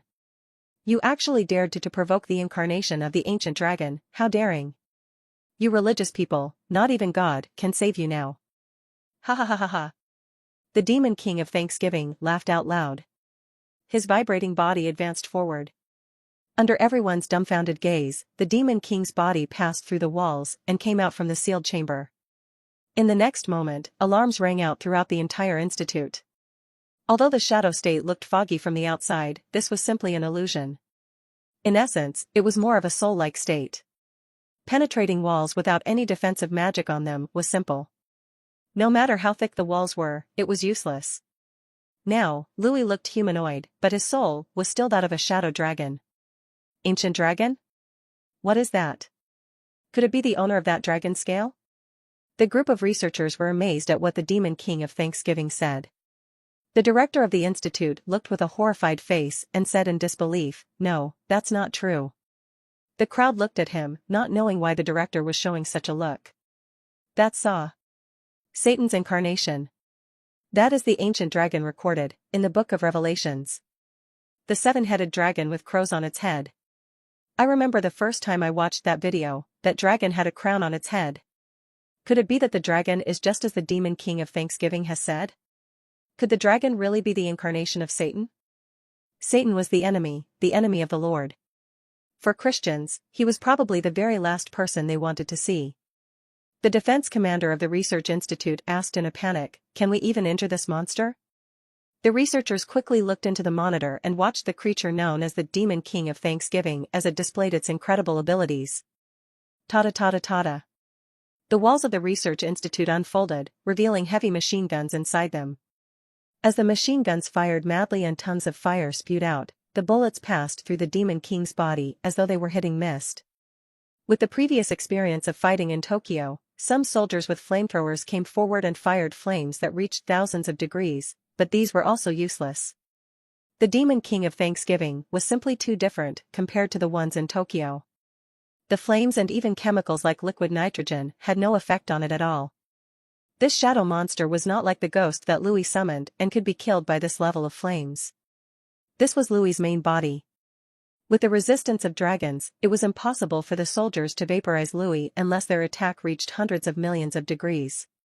As for high-temperature weapons like nuclear missiles, it was just as impossible for them to vaporize Louis. Ha ha ha ha ha. Descendants of betrayers, just pay for the sins you once committed. The land below your feet belonged to us, and you are naturally just offenders. Clack clack clack clack a. With the Demon King of Thanksgiving at the center, ghostly skeletons appeared from the ground emitting harsh and terrifying cries. Those screams seemed to affect other people's wills. And anyone who heard them would fall on the ground, wailing loudly, and cover their ears in pain. When those skeletons transformed into humanoid figures, they walked forward, passing through the soldiers. As if their souls had been taken, the soldiers were paralyzed and lost their consciousness. The corrosive aura belonging to the Queen of Calamity continued to spread. Metal guns in the hands of the humans began to rust and the walls smoked as if they had encountered acidic liquid. The skins and muscles of the soldiers seemed to be rotting and peeling. They wailed in pain as if they were bathing in acid. It was a horrid, gut-churning scene. Not enough. Not enough. Not enough. This much resentment is not yet enough to destroy the country. Just you wait. Try and pray to your God. I have come out of hell, and once I have gathered the resentment of the millions you have slaughtered and died on this land, that will be the day of your destruction, Puritans. Louis acted as if he was aware of his lack of power and hissed angrily. Then he turned into black smoke and rushed upwards, directly past the ceiling of the institute and the thick dome, and appearing in the skies of Sonora Desert. The Sonora Desert was not as vast as the Sahara Desert, but it was still difficult to see its edges unless you reached an absurd altitude. This place was a barren and desolate world with only a few stubborn plants growing. Not far away, there was a pickup truck driving in the distance. After seeing Louis, a black shadow floating in midair, the pickup truck stopped. From it came out a father and son.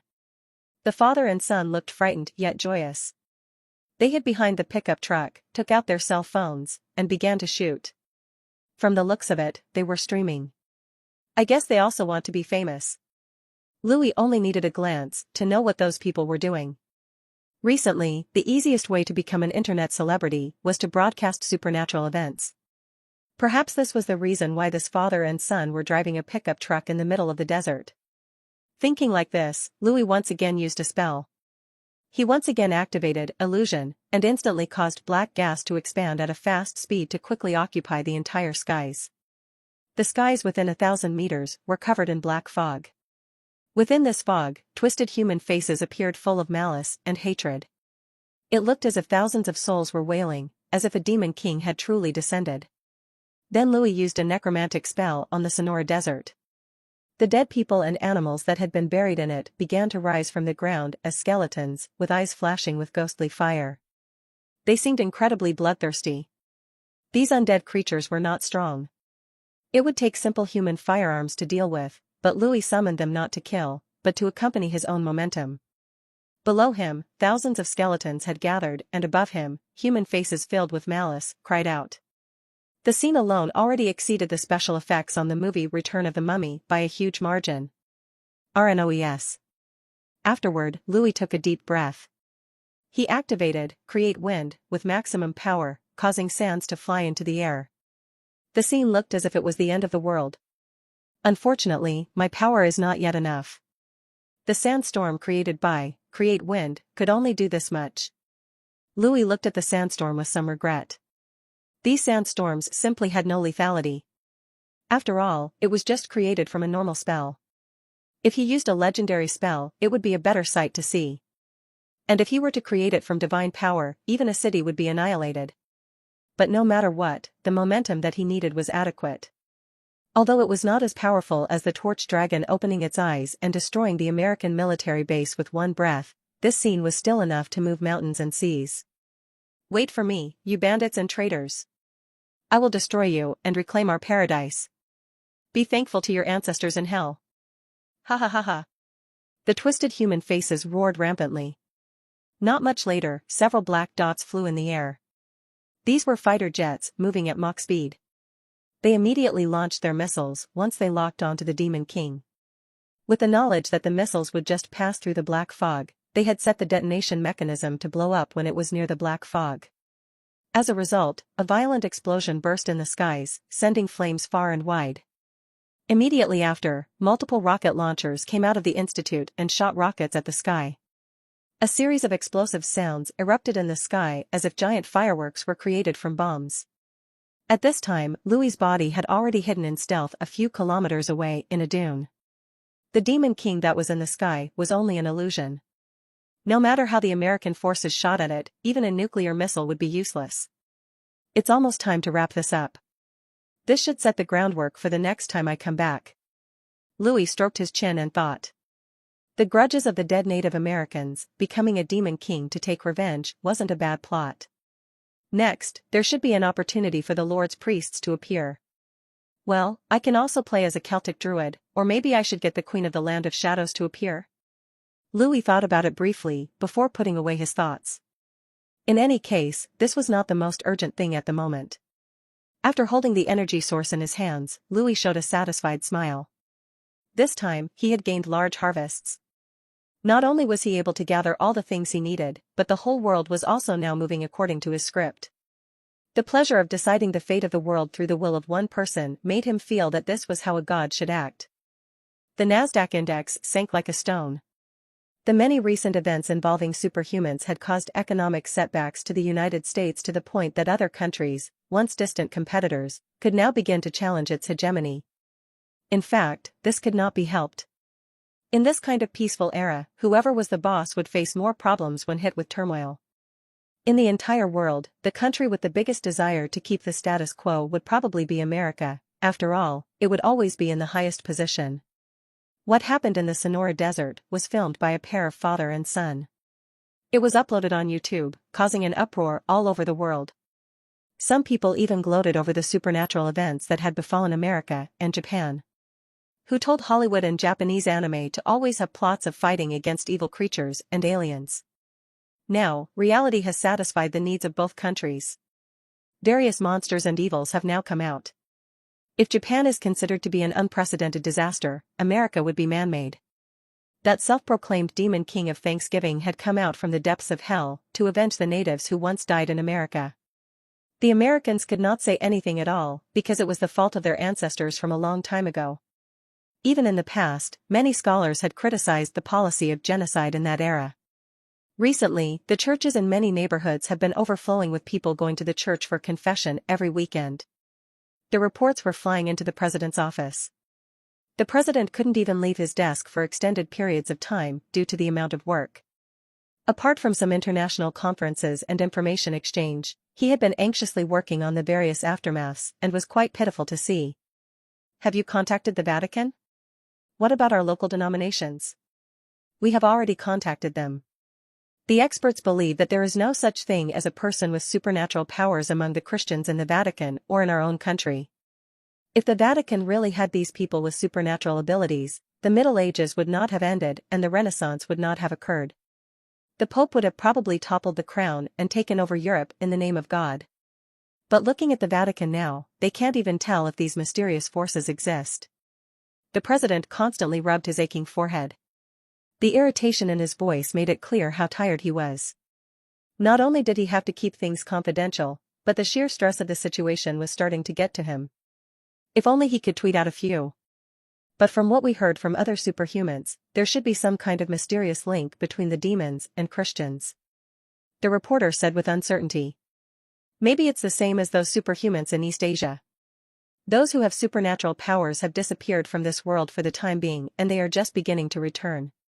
The only problem is that there is little to no documentation of these things. This was what many countries were puzzled about. They felt as if everything was strange and maybe everyone had been brainwashed, because if these superhumans did exist, they would have left some traces. On the contrary, many countries could not find any traces of these powerful existences. The only explanation would be that a mysterious power had erased all these traces. About the stock market.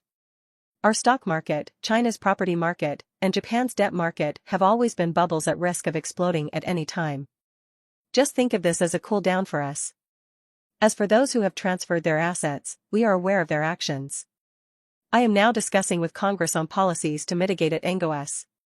Hearing the president's concerns, the reporter could not just keep quiet. The outside world has been arguing whether we should cancel Thanksgiving Day or not. Fortunately, there are no rumors circulating about Satan, otherwise something big will happen. America was already on the edge. Just the Demon King of Thanksgiving alone was the cause of this.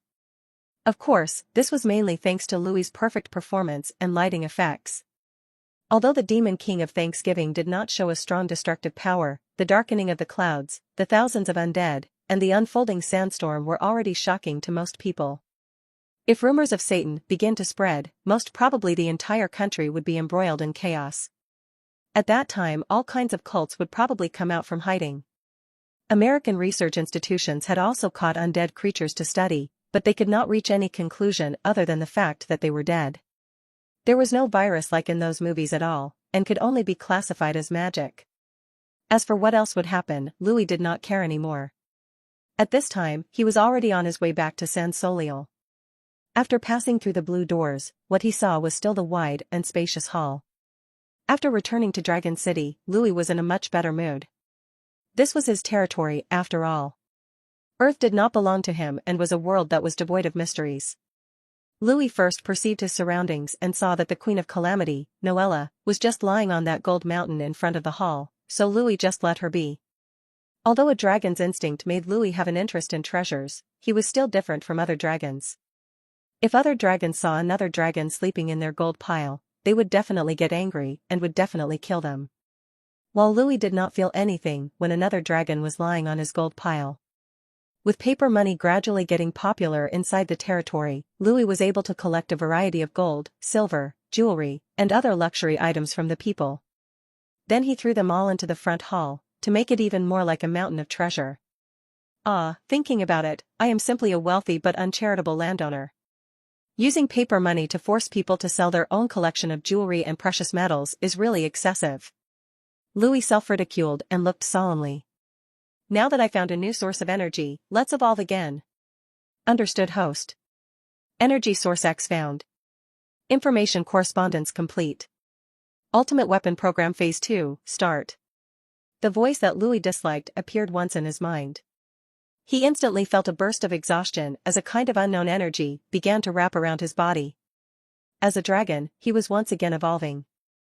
Ultimate Weapon Project Phase 2 completed. Commencing genetic comparison. In progress. The host has reached full adulthood. Evaluation completed. Host has completely surpassed other adult dragons in the world of San Soliel. You have increased resistance to the natural environment and increased resistance to physical attacks. Resistance to magic cannot be compared due to lack of data. Skeletal growth and development, normal. Neurological development, normal. Muscle development, normal. Cellular activity, increased. Mental state, stable. New biological features have been generated without rejection. Ultimate Weapon Project Phase 2 meets Terran Civilization's expectations. Now proceeding to Phase 3. Warning. Warning. Insufficient energy source. Insufficient energy source. Energy source not found, evolution temporarily suspended. Please continue working diligently. When Louis woke up in a daze, he could still hear a series of electromechanical noises in his head. When he opened his eyes, the usual hall filled with luxury was still before him. Then, he shook his head awake and stood up. His muscles and bones creaked and crackled with a loud sound. He unfolded his wings and felt as if he had just woken up from a long coma with his muscles still sore. By this time, he found out that his body had grown again. His body size was already at the limit of what an ordinary dragon could reach. Looking at his appearance alone, no one would think that Louis was an adult dragon. They would think that he was more like an elder dragon who was reaching towards the realm of an ancient dragon. As his body grew again, the cathedral seemed even smaller. The cathedral was ultimately prepared for human prayer. No matter how magnificent it was, everything would seem small to a dragon. Before this, his size was not too big, but now that Louis had reached the size limit of an ordinary dragon, the cathedral felt somewhat insufficient. As a dragon, I should honestly live in a cave, an ice field, a swamp, or a volcano. Living in a human palace is not right. Louis smiled in self-ridicule. He did not think about the idea of expanding the cathedral to meet his size. That would be enough to be considered a big project in modern society. If it was built in the world of San Soliel, it would definitely be on the level of a wonder of the world. Even if 1 million people enlisted to work together, it would be difficult to finish the structure in just a few decades. Louis was not the kind of tyrant who would do such a thing. Moreover, there were only about 100,000 people in Dragon City. Where was he going to find 1 million people? For the world of San Soliel, a population of 100,000 people was already equivalent to a major city. The majority of cities only had tens of thousands of people in their population. Cities with more than 100,000 people would be royal capitals. But when I become God later, that degree of magnificent architecture would only cost a little divine power to make. Hee. Louis muttered. With a thought, his body began to shrink to a more suitable size for the cathedral. After sensing that he was in the right size, he felt very satisfied. Louis was an adult dragon, but this was probably an analogy by the Terran civilization. Compared to other adult dragons of San Soleil, Louis was far stronger. Feeling the abundant magic power inside his body, Louis felt a vigorous energy surge in his body and his muscles were eager to flex. He felt that he did not need to use any divine power to deal with a legendary rank powerhouse. Just his physical strength would be enough. If the 10th rank was called the legendary rank, then Louis was already at the 12th rank. The world was divided into ranks and the limit of what mortals could achieve was the 9th rank, but far above that were the gods that were probably around the 15th rank and above. Even so, Louis doubted that there were many of these ancient gods still alive. No matter how high their ranks were or whether they were mortals, they were still easily killed by the Terran civilization. During the era of disaster, those ancient beings faced the Terran civilization, but they weren't different from mortals in front of the high-tech weapons. There's another new gimmick in my body? Louis once again sensed his body and found another biological organ in his body.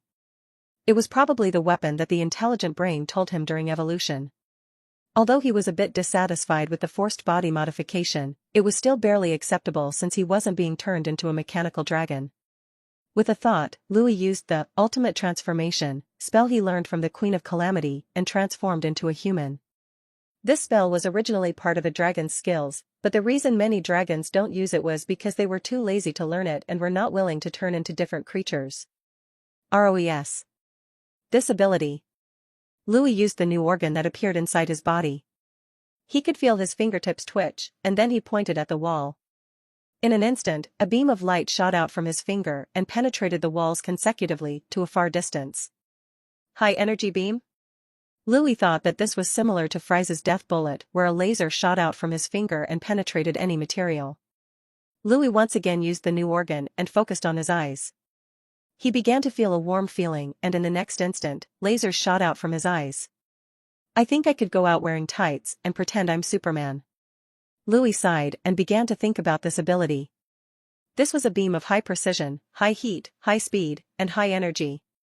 Although it exists on Earth, they weren't able to find use in actual combat. If it was really developed for actual combat, it would be much more powerful than a railgun. Just a single one would be able to intercept any missiles from the air. A single laser strike would be able to detonate any missile in midair. If there were no countermeasures for it prepared, it would be enough to put a country out of action. Moreover, this was a pure energy weapon. In terms of single-target damage, it was extremely strong. Although the area of effect was very small, it was difficult to block. This ability is not a spell. Although it is made by scientific means, it's ultimately grounded in biology. This might be a heritable trait. If I have an heir in the future, they could also emit this high-energy beam as long as they have this organ. When he became God, he could gather all of his genetic potentials and abilities and create a new system for his descendants. This would make them look more like Dragon God's descendants. Their physical structures would be different from other mortal creatures, and they could face off against those of higher rank than them with the power of the high-energy beam. As his offspring, they should naturally be different from others. That way, they would be worthy of being called descendants of the Dragon God. But this kind of evolution always left Louis feeling fairly suspicious. Intelligent brain, after 2 evolutions, I have obtained a railgun and an energy beam. They are both useful for interplanetary battles. In the cosmic war, they have no roles. Does that mean my next evolution will give me something for that purpose? Louis found some clues as to how his evolution was progressing and calmly asked the intelligent brain for confirmation. Host should figure it out by yourself. As he expected, the intelligent brain would not answer these kinds of questions. Louis had interacted with the intelligent brain many times before and also asked similar questions. But it had never answered any of his questions other than some basic knowledge on the world of San Soliel.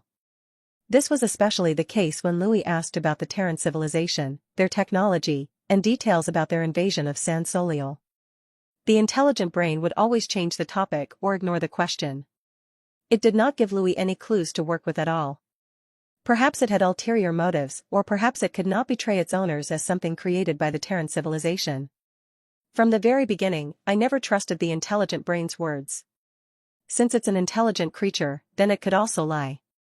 Louis remained alert in his heart, but he was helpless at the moment. The intelligent brain was basically an open tactic aimed at controlling him. Even though he knew its role would ultimately serve to control him, he had to utilize its knowledge regardless. Only at certain key moments would he have the opportunity to break free of it. Fortunately, the energy sources are scattered and need to be collected in order to evolve. If I had evolved to the final stage of this weapon, who knows what the results would be. Louis calmed down. He knew that he still had a long time to understand what the intelligent brain was. After unlocking the godhood, Louis could tell that it was not as simple as it seemed. It was not just an intelligent creature and had a bigger role. In the end, Louis stopped thinking about it since it was useless to do so. Louis then moved his consciousness into the godhood to see if his cross-dimensional faith experiment was successful. This was the most important thing at the moment. He immersed himself in the strange world of the godhood, but he was stunned to see that the godhood did not accept any faith from the other world. Nothing? It shouldn't be the case. Could my guess be wrong? Could the power of faith not cross the barriers of the dimension? Or could it be that I have to appear on Earth as a dragon god in order to obtain the power of faith? Louis instantly panicked. If his experiment failed, then all of his efforts were in vain. Louis began to carefully inspect every nook and cranny of the godhood, but he could only cry as he found that there was no response at all. Louis was ready to give up and thought of not messing around with Earth in the future. In any case, he could not obtain faith from there. At that moment, he became stunned as he noticed a tinier godhood inside the godhood. It looked like a matryoshka doll, a godhood within the godhood. It was very small, as if it had just been born. When Louis tried to trace the power of faith, he didn't even sense it at all. R Omicron Epsilon. When he obtained the dragon god's godhood, he had gained strong divine power, but the new godhood could barely be called a godhood as the divine power inside was negligible. He quickly sensed the new godhood. This is indeed faith. This is faith from Earth. Louis rejoiced. He found that his experiment did not fail. The faith from Earth had miraculously crossed the dimensions, and instead of filling the dragon god's godhood, it had created a new one. Louis did not understand why this happened, but it might be a result of the collision of the different rules of both worlds. With joy, Louis quickly moved towards the new godhood. It was pure and without any authorities or domains. It was basically a clump of pure faith. After prodding it a little more, Louis found that the majority of faith inside was thanks to the torch dragon. Another part was from his disguise as the Chinese old man and the Shinto priest. The final part was from the demon king of Thanksgiving. It seemed that my performance had made everyone on earth give out faith. Only the gods can send down miracles, and my actions have told the world that God exists. As a result, their pure faith would be created. What's more surprising is that some people are giving faith to the Chinese old man and the Shinto priest even if I tried to make them mortals. As for the demon king of Thanksgiving, maybe some natives are putting their faith on me? Because Louis pretended to be these characters, they were still in essence Louis. As a result, all the faith was going towards him. But what is this? Why is there no karmic thread that connects the godhood to the believers? Very quickly, Louis discovered this problem. Doesn't this mean that I won't be shackled by faith? Louis was excited. He finally discovered what was amazing about the new godhood. It lacked a connection with its believers and was just pure divine power. This meant that as long as Louis expanded his faith on earth, he could accumulate more divine power over time and use it without being shackled by anything. Although gods were strong, faith-based gods had a weakness. That was the shackles of faith that bound them. The gods and the believers had to be complementary to each other. If any of them were lacking, then faith would become a god's biggest poison. During the era of disaster, many of the gods' believers were killed. As a result of cause and effect, these gods were pushed away from the world, which prevented them from returning easily. As the gods lost their believers, many had been weakened as a result destroyed by the world. The believers' faith was what gave gods immortality and power.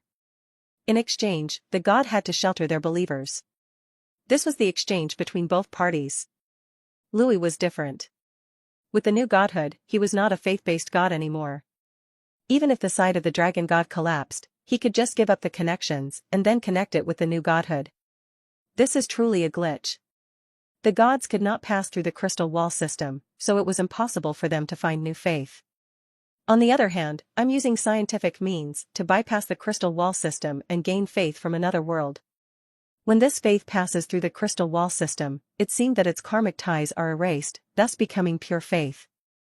I'm afraid that none of the gods of this world know of this secret. The crystal wall system is acting like a filter that removes the impurities. By that logic, it seems that this world cannot be contaminated by the casual connection of worlds. This new godhood is too weak. I don't know how long it would take to have powerful divine power. Louis felt a bit sad, but it did not matter. He still had plenty of time. One day, he would succeed. At that time, he would be able to achieve true immortality and wouldn't be the same as those faith-based gods shackled by mortals. I have to hide this information. I can't let the intelligent brain know of this new godhood. Perhaps this godhood, which symbolizes true immortality, would be the only card I have in saving my life. Louis immediately made a decision and took precautions. Louis felt that he was no longer just the dragon god of San Soliel. With the godhood created from another world, he could perhaps now be called an foreign god. A foreign god that came from outside the crystal wall system. Louis felt a lot more relieved. In all honesty, the intelligent brain's presence had always weighed on his mind. In particular, the way it constantly referred to him as the ultimate weapon left him on edge. Nonetheless, he had little choice but to become stronger. Living in San Soliel without strength was too dangerous. He could do little but stifle his fear and present himself confidently. Though the Terrans failed to fully comprehend the nature of the gods, they nevertheless began to study them. If he were to encounter them in the future, they would likely have some means of controlling him. For this reason, Louis felt that divine power alone wasn't enough to serve as a trump card. But now, Louis had unintentionally discovered the role of the crystal wall system and used it to become something like a foreign god. This was something even the gods had no knowledge about. Louis was sure of this. At the very least, he was the only one in San Soliel who knew of and could exploit this glitch. With this unknown ability, Louis could counterattack. Although he could not guarantee success, there was at least a certain probability. Louis, who felt very good about himself, did not change back into a dragon. In his human form, he walked out of the hall and reached the front hall. When he came out, he immediately saw Noella, who was still asleep on the mountain of gold.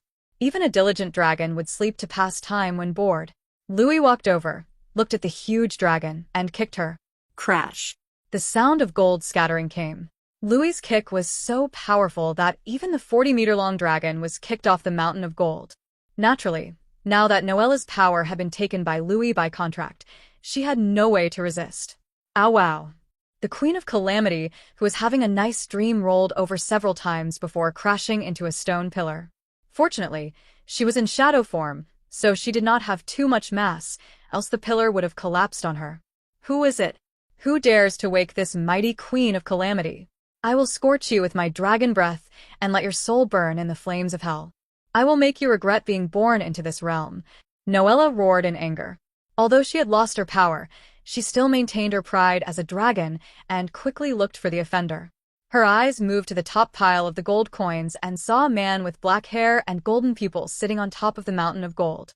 Noella shrunk back her neck, but flames of rage still burned in her eyes. This continued until Louis raised his eyebrows, causing Noella to finally lower her head. Okay, this benevolent Noella has decided to forgive you. I'm only trying to make you let down your guard. Yes, that's it. I will not admit defeat easily. Noella made excuses for herself. Dragons who had lost their power or even met a god would tuck their tail. There were only a few stubborn exceptions. What's more, Noella was a genius of the dragon race. She understood how to judge the situation. You're already up? While still in a daze, Noella was surprised. For dragons, Louis's sleeping time was too short. It was equivalent to a human lying in bed and getting up immediately. RAS. Do not compare me with those stupid dragons who only know how to laze around. Isn't that what you used to say, Noella? Louis sat at the highest point of the mountain, with one hand on his chin. He grabbed the gold coins with his right hand and let them slip down his fingers. The beautiful sounds from the coins made any dragon feel pleasure from deep within. Noella smiled sarcastically. These were indeed words that she had spoken. Call me Lord Louis. Noella was just about to say something, but she was immediately interrupted. No, I will not call you that. You vile, shameless, insidious dragon. Noella strained her neck, expressing that she'd rather die than give in. Well, calling me Lord really feels a bit boring. Louis thought about it. Just when Noella thought that she made this demigod dragon give up, Louis once again spoke. From the contract, we signed a blood relative contract. So Noella and I's gain, from today onwards, you should call me Dad. Remember it. This is what you should do. As for this great demigod dragon Louis Gallicrand, I will give you, who lacked fatherly love, merciful and warm love. Understand? I refuse. Even if I am killed, I will never call you so. The Queen of Calamity opened her wings and bared her fangs. You vile and shameless dragon. Don't think that you can insult this mighty Noella.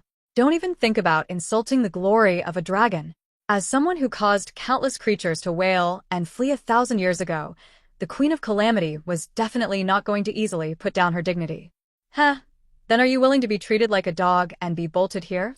Louis mocked and pointed at the chains around Noella's neck. Or, are you already used to being a watchdog that you don't care anymore? The Queen of Calamity looked at the chain around her neck and immediately howled. She let out a draconic roar while tearing at the chain, but without her power, she simply could not break the chains made of magic power. Louis ignored the fierce eyes Noella used to stare at him. He languidly said, just obediently call me Dad, and I will return your power to you. Does calling me Dad make you feel more insulted than being chained here like a dog? There is no one else here. You can obediently call me Dad. Or maybe I should invite the ones you destroyed back then. Maybe I should let the descendants of those kingdoms visit my dragon city, and let them look at the watchdog who is the Queen of Calamity. Under Louis's malicious tone, Noella's body stiffened. Her rage-filled eyes moistened slightly. You devil in the skin of a dragon. I will definitely not forgive you. After struggling for a while, perhaps she was tired or she had given up, Noella raised her head and mumbled, Dad. Louder. Dad. Good girl. Dad is going to unchain you. Louis smiled with pleasure. With a snap of his fingers, the chains around Noella's neck instantly broke. At the same time, the Queen of Calamity found that all her power had returned to her body. She could not believe that the vile and shameless dragon actually returned her power. Without waiting for Noella to make a move, Louis warned her, do not have extra thoughts. You should know that as long as this contract exists, I can always take your power away again. Be more obedient, and I will give you a certain level of freedom. If you aren't, then I will keep you chained here for 1,000 years. Noella, who was ready to cause trouble, quickly stopped. She raised her head and looked at Louis viciously. If stares could kill, Louis would have already died several times. Louis did not care about this. He had humiliated the other party, so it did not matter if she glared at him. Since she was a small female dragon, he could slowly tame her for his own use. If it was Noella in her heyday as the Queen of Calamity, Louis would have had a hard time training her, but now that she had lost most of her power, training her would be easier. Even if she returned to her peak power, Louis wouldn't have anything to worry about. Louis thought so and said in a deep voice, "Well then, let's talk about the divinity that resides in your body." Louis's words made Noella's eyes light up. He actually knows about the divinity inside my body. How did you know? Noella was slightly surprised. Creatures that had divinity might not necessarily be demigods. They could be just normal divine creatures. These creatures were not really immortal, but were nevertheless superior to mortals. Divine creatures brought with them some extraordinary peculiarities. Only those with sufficient divinity could light up the divine fire and could be called demigods. The process of igniting the divine flame was no easy feat. It was just like immortals and demons facing heavenly tribulations in a world of cultivation. Many divine creatures burned to nothing upon attempting to do so. After becoming a demigod, they would have to establish their church and faith. If this was in the past when the gods had a monopoly on the faith of the mortals, it would have been impossible to find a new source of faith. This was a big hurdle.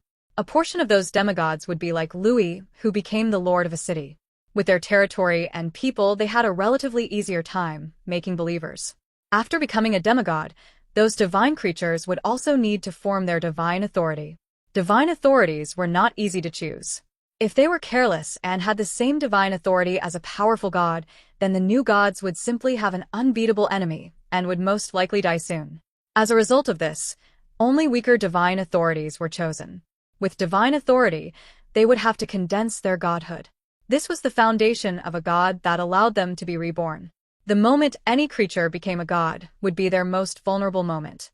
Many gods had died during this stage after being killed. To continue on the path to becoming a god, they would have to have sufficient divine power and create their divine kingdom. Only when the divine kingdom is complete could one truly be called a god. On the path to becoming a god, a little bit of negligence would spell the end of the road. Noella carefully thought about it. She felt that she did not even leak out a single characteristic of a divine creature, so how did Louis notice it? Louis looked at her and calmly said, "Your necromancy is very peculiar. It's unlike normal necromancy. There's a mysterious flavor mixed in it, so I thought, maybe you had the divinity of death to make your necromancy completely different." Hearing Louis's words, Noella was dazed. "You actually tried out my magic." She could not believe it. In Noella's point of view, Louis was a demigod dragon, so it should be more accurate that he would look down on her magic. She simply never imagined that Louis would test her powers when he had taken it away from her and noticed the difference in it compared to normal necromancy. Louis saw Noella's expression and knew what she was thinking, but he did not try to explain himself. It was not like he could just tell her that he was a fake demigod. Her power was absolutely important to Louis in dealing with Earth. "Rao, your body was stolen, so you had also lost a large amount of power. I think you should not mind talking about what happened back then. For example, why did you choose to annihilate some countries? From my understanding of your life, you should have melded into human society to learn magic. You should be a well-hidden dragon, so why would do something that only a stupid dragon would do?" Louis spoke slowly and gazed at Noella. This was something Louis had been curious about. This Queen of Calamity, after a moment of hesitation, felt that there was no longer any point in hiding those things. She had already lost a large portion of her powers. To put it bluntly, she could only rely on Louis. "I can tell you a secret that will definitely satisfy you. But you must swear that you will help me recover my body. I won't require you to find my body, but I need your help in one small matter." Noella's body twisted and turned into her human form. Louis looked closely and found that the human form of the Queen of Calamity was a rather mature and beautiful woman. She had long fiery hair and fiery red inverted pupils. She wore a dark red long skirt that trailed to the ground. Her dress tightly hugged her slender waist and bountiful breasts like a snake. Because the long skirt wrapped her body tightly, her snow-white breasts could be seen swaying with every step she took. Noella's entire appearance was incredibly seductive. The size of her breasts was enough to amaze people and could even be said to be a work of art.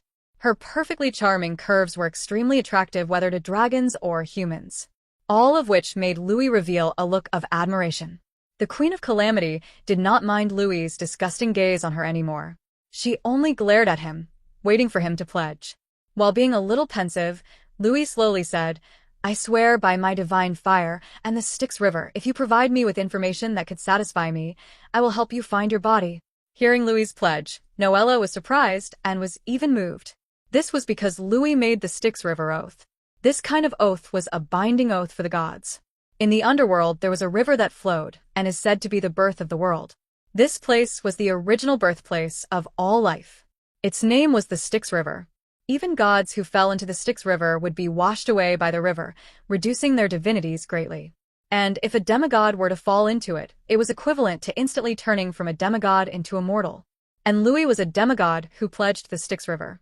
This made it impossible for Noella to distrust him. But the Queen of Calamity did not notice Louis's hidden ploy. After all, he was not a demigod, nor had he ignited the divine fire.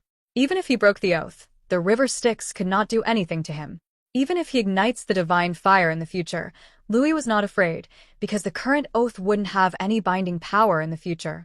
But this oath had indeed fooled Noella, making her say anything she knew. 1,300 years ago, I had met a demigod lich on my way to becoming a demigod. A demigod lich? When I first met you, you said that a demigod lich stole your body.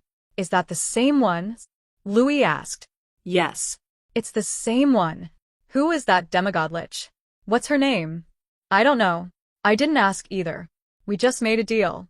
Without waiting for Louis to continue questioning, Noella explained the whole deal. That demigod lich promised to give me a trace of ownerless divinity of death. As a price, I had to set off a grand massacre in the main continent. That's why you invaded several principalities and obtained the title Destroyer of Nations. Then, why did the demigod ask you to do that? I'm not sure. But it wasn't an equivalent exchange.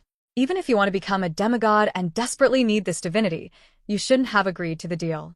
You should know that if you create such a big disaster in the main continent, you will be hunted by many powerful people even if the gods weren't there. With your diligent character, I don't think you would have agreed to the deal. Louis thought for a moment and pointed out abnormal points. That's right. I wouldn't do something that risky for just a trace of the divinity of death. But the lich also added one more bargaining chip. Saying this, Noella stopped and smugly looked at Louis as if to say, "Come, beg me to tell you what that bargaining chip is." Louis laughed lightly and felt that this female dragon was really childish.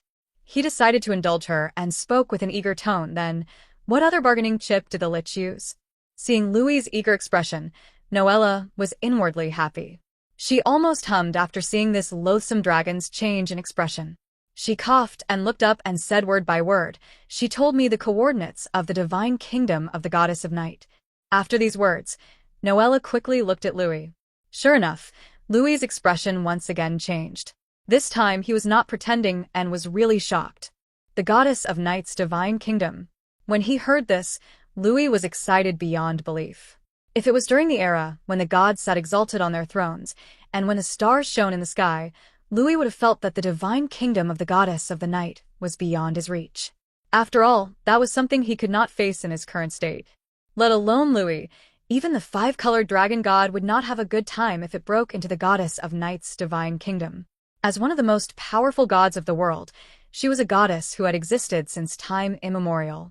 She was a goddess who was born at the birth of the world and possessed countless secrets.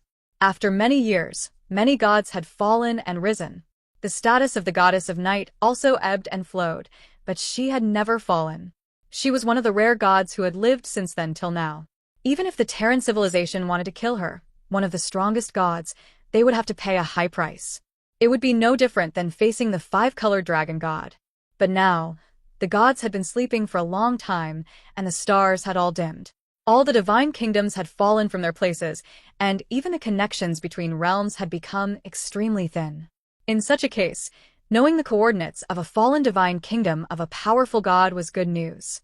Even if the goddess of night's divine kingdom had fallen 30,000 years ago and probably had nothing inside, just going there would be able to bring some untold benefits. This is indeed a piece of news that satisfies me. Louis looked at Noella, who was wearing a smug expression, and nodded his head with pleasure.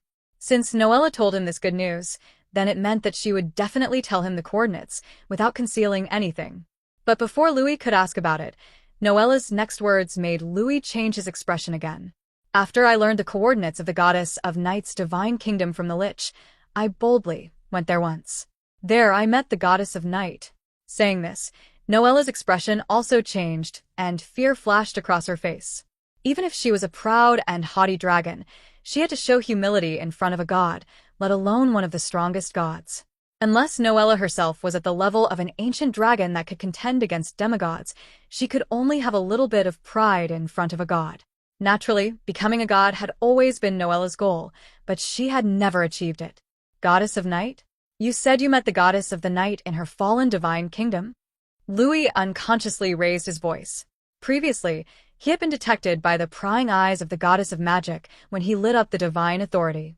Louis did not feel anything when it happened because he could sense that there was an extremely great distance between the goddess and himself.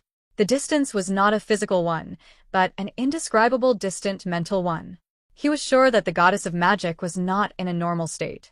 She was like other gods who could not return to the main continent. But now, Noella said that she had met the goddess of night, which made Louis nervous. Are the gods returning? Or could the oldest and special gods have special means that allow them to briefly descend? No. If the goddess of night truly returned, then I wouldn't have felt that there was a far distance between me and the goddess of magic. Although the goddess of magic is not as old or mysterious as the goddess of night, the goddess of magic is no less powerful than her. If the goddess of night truly returned, then the goddess of magic could definitely do the same. Betas. I have too little information. I can only speculate when it comes to the secrets of the gods. Noella calmed down. She hesitated for a long time and continued, yes. I can be sure that it was her. Her lofty presence could not fool me, but the strange thing was that the goddess of night in front of me at that time was not strong. At that time, I was at the peak of my power. If my perception was correct, the goddess of night was just as strong as me at that time. Saying so, the female dragon actually blushed. She probably felt awkward comparing herself with the goddess of night. When Louis heard this, his eyes lit up. It was good if the goddess of night wasn't strong. If she was in her perfect state, then Louis would rather stay as far away as possible. This is indeed very strange. The goddess of night should have strong divine power. Even if it was only her avatar descending, it should still have at least half of her power, which is at the demigod rank, not just the peak of legendary rank. Since you have met her, what did she say to you? Louis asked and looked at Noella, waiting for her to give more information. Noella shook her head. She did not say anything and only bestowed me her divinity of darkness. Without any hesitation, Noella opened her palm, causing an extremely dense black light to emerge. It contained an incredible property that was the manifestation of the divine. You did not absorb it. Louis could see that this divinity was not something squeezed out from Noella's own divinity. It was something that had always been there since the beginning. In other words, it had always been in Noella's hands, and she had no interest in using it. The goddess of night's reputation isn't very good. I don't dare use the divinity given to me for no reason. This is not a divinity of a fallen god, but a living god. Noella bragged by waving the divinity and threw it to Louis. If you want it, you can have it. You really are too cautious. You never thought of using this divinity at all, even when you were in danger. If it wasn't because of the Lich's bargain, you might not have lost power and nearly died. Louis could not help but praise. This female dragon was indeed a genius. If not for her bad luck, it should have been impossible for her to be this miserable. That's certainly true. I am the mighty Noella Nizgain. It was just that I was too greedy at that time. I shouldn't have coveted the goddess of night's divine kingdom and the divinity of death. Noella smugly said, then sighed with regret. Louis caught the divinity of the goddess of night in his palm. He was also a bit hesitant. Divinity was the thing he needed the most at the moment. The appearance of this divinity came just at the right time. But, just as Noella said, this was the divinity of a living god. Ordinary people would never touch it. Even demigods did not dare absorb it. Who knew if it was a trap from the goddess of night? After all, she was famed for her cunning. However, it wasn't impossible to take it. First of all, the goddess of night was in a state that could not return at the moment. On the other hand, powerful divinities, facing off against each other, would neutralize. Louis wasn't a normal dragon, but a dragon who possessed powerful divine power and the godhood of the dragon god. It's just a small amount of divinity, and the goddess of night is in a strange state. There is a huge possibility that I can purify it and turn it into my divinity. Louis thought so and made a decision. Under Noella's dumbfounded gaze, he took the divinity and began to absorb it. Noella looked at Louis in shock. She watched him swallow the divinity of the goddess of night without any hesitation. She could not understand what Louis had done, and even momentarily thought that he had gone crazy. Gods and even demigods wouldn't reject divinity, but swallowing the divinity of the goddess of night without thinking was simply the same as suicide. The biggest problem was that the goddess of night was still alive and was one of the most powerful gods of this world. If the goddess of night had fallen, then this behavior would be acceptable, but swallowing the divinity of a living god was the same as drinking poison. Had Louis truly gone crazy? Of course not.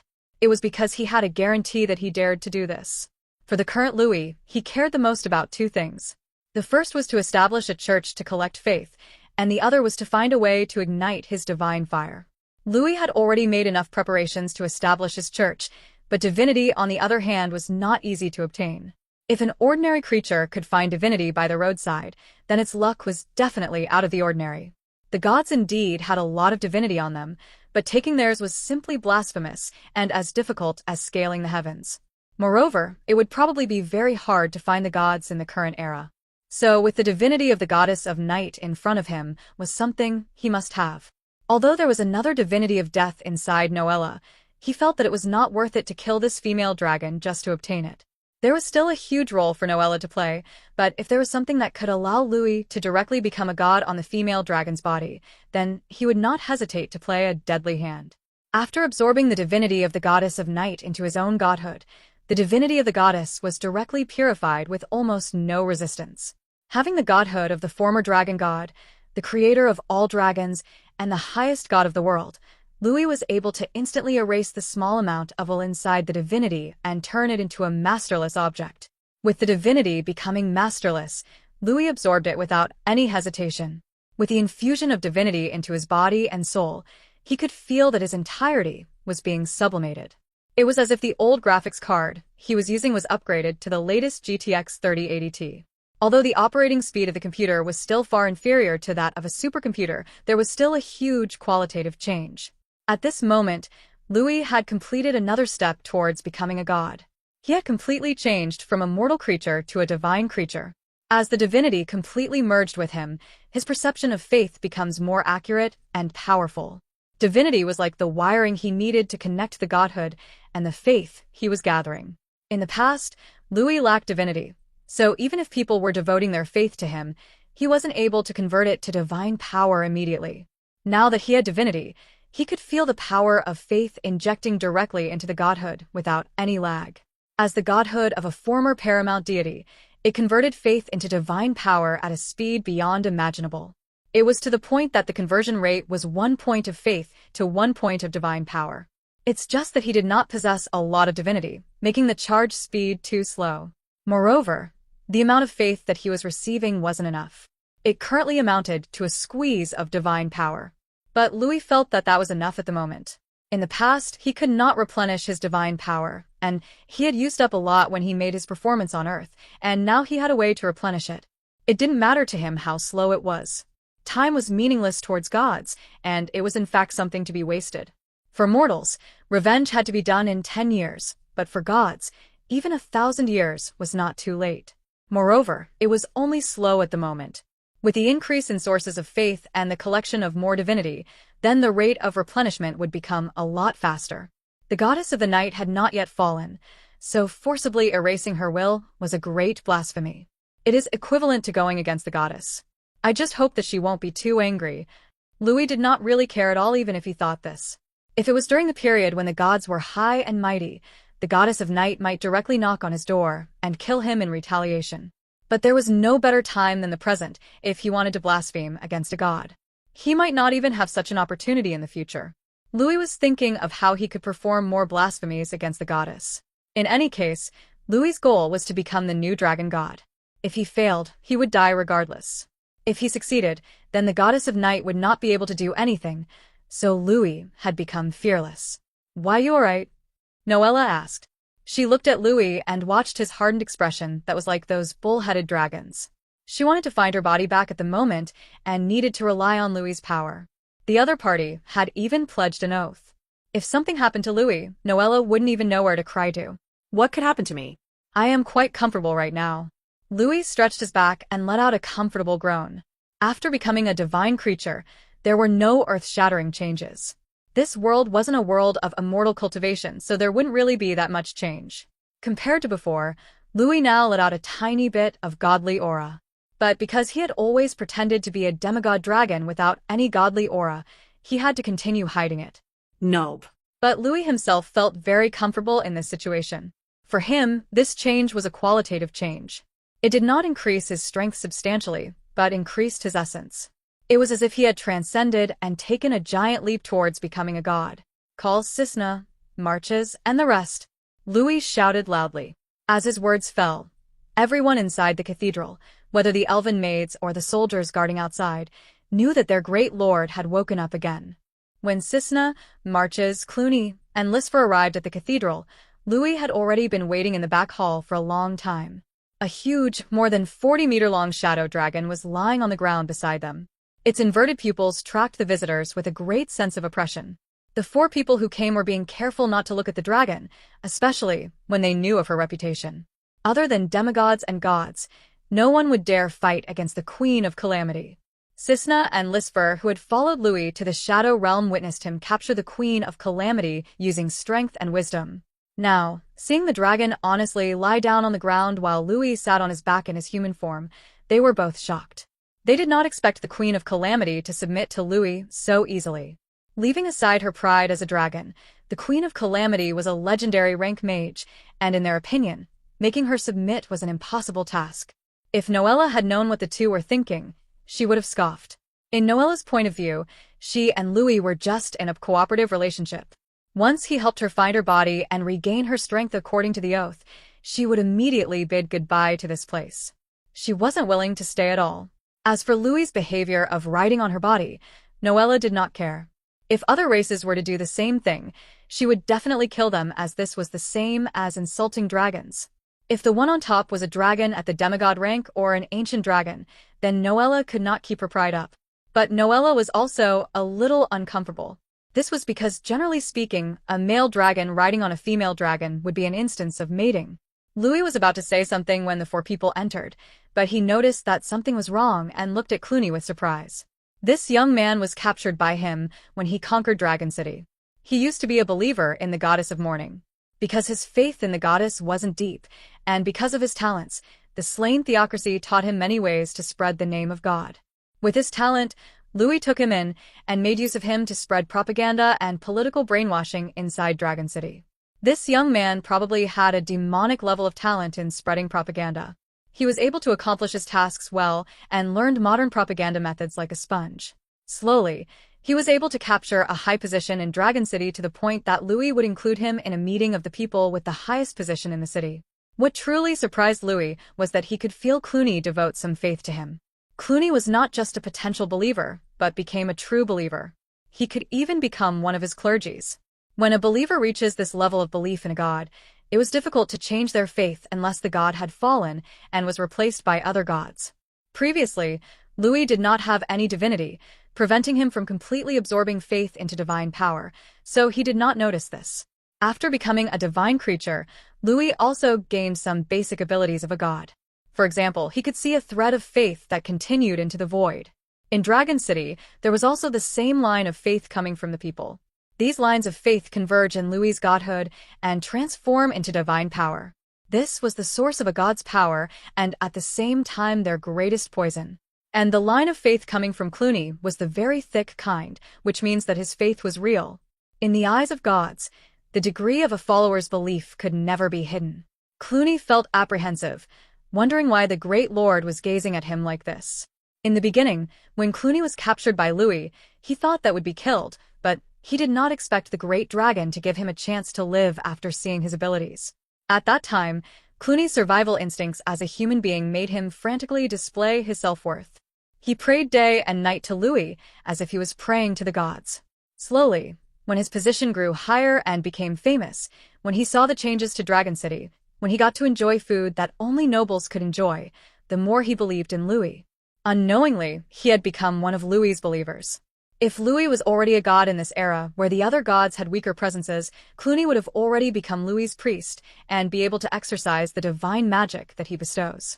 Just as Clooney was frightened, wondering if he had offended the great lord, Louis nodded to him and said, "Very good, Minister Clooney. I am satisfied with your attitude, Alpha Thailand bot." Following Louis's words, Clooney relaxed as all tension left his body. The sudden relaxation gave him a joyful feeling, the joy of being praised by the god he believed in. "I was thinking of someone who could take on such a heavy responsibility, but after seeing you, I have already made my choice."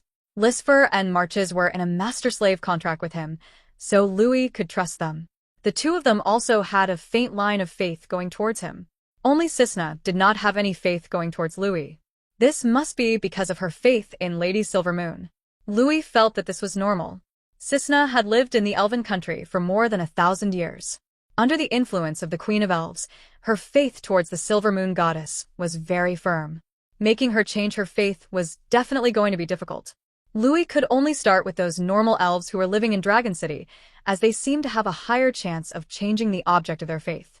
Previously, Louis was still pondering on who to assign in building the church. This was a very important task. In order to become a god, the importance of a church was self-evident to the point that Louis regarded it with utmost importance. This also meant that whoever wielded the power of the church would become the most powerful person in Dragon City. The person who could build him a church should be loyal and capable enough. Marches was a mage who created magic positions. He was barely able to manage the city, let alone such an important thing as his church. Lucifer was a beast man who was more focused on fighting. Although she could think better than most beast men due to her chief training, she was far from qualified. This was because building a church and building the territory were two different things. However, Clooney came in as a pleasant surprise. The young man was a genius at spreading propaganda. The slain theocracy was probably interested in his ability, so they stationed him at the original central city and turned him into the archbishop's right-hand man. This was considered a huge bargain for Louis. This person, whose talents were chosen by the theocracy, had now become one of his believers. Although there was still the possibility of betrayal, he was now a true believer, so only an evil god or stronger temptations could sway him. As long as Louis kept his eye on him, the possibility of him turning against him was small. And the more Clooney's faith developed, the more impossible it was for him to betray. With this in mind, Louis's tone became much milder, saying, "Clooney, I will give you a major task. This will bring you great glory." Clooney respectfully bowed his head and said, "Please speak, my lord." Clooney's heart leaped and already guessed what he was going to be assigned to. "From today on, you will build my church. If you do good enough, you can become the future pope." Louis's every word made Clooney's heart jump. He licked his lips with excitement and spoke with desire and fervor for the future. "My lord, I wonder what kind of church you will establish." The name of the church generally represents the most fundamental power of a god. It is also the name that the gods leave to the world. Under the urging of the Queen of Calamity, Louis slowly spoke, "The Dragon God Church." He really wants to obtain the Dragon God's divine authority. Noella's body trembled, and her expression changed slightly. With the name of the church that Louis had chosen, it was easy to guess what his intentions were. Since the fall of the five-colored dragon god, the creator of all dragons and the father of all dragons, many dragons had lost their faith. Although countless dragons had tried to take over the position in the following 10,000 years, none had managed to succeed. 30,000 years had passed since the era of disaster. Dragons of this era had now become accustomed to this kind of faithless lifestyle. Most were even unwilling to have another dragon god and desired to stay free. Noella knew that any dragon who attempted to become the dragon god would become the public enemy of the entire dragon race. In these 30,000 years where the gods and their miracles were absent, the faith of all beings had been at its lowest. Even in human kingdoms, with the exception of the theocracy, all other countries had been ruled by kings and not the pope. As long as the gods could not manifest their greatness and could not show their miracles, obtaining pure faith was nightmarishly difficult. For example, the dragons of the world thought that the gods were beings who tried to enslave them. This was why they didn't want the dragon god to reappear. This was why Noella thought that her fellow dragons were very stupid. It was because they couldn't see the situation, the trend, and understand the existence of gods. Once the gods returned, and the dragons didn't have their own god, at that point, they would truly become slaves. Louis, who was sitting on the back of the Queen of Calamity, noticed that this female dragon was trembling and asked, "Noella, what are you thinking about?"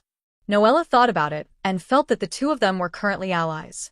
In order to let this ally pay more attention to her, she let out her thoughts.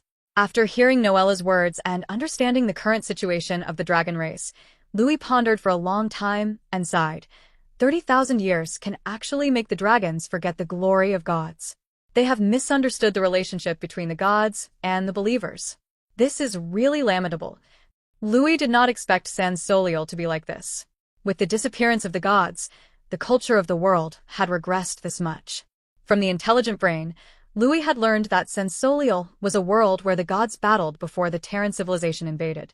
In that era, no creature did not believe in God. But today, a good chunk of the population did not have any real faith. But this was also understandable. The gods had to prove their existence, bestow blessings on their believers, and collect their faith. If they couldn't do any of these, they could only eke out shallow existences and enjoy shallow patronage similar to the gods of Earth. This was because all creatures were selfish. If they couldn't gain any benefits in believing, then who would do so? Dragons are truly stupid. Noella did not mince her words and spat out her contempt.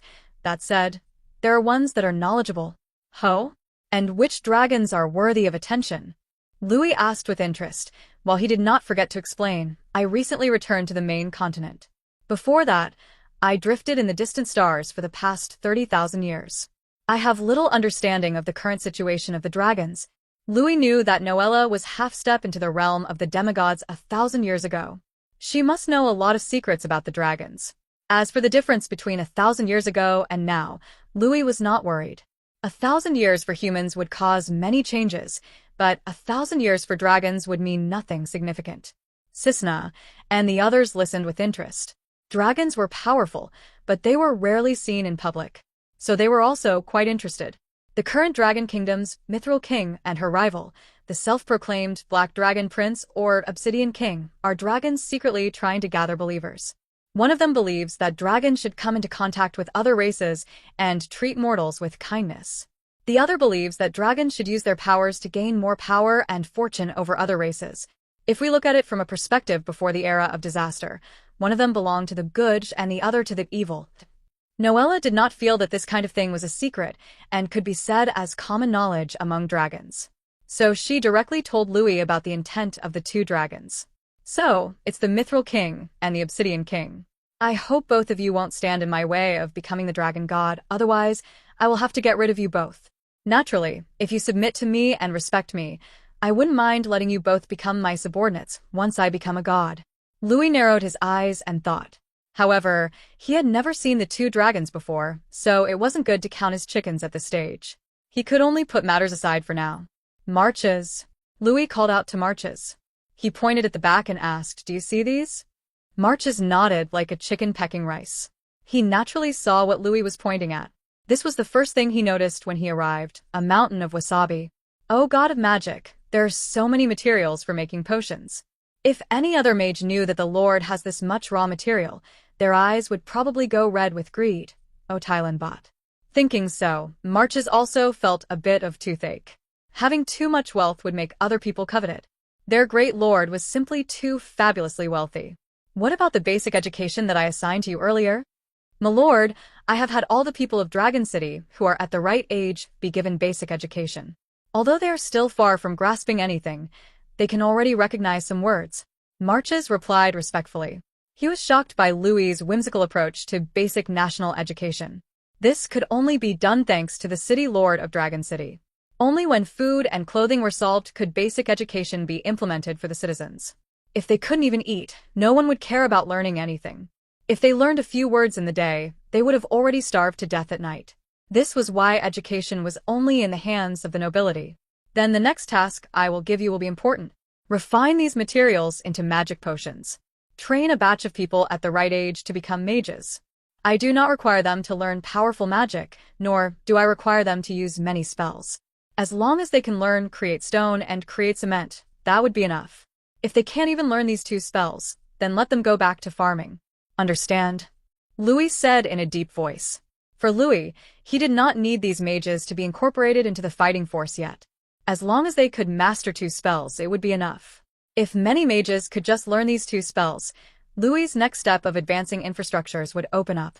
The construction of Dragon City could then begin. At the moment, no one aside from Louis and March knew that a substitute for the raw materials used in the magic potion had been found. This would quickly change, however.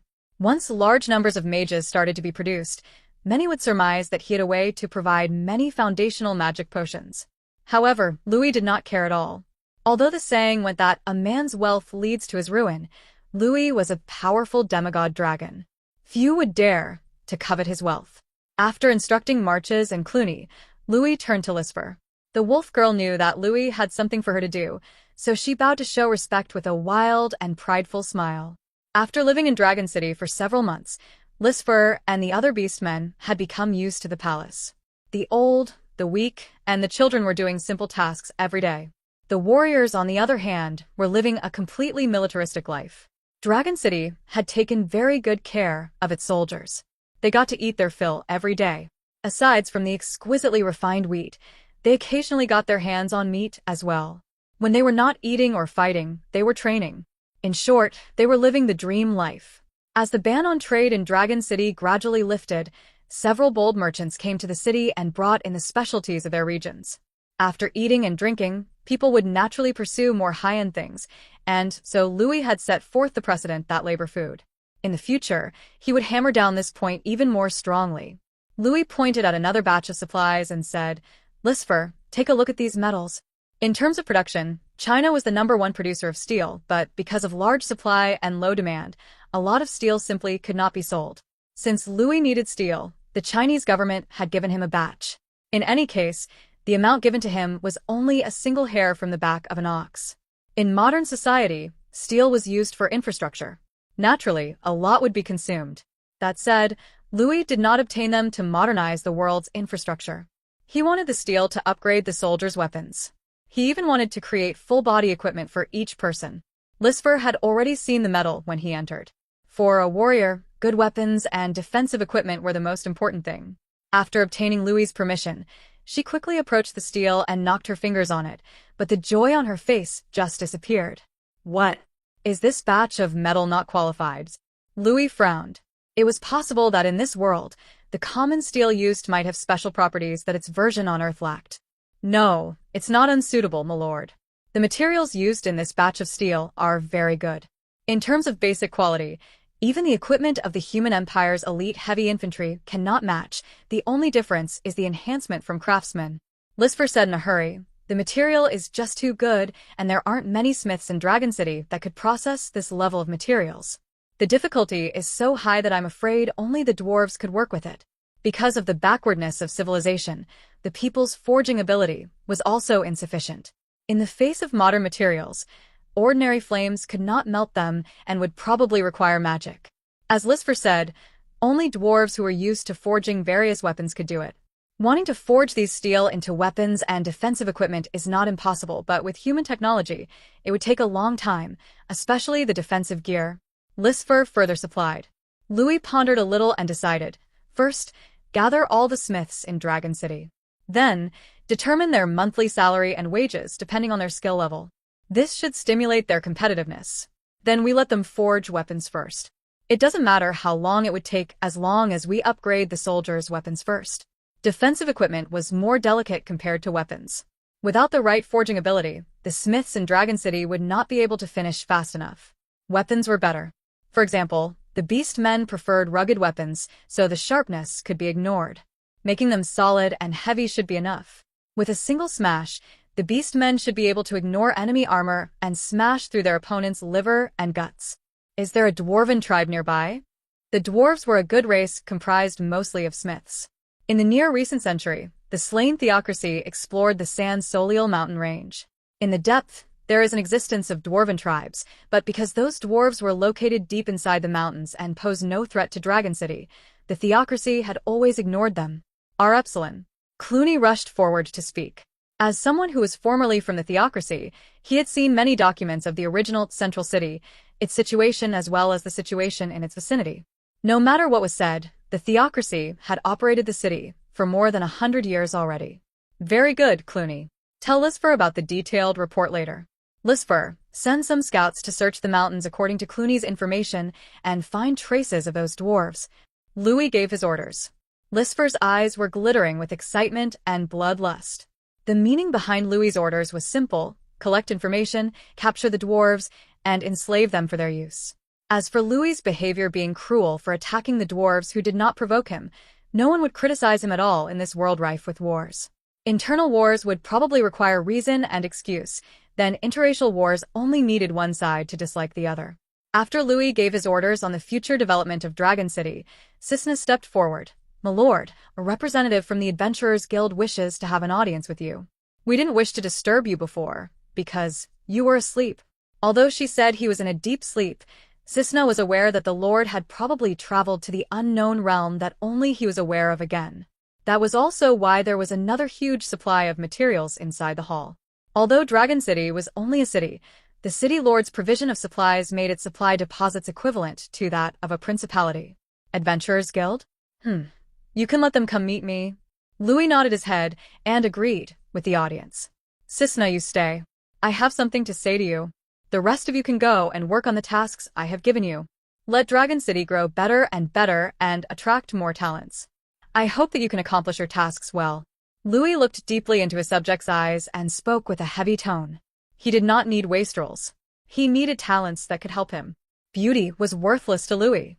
They were only decorations or toys for him. If they truly wanted his respect, they needed to show their ability.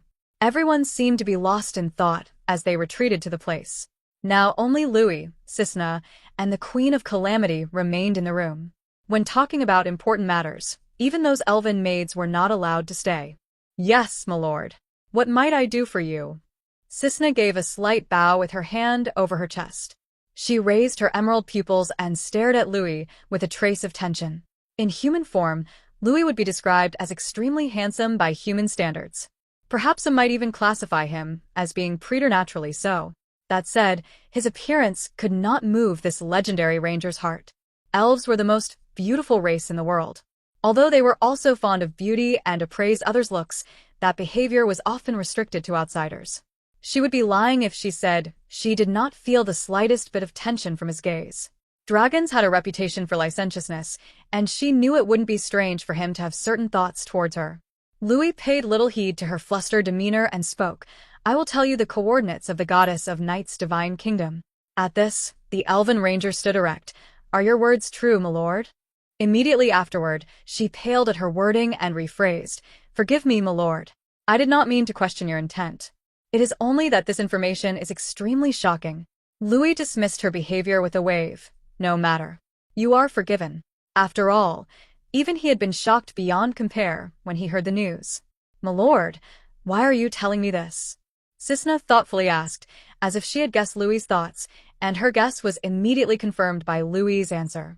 "I need you to pass this information to your queen. I want to see what she thinks of it." This was the decision Louis made after careful consideration. It was simply too dangerous to explore the goddess of Night's divine kingdom alone. Let alone the possibility of encountering the goddess, the kingdom itself was in an unknown state, so Louis did not want to take the risk. This was not something he could solely rely on the godhood to deal with.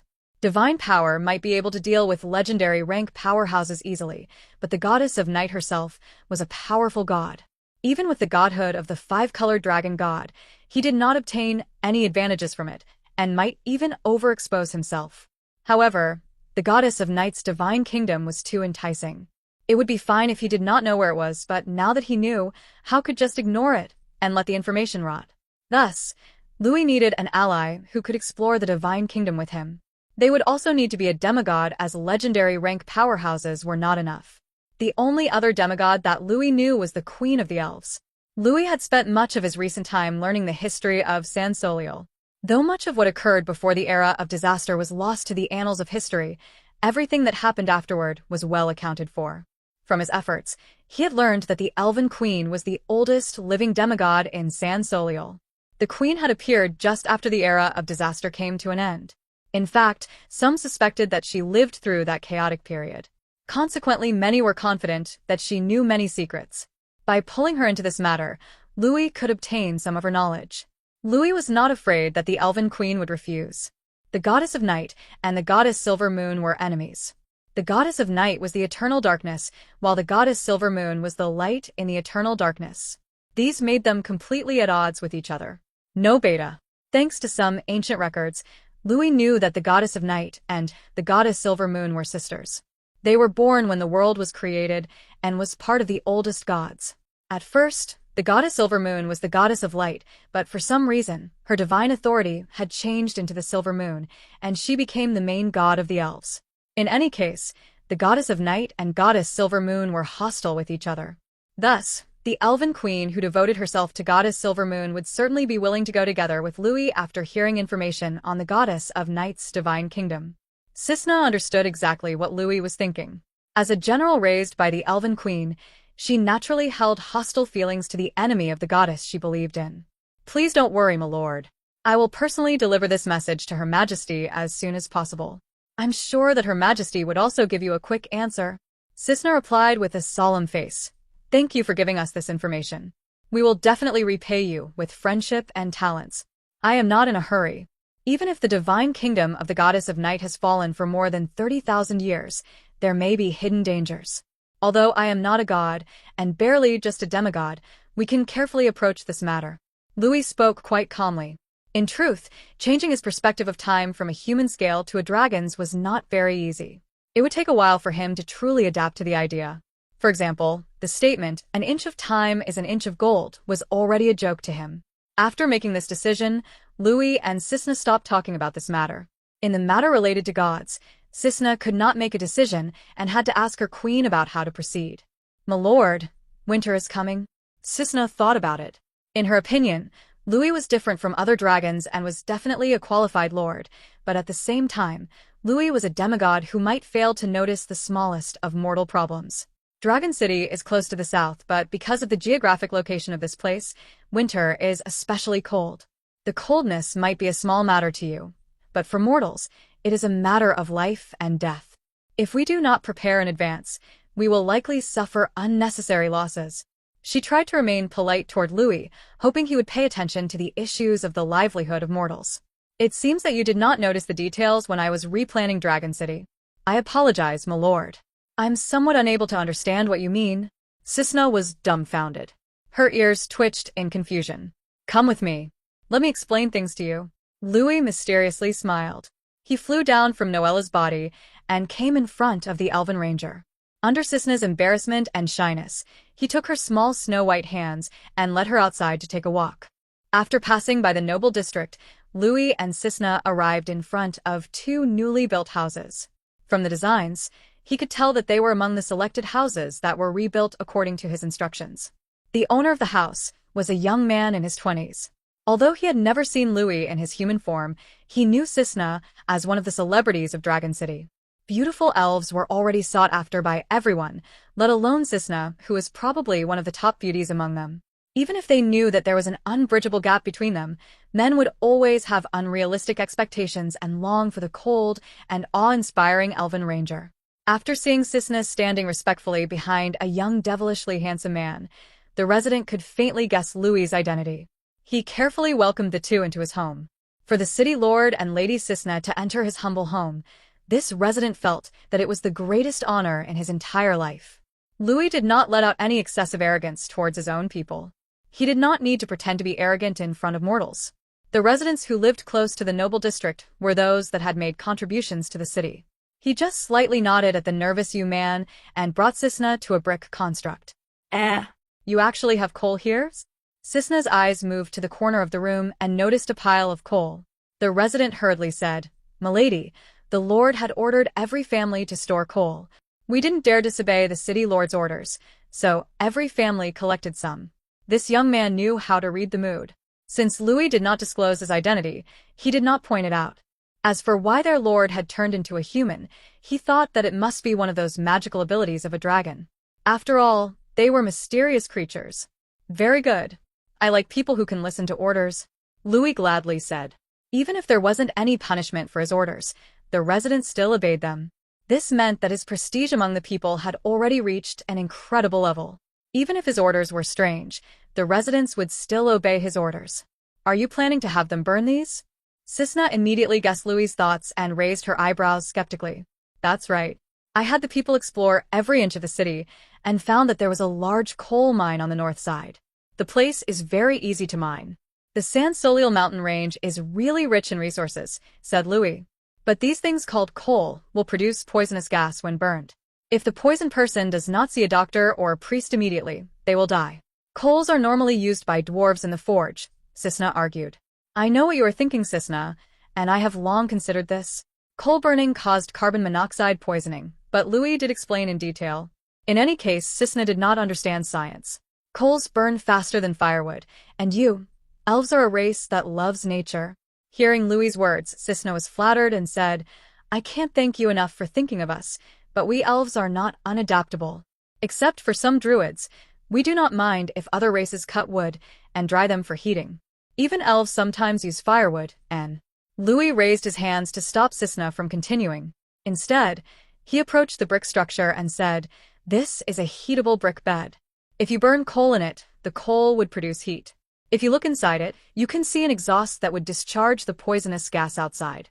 The entire thing is covered in bricks and smoothed with cement. By placing a mat on top, the heat will pass through and warm the person on it. You go call the people who are still at home. Then tell them to throw the coal and light it. Louis casually commanded the young man. The young man moved quickly to call his neighbors. Some men and women in simple shabby outfits came into the house and threw the coals inside the brick bed and lit the fire under Louis's watchful eyes. The fire is burning slowly. Louis frowned. He was dissatisfied with the speed at which the coal burned. He used his hand and cast a spell, causing the fire to spread. The citizens of Dragon City showed fear and reverence. They trembled at the mysterious magical abilities of their lord and felt fear. As the coal burned, Cisna could see that the poisonous gases were indeed being sent out through the exhaust, just as Louis said. The house also gradually warmed up. Sit down for a try. Louis grabbed Cisna's delicate jade-like arm. Sitting on top of the brick bed, Cisna's face was full of surprise. She revealed a look of joy and opened her mouth as she faintly whispered, so comfortable. As her expression became slack, the citizens, regardless of gender, all looked down and blushed. It turns out that you have long planned ahead on how to deal with the cold winter and created such a magical thing. Cisna looked at Louis with admiration.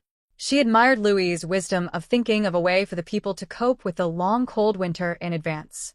It also showed that Louis was paying attention to the people. You really have the wisdom of 100 dragons. Cisna sighed in awe. She was thoroughly convinced and developed a heartfelt admiration. Louis's original city design seemed incredible to Cisna. She never would have thought that there were such hidden secrets in the design. Perhaps there were many other things about the design that she did not know of. Praise the dragon. This is amazing. The house has become warm all of a sudden. And I was wondering what the use of the strange bed was. It turns out to be for winter. The city lord is really as great as a god. The citizens of Dragon City looked at Louis with admiration. They whispered about Louis's wisdom that could even cause the beautiful Cisna to slacken. There were even people whispering a prayer to Louis, allowing him to gather faith. This is just a minor thing that's not worth mentioning. Louis casually waved his hand since this was just a borrowed idea. However, Louis did not blush at all as he accepted the residents' worship. Do you all know how to use it now? He looked at the residents. Yes, my lord. Very good. Then I will give you all a task. Teach everyone you know how to use the heatable brick bed. By the time winter comes, I hope everyone knows how to use it. Yes, my lord. Everyone knelt down respectfully. The cold inside the house had been solved, but everyone will need winter clothes to go out. It's too late to make a large amount of winter clothing right now. It seems we might need to trade with other countries to make up the deficit. Louis murmured. Then, as if he suddenly thought of something, he asked, Cisna, is there any news on the black, sticky liquid that I asked you to look for? Apologize, my lord. I have never heard of that liquid before. Even after searching through the Elven Royal Library, I found nothing. In other words, it does not exist. Perhaps it does not exist in the main continent. As for other realms, I don't know. Cisna said, awkwardly. It's good that it doesn't exist. Louis muttered words that Cisna could not understand. What he asked Cisna to find was naturally oil. Since oil did not exist in the world, it meant that Sensolial would not be able to use the same technology as Earth. The most famous development of technology was the creation of the steam engine, and oil was one of the most important components that could allow it to move. Naturally, there might be some alternative in this world that Louis did not know yet. But Louis believed that Earth was a desert of magic, while Sensolial was a desert of technology. Louis walked back to the noble district with Cisna and approached the cathedral palace. Dragon City's location meant that its residents lived in concentric circles down the slopes. The closer one was to the top, the greater their status. While Louis would not implement any policy as radical as equality for all, he wanted the citizens to feel that they could decide their own living standards with their own hands to an extent. As to whether this development would create a strict class hierarchy and bring corruption and decay, Louis did not need to consider it at the moment. This is truly a magnificent city, my lord. Cisna stood close to the fence atop the peak that overlooked the entire Dragon City. At the foot were layers of densely packed houses. Further away were endless open fields. Behind everything was Sensolial mountain range, blowing refreshing air towards the city. The scene brought a sense of pride inside of Cisna. I could feel the city thriving and full of enthusiasm and energy. I can see that even if the inhabitants were thinly dressed, they are smiling and hopeful for the future. I have been to some human countries, and I've also been to the capital of the Sibylla Empire, but even the capital of the empire is only as vibrant as its developed markets. In many dark corners of the city, people live in dark corners without any expectations of the future. You are perhaps creating one of the most enchanting cities in the main continent. It is unprecedented for the ruler to think of the happiness of the people. Cisna gazed at the busy city beneath her feet and admired it from the bottom of her heart. Dragon City had been open to the public after the construction of the basic infrastructures in Louis's plan. Moreover, it was open to all races, making it common to see the occasional caravans of humans, beast men, and even halflings in the city. But a city ruled by a dragon still made people hesitate. Not all caravans dared to approach the city. The first merchants who approached were those who were bold and daring. Once they returned to their countries and spread the word to other merchants, they would all begin flocking to the city. Dragon City was rich in products, but there were no specialty items. Because of frequent wars and problems with the land, it was not suitable for agriculture. It was more suitable for animal husbandry, but that would not be enough to meet the daily diet of the population. Otherwise, nomads would not have to go plunder and steal. However, the location of Dragon City also gave it great advantages. It was almost at the center of the continent and had access to all other kingdoms in every direction. As a result, Louis had planned for it to be a transit city. He would rely on taxation and trading as a way to develop the economy.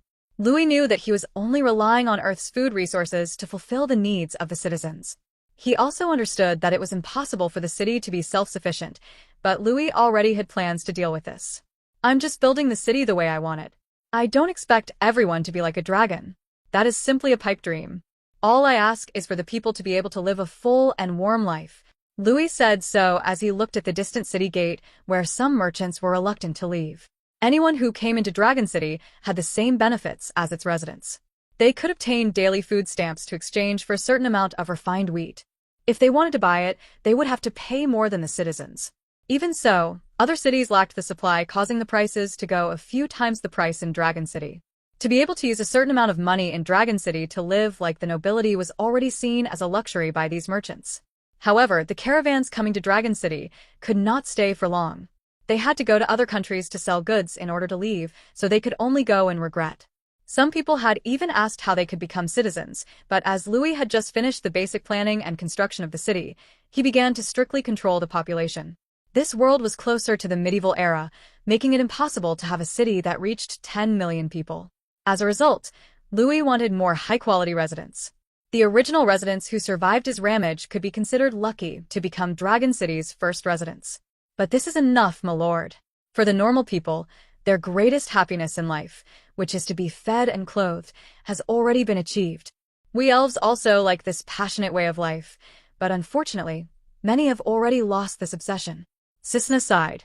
She became gloomy thinking about the situation of the Silver Moon Kingdom. That's because elves live too long. Cisna, having a long lifespan makes the elves less creative and lazy. Your concept of time is different from the people in the main continent, thus there is never a sense of urgency. If only you elves existed on this continent, then the elven civilization would last for an eternity. ROS. But the world isn't that kind. In this world, there are humans, beastmen, and other races that are competing for survival. A human's lifespan is at most 100 years, and for the majority, only 60 years. It is because of this that they desperately want to leave traces of themselves in this world. It is this urgency that provokes them to develop quickly and even cause a large increase in population. The elves cannot compare at all. Louis looked at the elven girl beside him as she contemplated with her head down. Louis began to admire her beauty. The elf's side profile was beautiful. It looked like a perfect sculpture cast by the greatest sculptor. Her skin was incredibly smooth and delicate. Her smooth emerald hair complements her delicate features, creating a nature-like beauty.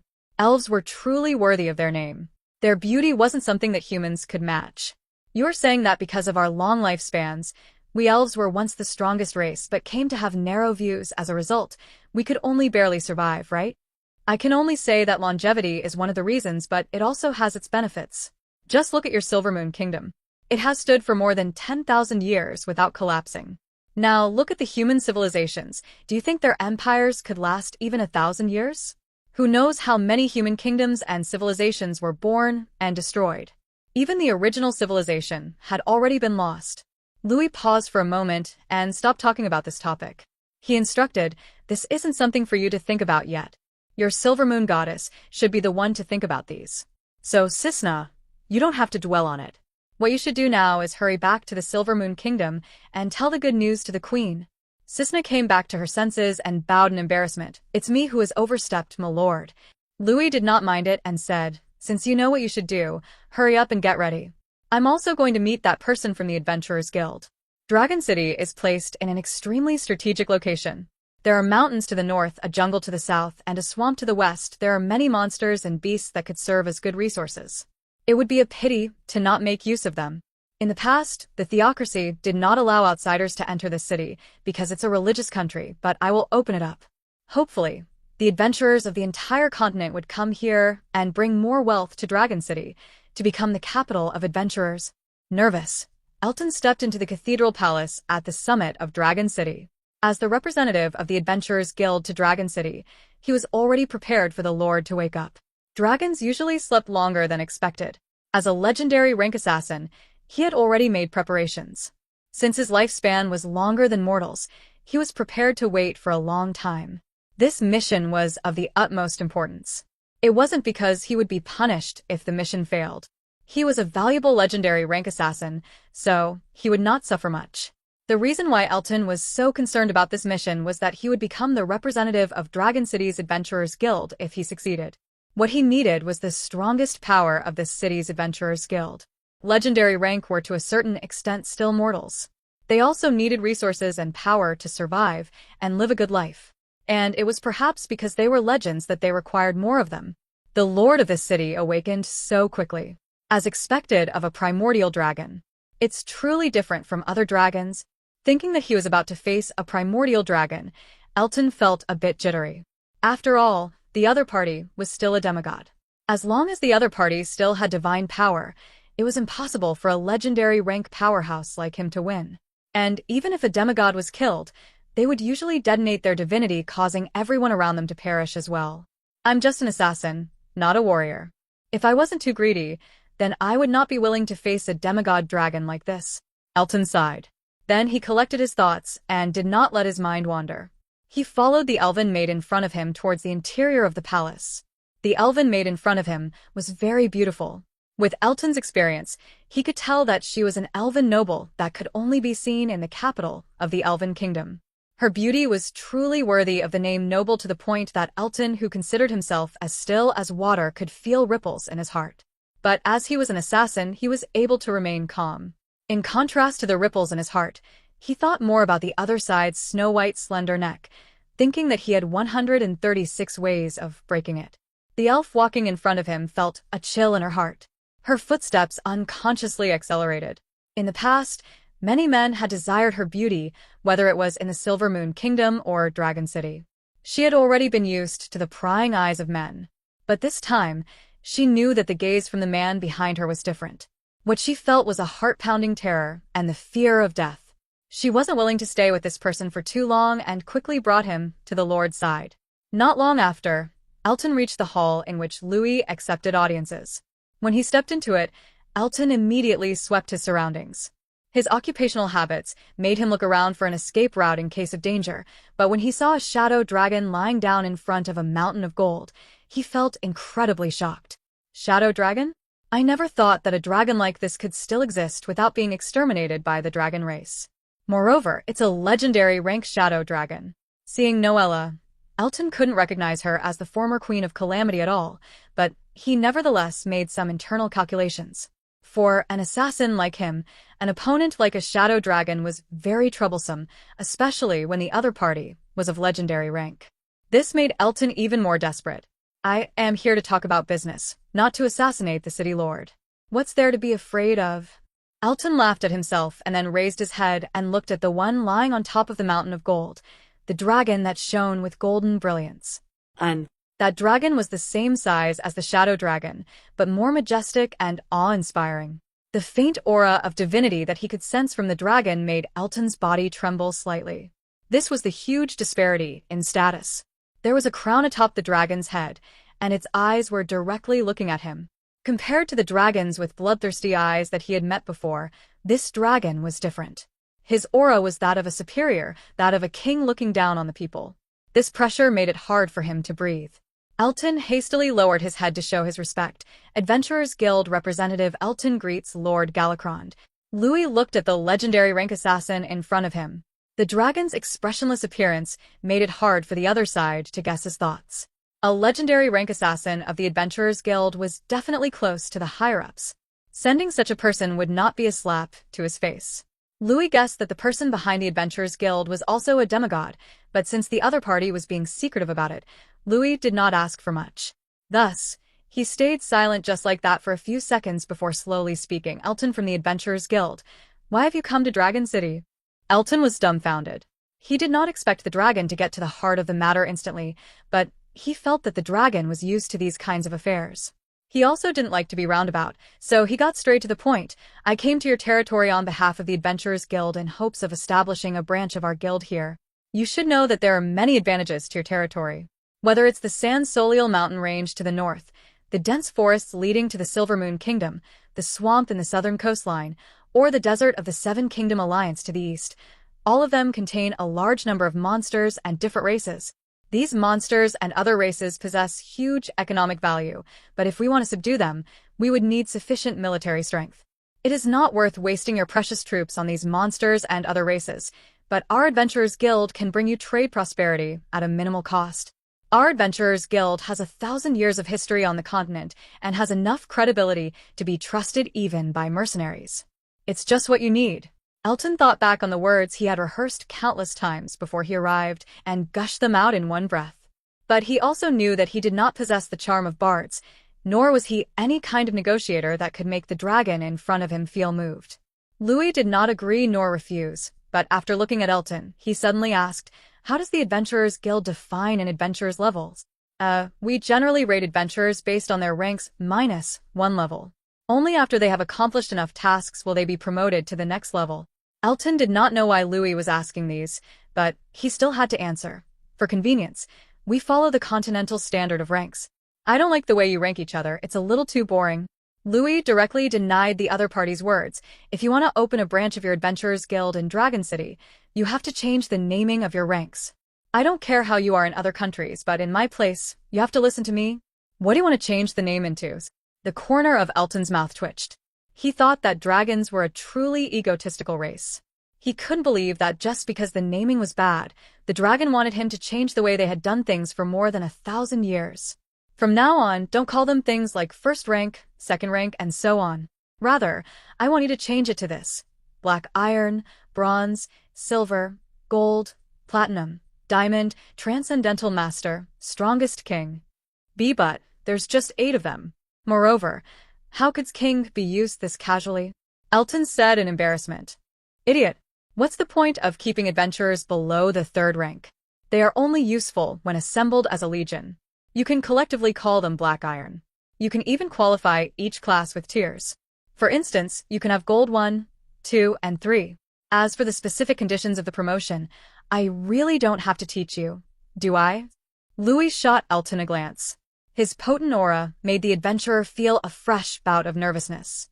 However, he felt that the changed naming was a lot more imposing. At least compared to the original naming system, it made people feel loftier. Since this was the Dragon Lord's request, he did not disagree. He was afraid that if he did, his idea of establishing a branch in Dragon City would not be realized. "Oh, then I shall do as you asked, sire. I will let the Adventurers Guild headquarters work out the details when I return." After exhaling, Elton hurriedly answered in order to get what he wanted. "As for the king problem that you mentioned, since it's not a good name to use casually, let's just omit it. Once couldn't bear the title of king lightly. Unless the adventurer was a demigod, using the epithet would only invite ridicule. But how could a demigod join an organization like the Adventurers Guild? While the gods had disappeared, most major organizations were being managed by demigods. An example of this was the demigod Elven Queen who had been ruling the Silver Moon Kingdom for nearly 10,000 years. The reason why Louis wanted the Adventurers Guild to change their naming was to let his presence influence and remain in the world. He would use the most common methods to change the details of the world. Louis's goal was to become a god, and gods needed to have the power to influence mortals, to be able to change things at will and shape history.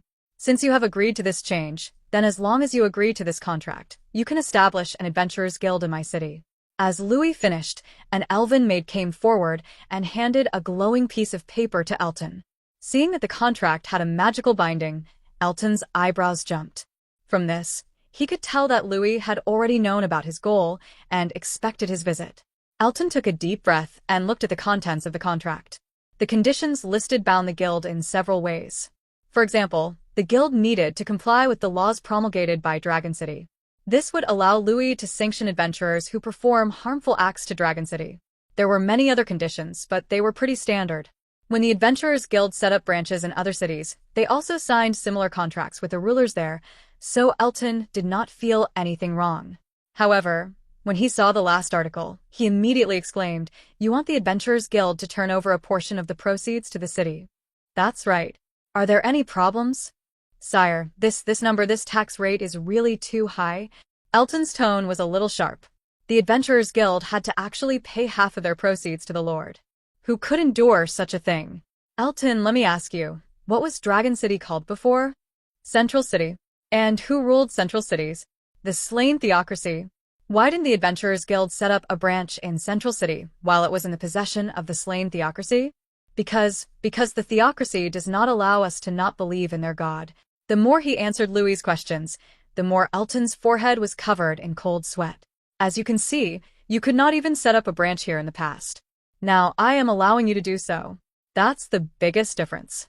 Moreover, it's not income that I want you to pay in, but a percentage of your profits, to be specific your net profits after subtracting various costs. This is like getting only 30% of your profits for nothing. You should be glad." Ari Thailand bought Epsilon.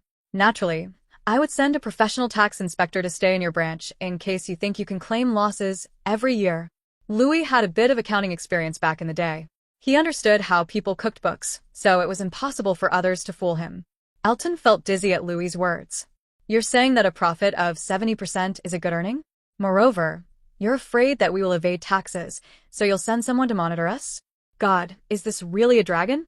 To even use such methods." Even Noella was looking at Louis with a dumbfounded expression. Although dragons were greedy for wealth, this was the first time she had seen a dragon using a rightful explanation for his exploitation. He really is a monster among dragons. "Yup, just like me," Noella thought. "Elton, if you agree, you can sign the contract. Or perhaps you don't have the authority to agree to this contract and need to ask permission from above." Louis grinned excitedly.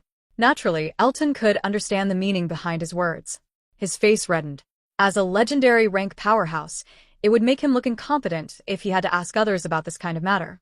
He gritted his teeth and nodded. "Okay. I will sign this agreement." Speaking thusly, he signed his name with a quill handed to him by the elven maid. "Very well. Since you have signed this contract, you are now a partner of Dragon City.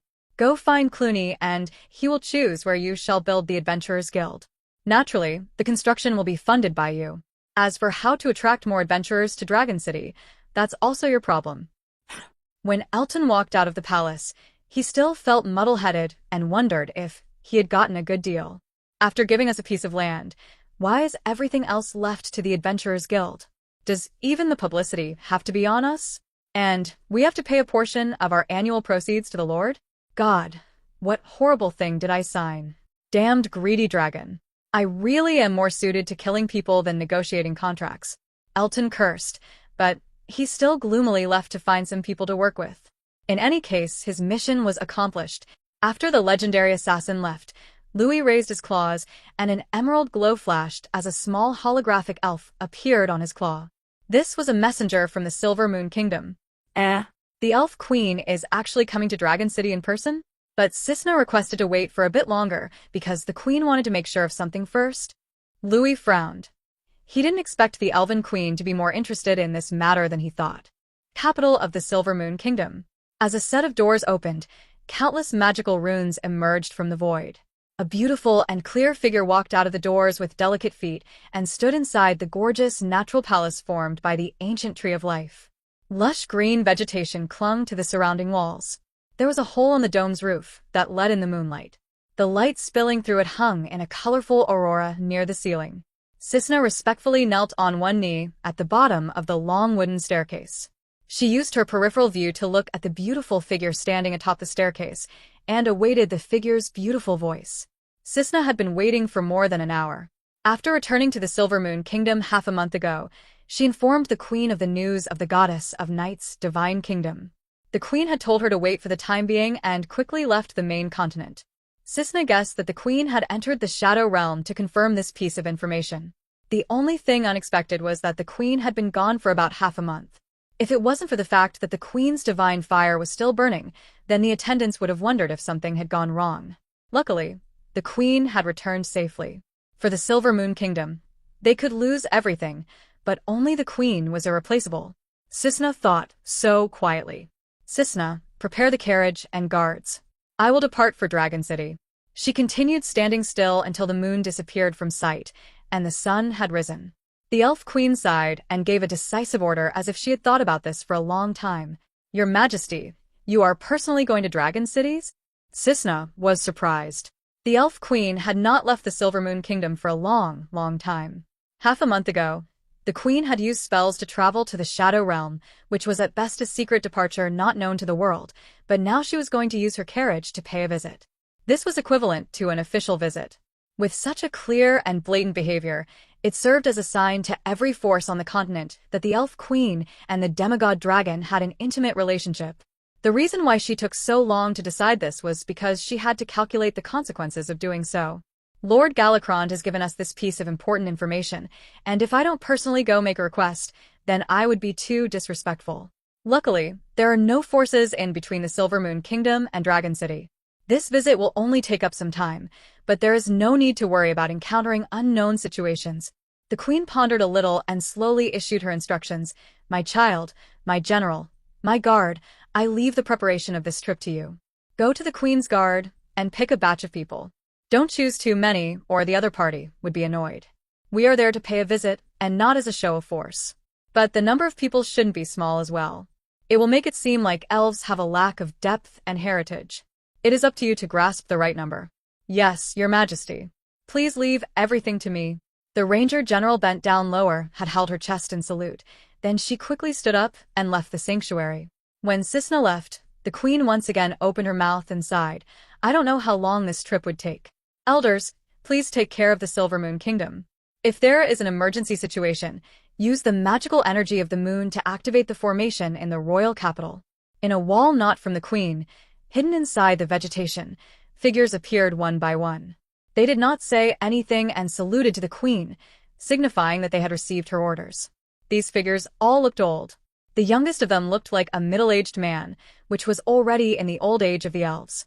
These people were the 10,000-year heritage of the Silver Moon Kingdom.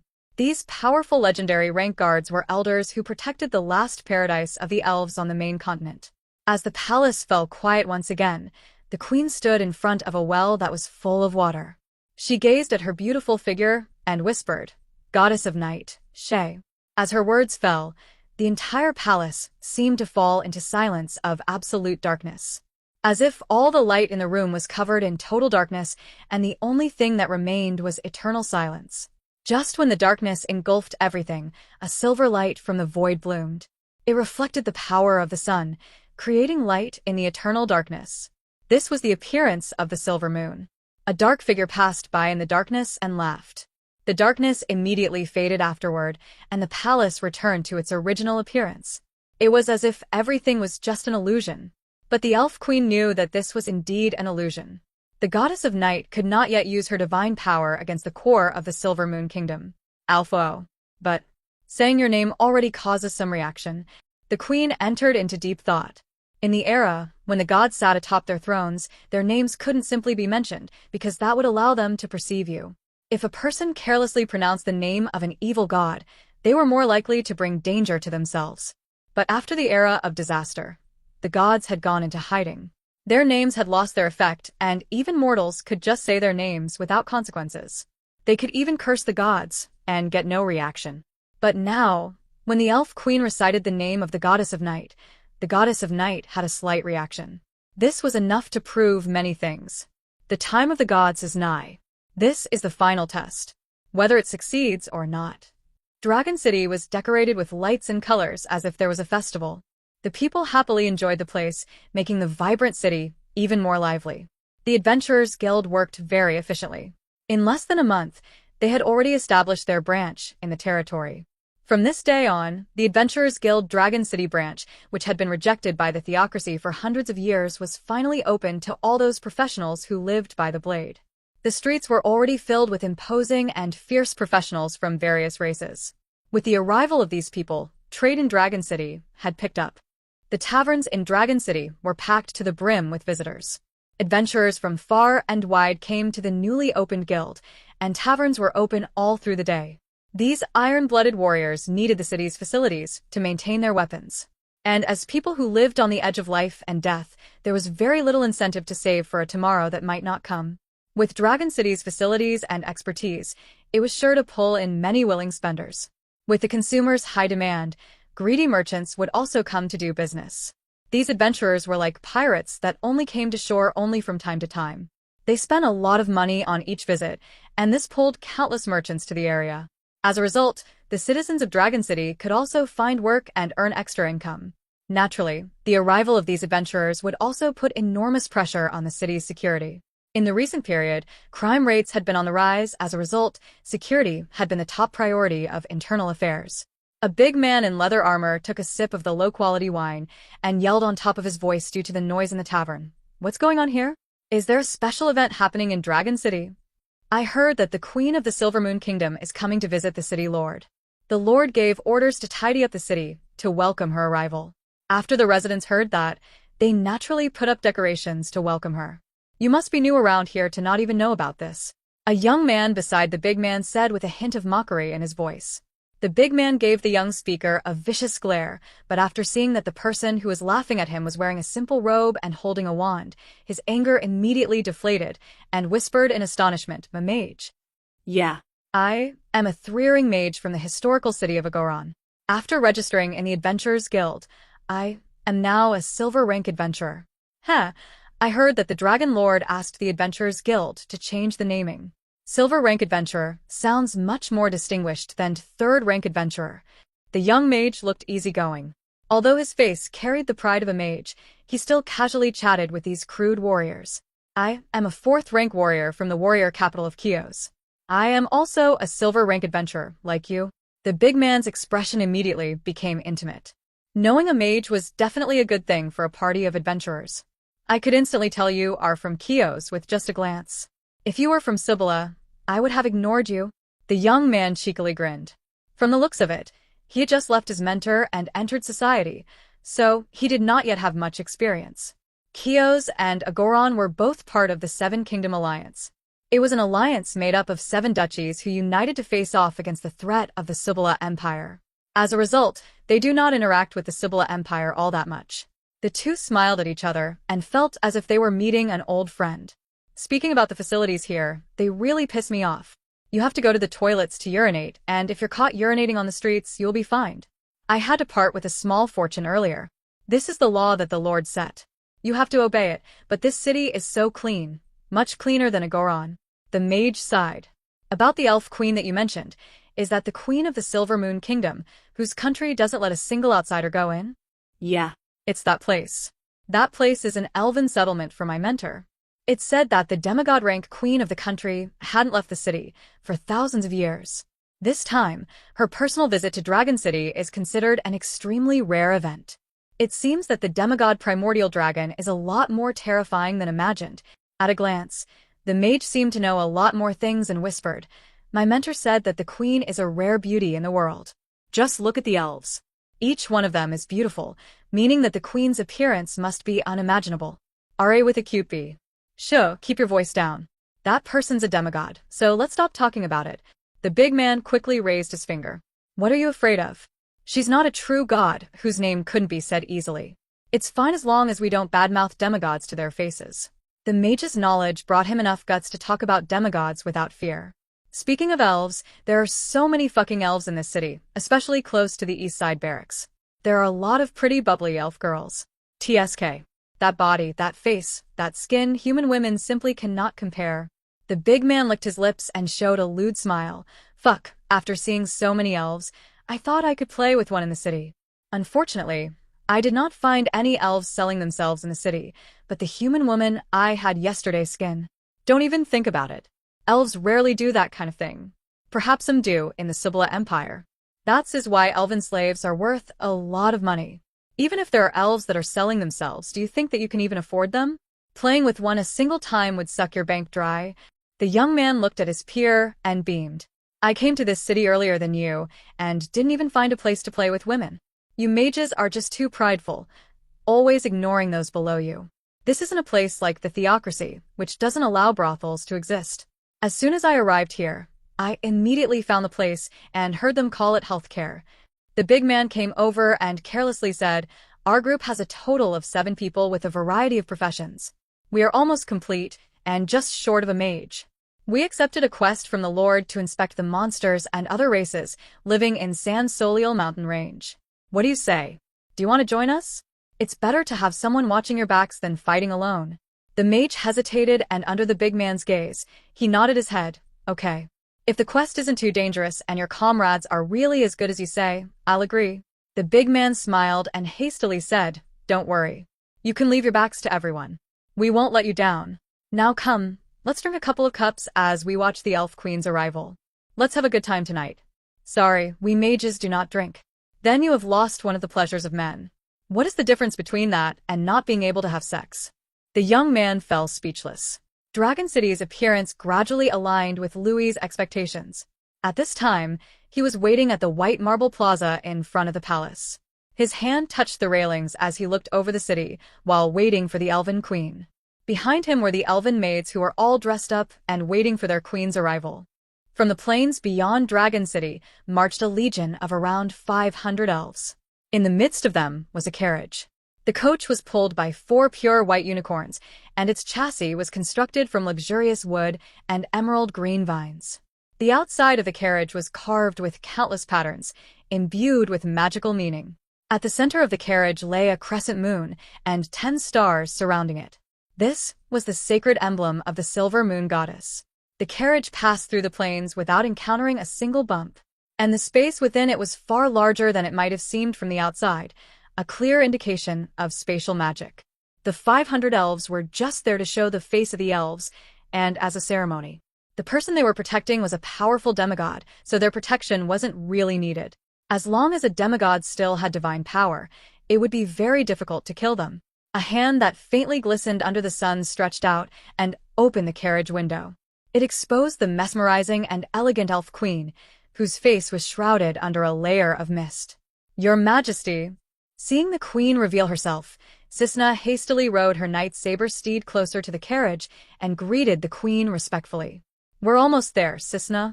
The queen spoke in a clear, refreshing voice. Yes, Your Majesty. There is at most an hour before we arrive at Dragon City. Cisna did not expect that it would take her an entire month during this trip before returning to Dragon City. She felt a bit nostalgic. What a spectacular city built on a mountain. It's completely different from our style. The queen looked afar at the snow-capped peaks of the mountains and the huge city built on its side. The city looked white from a distance, as if it was carved out from white jade. This was one of the characteristics of the stone mined near Dragon City. The exterior of the rock was as white as alabaster. Looking at it from afar made it seem like the kingdom of a god in the former heavenly mountains. As she thought about this, her mind wandered a bit to her memories of the past. When Dragon City had been ruled by the theocracy, which mainly believed in the goddess of morning and the god of war, they had created the city into the same style as the goddess of morning's former divine kingdom, which was located in the heavenly mountain of the outer realms. Although human life was short, humanity was an incredible race. The humans, gods, and goddesses were the strongest in the world of Sansolial, but they also had lots of infighting, the same as their patron race. As a result, saying this, the queen closed her mouth again, as if she was feeling it. Cisna listened silently. Although she was curious about what the queen said about the gods, she did not dare ask. After a few moments of silence, the queen spoke again. Although the beastmen's divine system, the dwarf's divine system, and the elves' divine system wasn't as strong as the humans' divine system, they are much more united as a race due to their lack of strength. In the past, we elves also had several gods, but after the era of disaster, only Lady Silver Moon remained. She would even try her hardest to answer the prayers of her believers.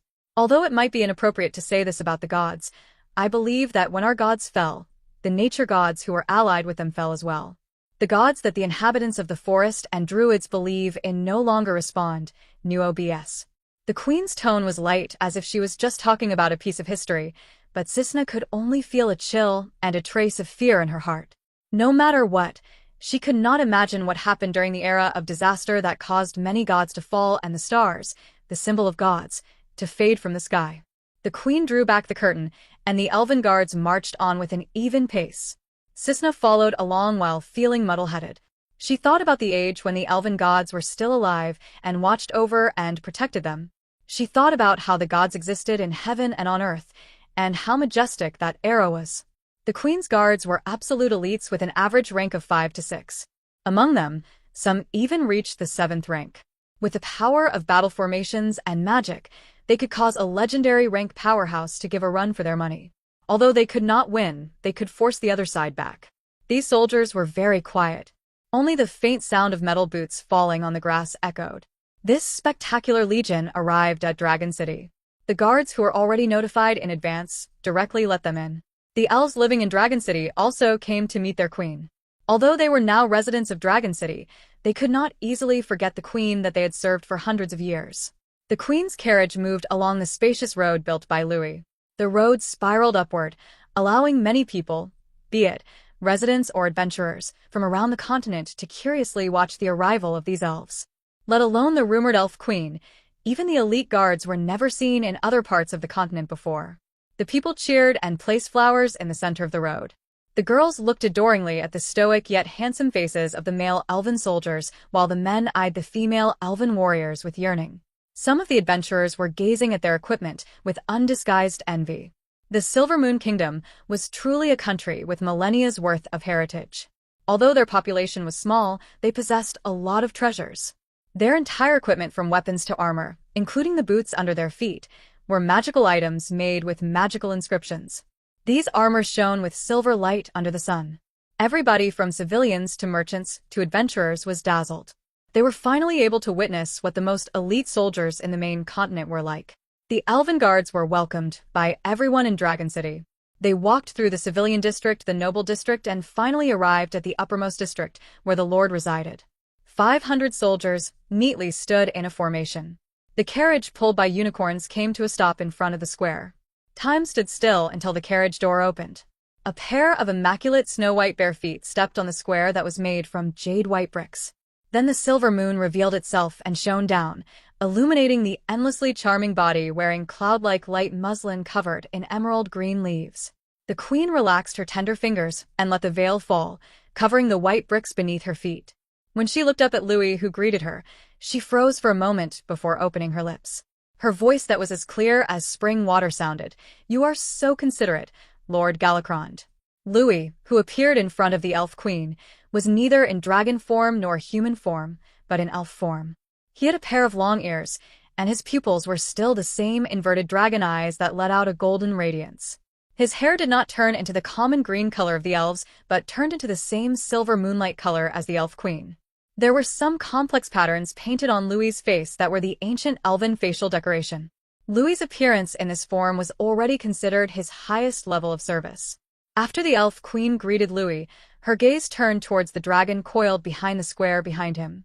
Although her face was shrouded with the mystical mist, anyone could feel that she was smiling. "Miss Noella, I'm happy to be able to see you again after 1,000 years. The queen was polite. No matter who met her, she would always be gentle towards them. Anyone could feel the gap in nobility when they face her, but they would also be attracted to her regardless of class and rank. Humph. We meet again, your majesty." Noella raised her head and snorted. She did not have any ill will towards the elf queen, but it did not mean she had good feelings either. The two of them did not really know each other well. But in the past, Noella had once been curious about the Silvermoon Kingdom, so she sneaked inside, but was later found out by the queen and was driven out. As a proud dragon, she naturally had a bit of a grudge, but because she understood that sneaking in was unreasonable, she did not think of taking revenge.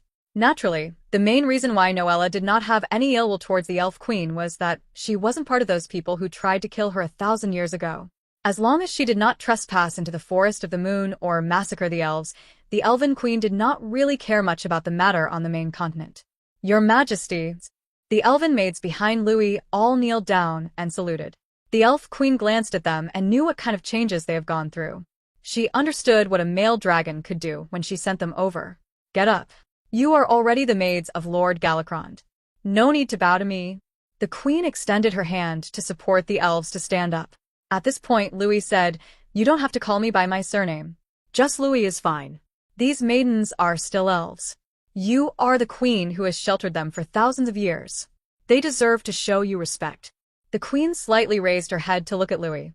From her body, Louis could feel an emotion of surprise. The queen was truly surprised. Although there was brief contact between the two of them when they first met, there was no contact after that. The connection between Louis and the elves relied on Cisna to be the middleman. Everything the queen knew about Louis came from Cisna. "Cisna is indeed correct. You are an unusual dragon." The elf queen sighed. She felt that most of the dragons were so prideful that others felt tired dealing with them. When dragons communicated, they were always angry. As a result, people had to be careful not to annoy them. If a dragon became a demigod, there was no doubt that their arrogance would break through the sky. Although the queen could detect the pride buried deep within Louis's bones, Louis's outward performance would make others doubt that he was a dragon. This was especially when Louis was in the form of an elf. The queen could only feel that his aura was now like an arrogant elf. "These are the people who help me manage the city. I won't introduce them anymore. Standing here is a bit inappropriate. Why don't we go inside and have a long talk, your majesty?" Louis casually pointed at Lisper, Marches, and the others, but did not even go over their names. The reason for that was that Louis understood that the queen was a demigod. She might seem friendly, but she still possesses an instinctive disdain over mortals. Other than Louis, who is a demigod like her, only Noella could make the queen look at her as the dragon who destroyed many countries 1,000 years ago. "Alpha Epsilon. Stay on guard here." The queen raised her hand and ordered the 500 guards who followed her to guard the outside of the palace. She and Louis walked side by side and entered the palace together. Other than the elven maids, everyone else was left outside. Cisna also remained standing outside in a disciplined manner. She knew that the reason the queen came here was to discuss important things with Lord Galacrond. Under the situation where she wasn't allowed, she tried not to disturb. The others also stayed passive. As the two demigods discussed matters, it was not in their place as mortals to make any guesses. Only Noella felt some dissatisfaction. With the arrival of the elf queen, her sleeping space had been occupied. She unhappily lay on the ground and closed her eyes. Although she could not sleep on a mountain of gold, the white jade cast on the square was sufficient. The 500 elite elves brought by the queen straightened their bodies without saying a word. The guards of the Dragon City also stood guard to prevent anyone from disturbing the demigod's conversation.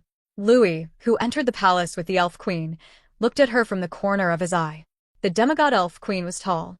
According to Earth's measurement, she was more than 5 feet tall, which was already close to the average male height in San Soliel. She wore a semi-transparent light muslin that hid her infinitely beautiful and delicate body. Her snow-white legs moved step by step, carrying a deadly charm with every swing. Her slender waist was tightened by silver-white ribbons. Although her face was covered in mist, that kind of hazy beauty was more confusing to the heartstrings. Her entire person emitted a dreamlike divine aura that could make all people desire her. She was a beautiful woman that could only be described as a goddess.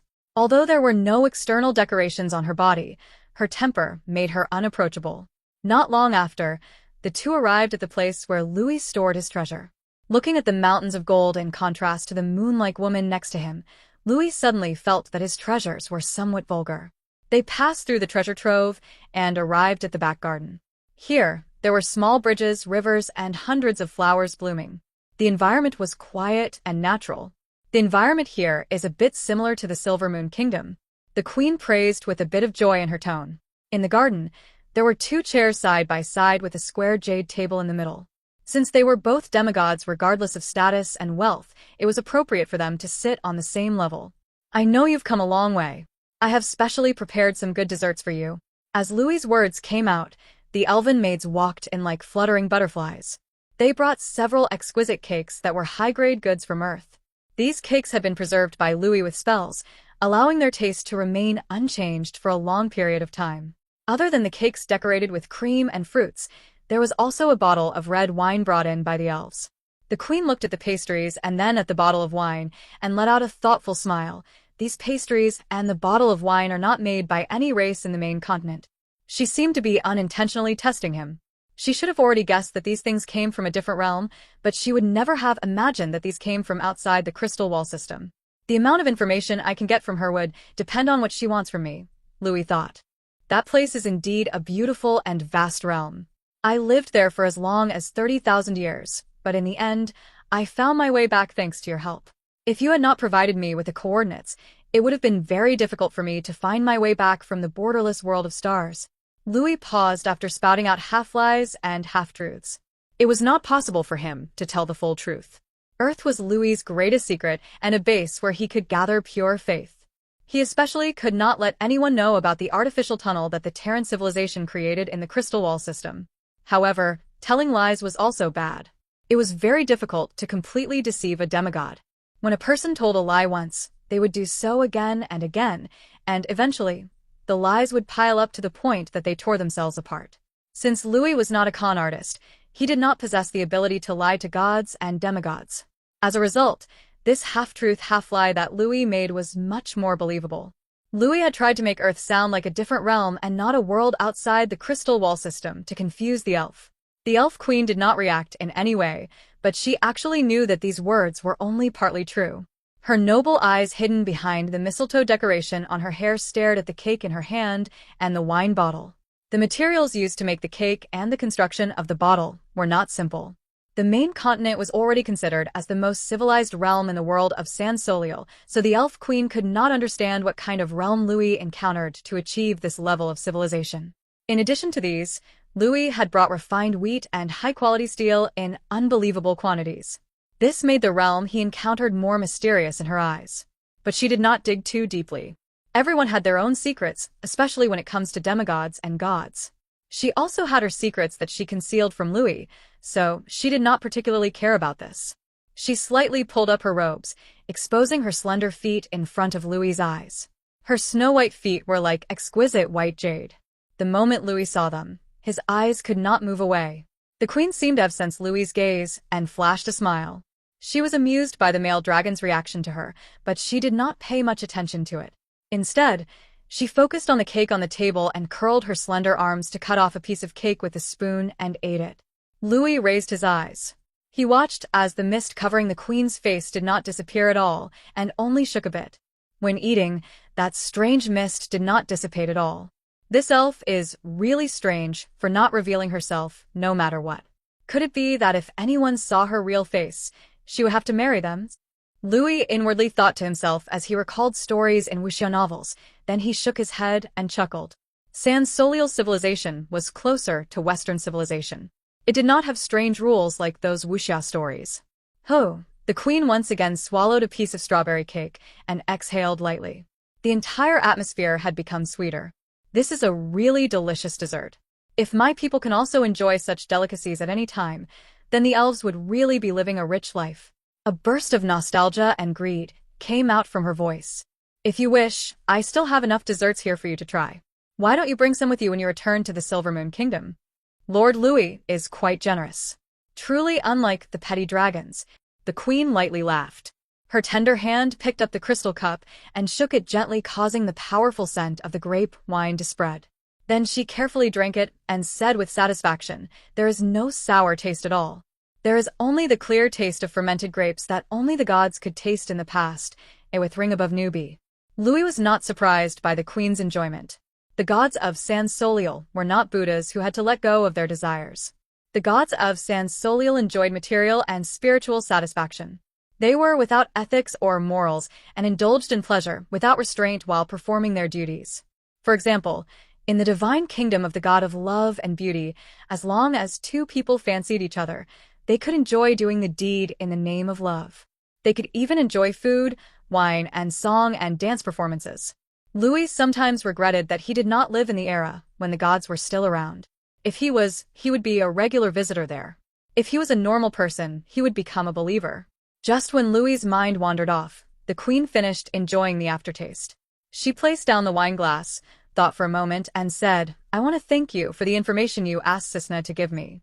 The information about the goddess of night's divine kingdom is very important to me. It's here." Louis quickly collected his thoughts and knew that the queen was about to get down to business. "This information was something that the red dragon told me. I didn't go confirm it myself, but I thought that it might be useful to you, so I asked Cisna to pass it on," Louis said with a broad smile as he played with a wine glass. "I went to the Shadow Realm and spent half a month to determine the authenticity of this information and found the divine kingdom of the goddess of night.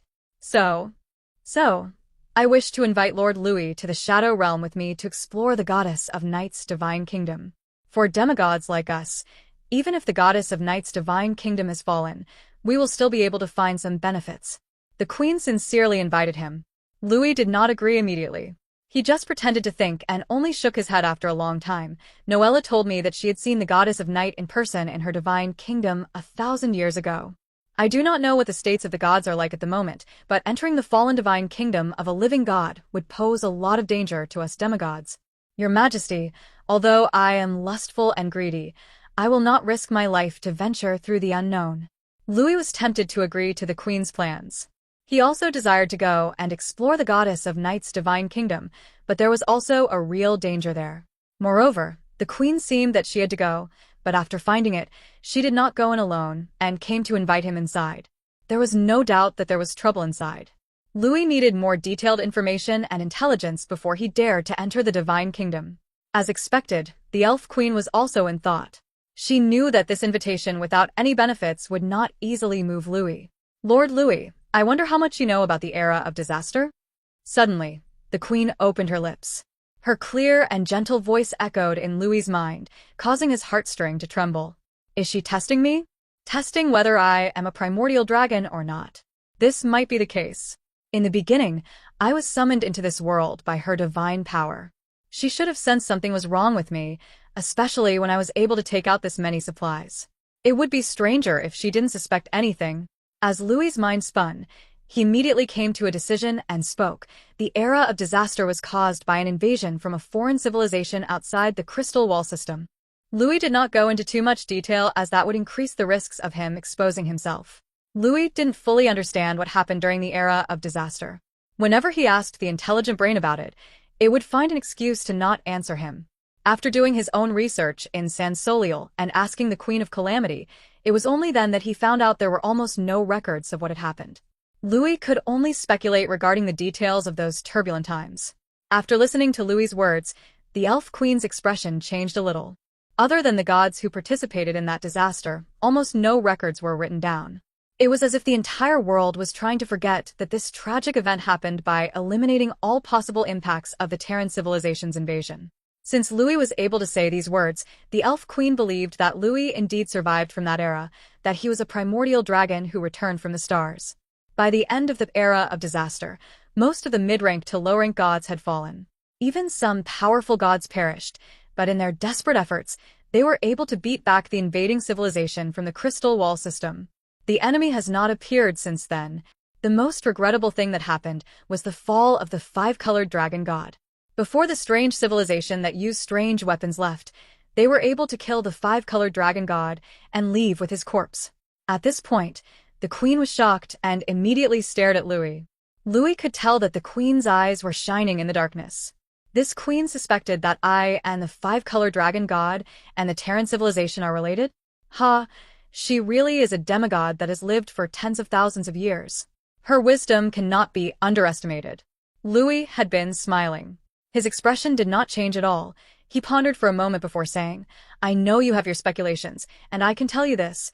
I am indeed related to the mighty five-colored dragon god, but I have no relationship with those invaders from outside the crystal wall system. Louis thought for a little. He felt that it would be better to throw out the name of the progenitor of dragons to make the queen trust him.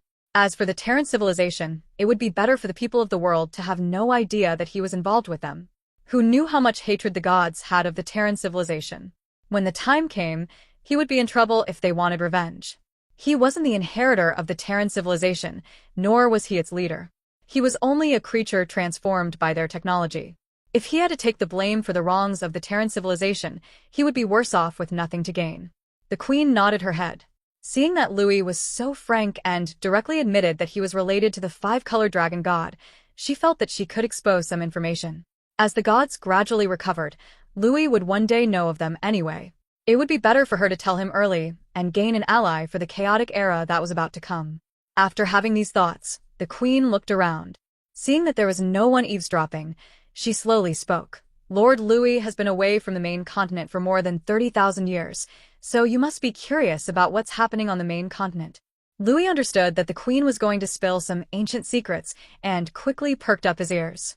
You may be asking why no new god has appeared in the main continent. Louis's inverted pupils shrunk, and he nodded. I have indeed been wondering about that. It has already been tens of thousands of years after the era of disaster.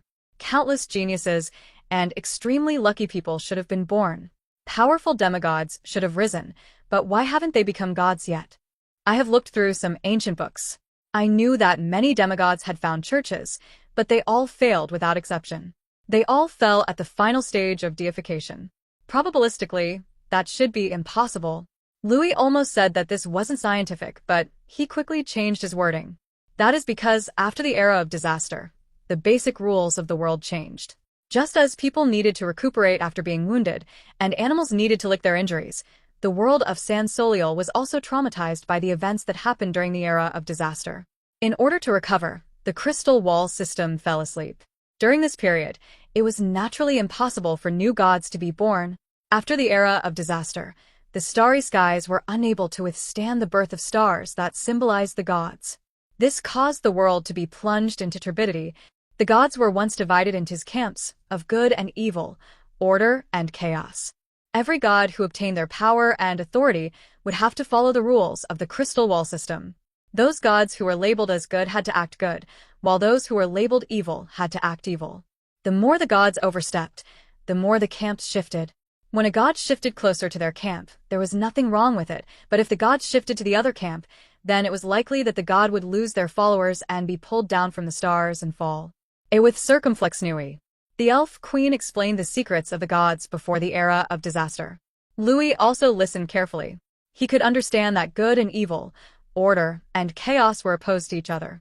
It seemed that the gods of San Soliel were quite restricted in the scope of their behaviors. Their actions not only had to conform with their own camp, but also had to be in line with their own divine authority. Was it the gods who harnessed the power of the divine authority, or was it the divine authority that controlled the gods? This question was a bit hard to answer. But even I do not need to comply with those rules during that era. With the faith from Earth, even if I am not considered a god in the world of San Soliel, I would still be a foreign god. But my dragon god's godhood would have to follow these rules. Louis thought. With these rules, it was impossible for the god of war and the goddess of love to become allies. It could even be said that the two were enemies, but after the era of disaster, everything turned to chaos. All the restrictions of the gods had disappeared. It was only then that the god of war and the goddess of love entered into a temporary alliance to restore peace. The goddess of darkness also joined in, as well as the goddess of morning. The result of this alliance brought forth the theocracy that we know today. However, in a world where the gods don't exist, the teachings of the two goddesses, namely the goddess of night and goddess of love, weren't suitable for the common people and the various countries. As a result, their followers inside the theocracy are sparse. As for the god of war and goddess of mourning, I am not too certain. The queen's bell-like voice echoed in Louis's mind. This cleared a fog inside his brain, showing him what happened 30,000 years ago before the gods disappeared from the world. Louis felt that he himself would soon know the secrets of this era and the gods so that he could occupy a place in the upcoming era of chaos. Louis listened quietly and waited for the elf queen to answer his questions for him. After the Great Destruction, the gods all knew that they would fall into a deep slumber, but they did not know whether they would be able to wake up again. This worried even the mightiest of them. Although gods are powerful, they need faith to maintain their statuses. The gods could not predict how long the crystal wall system would take to repair itself. It might be in 1,000 years, or it could be eons. If the world was restored but no one had any faith in the gods, then the gods would fall from the stars, causing a great decay in the astral realm. It was just at that time from the heavenly mountains to the realm of bliss, from the bottomless abyss to the 9 hells of Bodor, from the endless wilderness to the mechanical realm, from the main continent to the inner elemental plane, only 10% of the living beings survived. The gods weren't able to do anything in a short period of time. They could only leave behind some insurance and fall into a deep sleep. With the gods slumbering, the connections between the realms weakened. Every living creature went into rest and recuperation, and 30,000 years had passed since then. In the current era, the goddess of mourning and the god of war have the best luck. The seeds that they left behind had become the present-day theocracy, which provided them ample faith. The goddess of night and goddess of love had the worst luck. Although they entered an alliance, they did not get many benefits due to a difference in doctrine. The elf queen's words made Louis feel a sense of enlightenment. He immediately gained a deeper understanding of the world of Sansoliel. If the world of Sansoliel was compared to a human being, then the invasion of the Terran civilization was likened to a virus attack. It would cause great damage to a person. Although the virus was solved by the efforts of the gods who could be considered as the defense system, ultimately the body had been gravely injured and needed to rest to recover. Although the gods were powerful, their existence in the world took up a lot of resources and energy. So when the world repaired itself, the gods would also fall asleep. As a result, no new gods could be born due to the huge burden it would place on the world. Thinking of this, Louis felt sorry for the countless geniuses and talents that had fallen over the past 30,000 years. Those demigods thought that they had encountered the best era to become gods with no god to stop them. They were even free to choose which divine authority they wanted without thinking about the gods who possessed the same authority. Unbeknownst to them, they were actually living in the worst of times, because no matter how hard they tried, they wouldn't be able to become gods since the rules of the world had changed. Louis did not interrupt and continued to listen to the elf queen's speech. The elf queen paused for a moment and lifted the crystal cup with her delicate fingers. After taking 2 mouthfuls of the ruby-colored liquid and moistening her throat, she continued, "I'm sure you've noticed that after 30,000 years, the world has nearly recovered. The connection between the realms is returning. Ancient beings and gods have now begun to show their presence in various ways. I have been to the abyss and hell before to see that the number of demons and devils is rapidly growing. Although it could not compare to the era before the era of disaster, the evil souls from the Styx River are beginning to infest the abyss and become demons on a large scale. You've been gone from the main continent for 30,000 years. You may be uninformed about the situation on the main continent. In fact, the theocracy has been unable to receive any response from their gods, and only in the recent centuries were they able to obtain some partial answers through prayers. As a result, they were given divine magic. This caused the overall power of the theocracy to increase in recent years. Before that, the human world had always been in turmoil, with constant wars. Louis thought deeply about all that the elf queen said. This elven demigod, who has lived for more than 10,000 years, can be called a living history. She has stayed in the Silver Moon Kingdom, watching the development of the world with cold eyes. As long as no one launched an invasion against the elves, she would not intervene in the many conflicts and wars that happened on the main continent.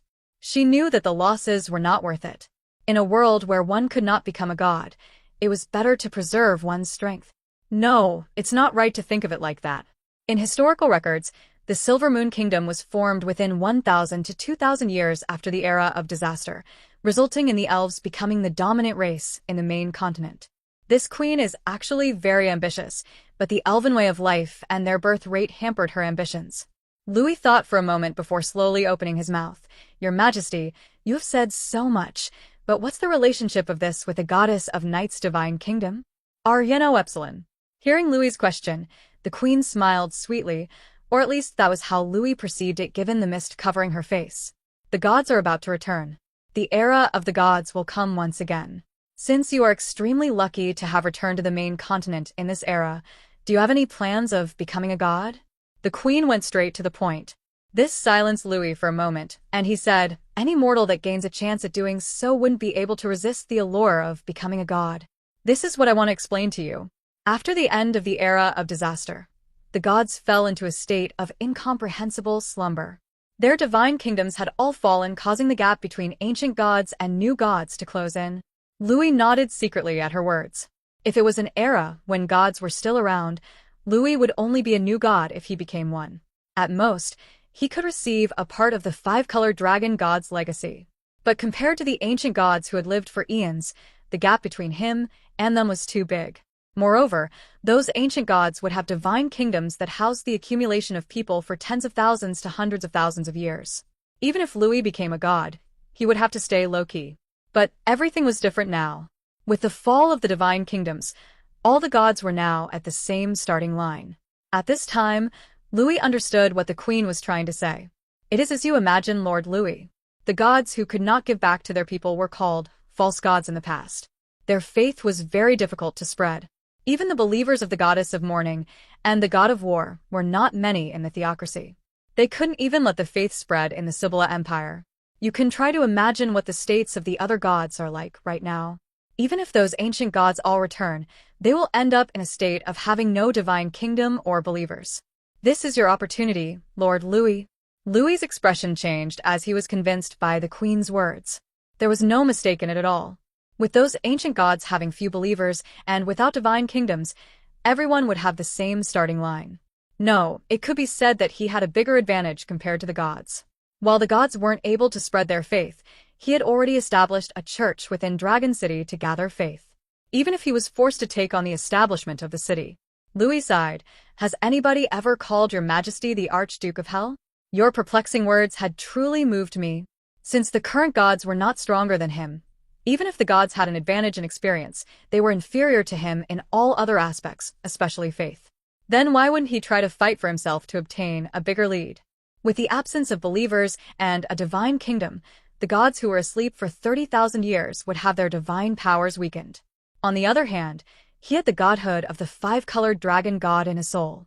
There was nothing for him to be afraid of, so now was the best time to take some resources. But Louis was also a bit apprehensive. The elf queen seemed to know a little too much. She was like a god who could see everything. In the end, what was her actual identity? Could she be the Silver Moon goddess incarnation? That shouldn't be the case.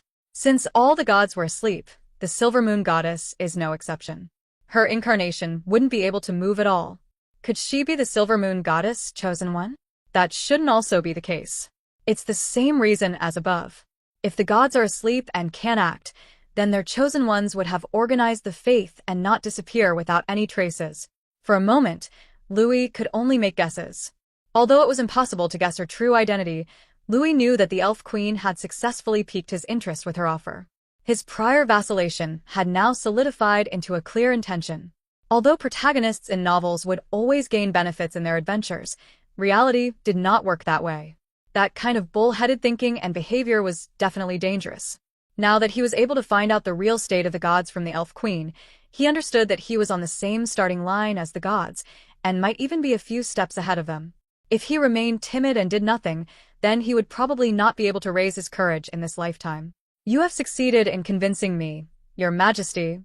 Louis played with a crystal cup in his hand and raised it to the queen. As a dragon who aspires to be a god, it would be too cowardly of me to hesitate in this situation. But I require a few days' wait in the interest of preparations. Louis ran some calculations silently in his head. Because he had divinity, he could convert faith into divine power. Although the conversion rate was bad and could not reach the level of gods, it was enough for demigod-level combat. It must be known that the power of gods was never expressed in combat, but in the incredible miracles that they could create. Their extraordinary powers could do many unimaginable things. For example, the topography could change with just a word. They could also change the rules of the world such that only physical combat could be performed. Louis would have no way of dealing with this, since he was not yet a real god. The rules of this world did not allow the emergence of gods yet. Louis secretly calculated based on his accumulation rate of divine power after 2 months. If he wanted to fill up the godhood in a short period of time, it was an impossible thing to do, but the amount should be enough for him to be able to face off against a demigod. In any case, even if the gods are gradually waking up, they aren't their original selves anymore. Under the situation where everyone is at the demigod level and does not have much divine power, I do not need to fear anything. Although the gods were powerful and the speed at which they converted faith was much faster, they were no longer the same. There would be a limit to their conversion rates, as they had already lost most of their believers. In the absence of faith, having a high conversion rate was useless. It was like an advanced car engine without any gasoline to start it up. Louis had been spreading his faith in Dragon City. Although these beliefs were too scattered due to the momentary lack of proper organization, constructing a church would solve this problem in the long run. In terms of the total amount of faith that could be gathered, Louis should have surpassed most of the gods that hadn't awakened yet. The only ones Louis had to stay alert for would be the god of war and goddess of mourning. These two gods had been lucky to have the support of the faith from the people of the theocracy. When facing them, Louis had to be extra careful. That is natural, but how long would it take for you to prepare? The elf queen knew that even if the goddess of night's situation was in bad shape, there was still a certain level of preparation necessary to face it. Louis's request was quite reasonable. Half a month should be enough.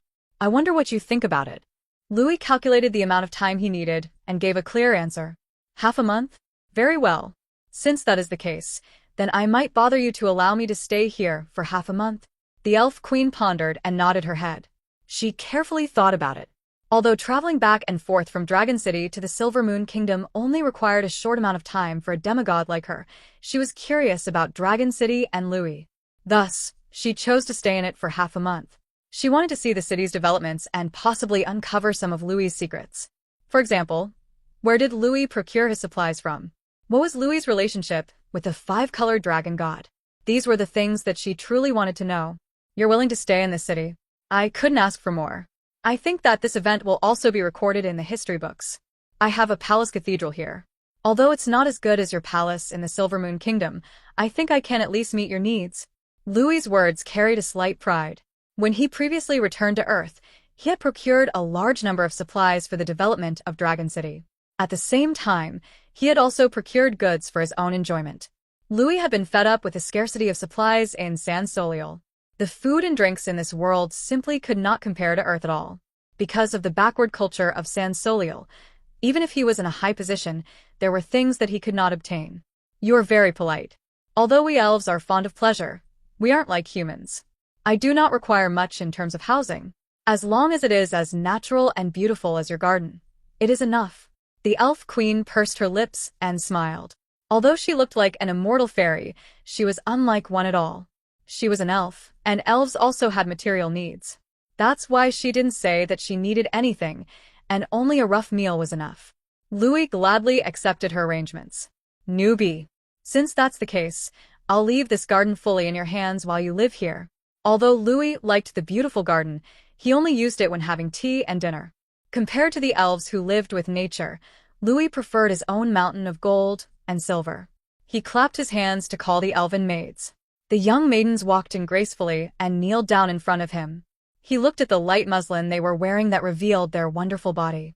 His eyes flashed with regret, but still gave his orders.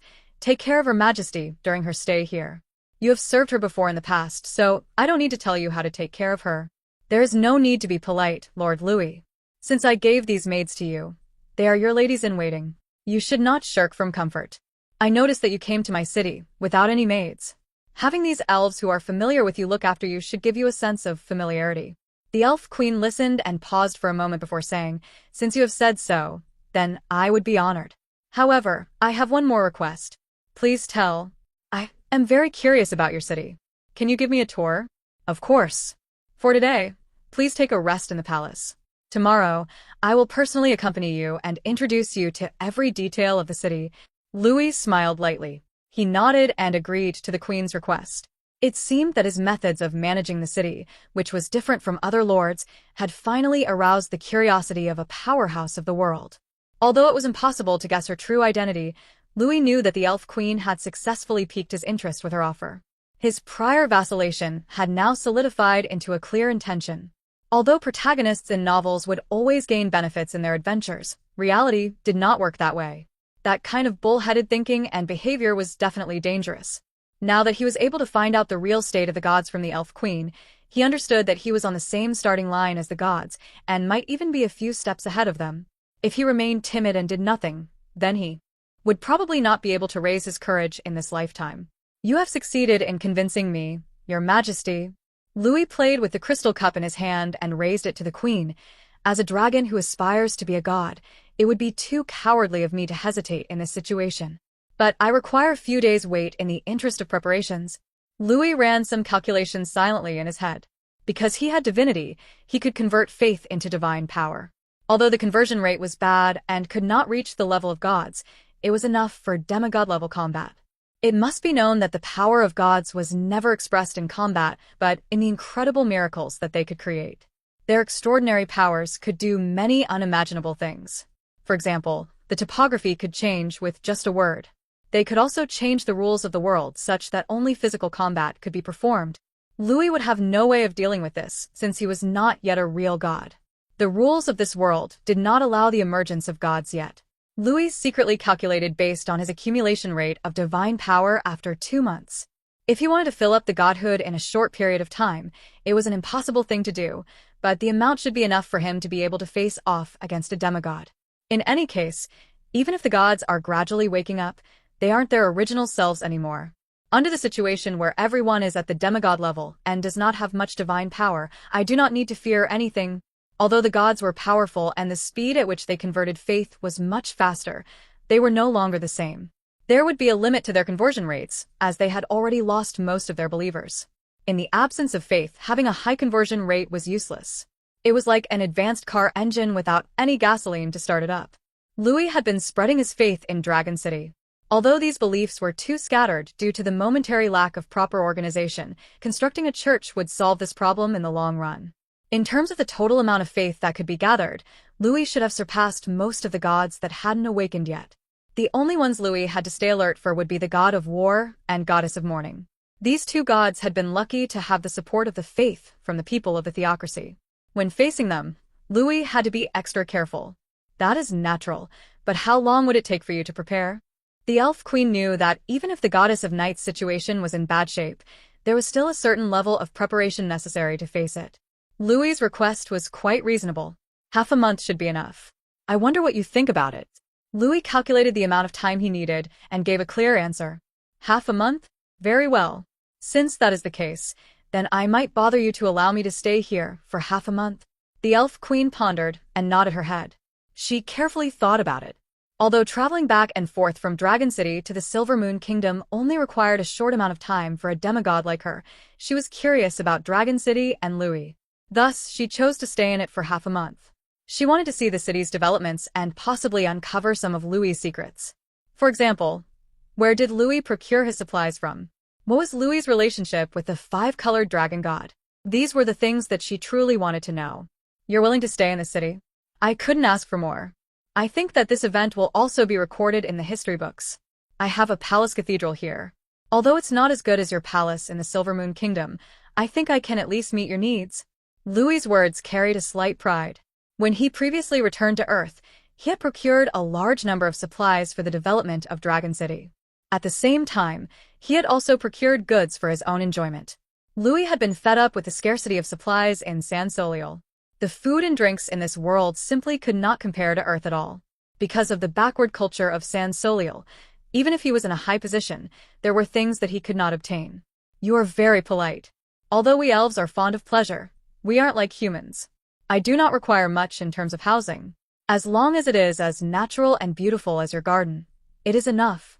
The elf queen pursed her lips and smiled.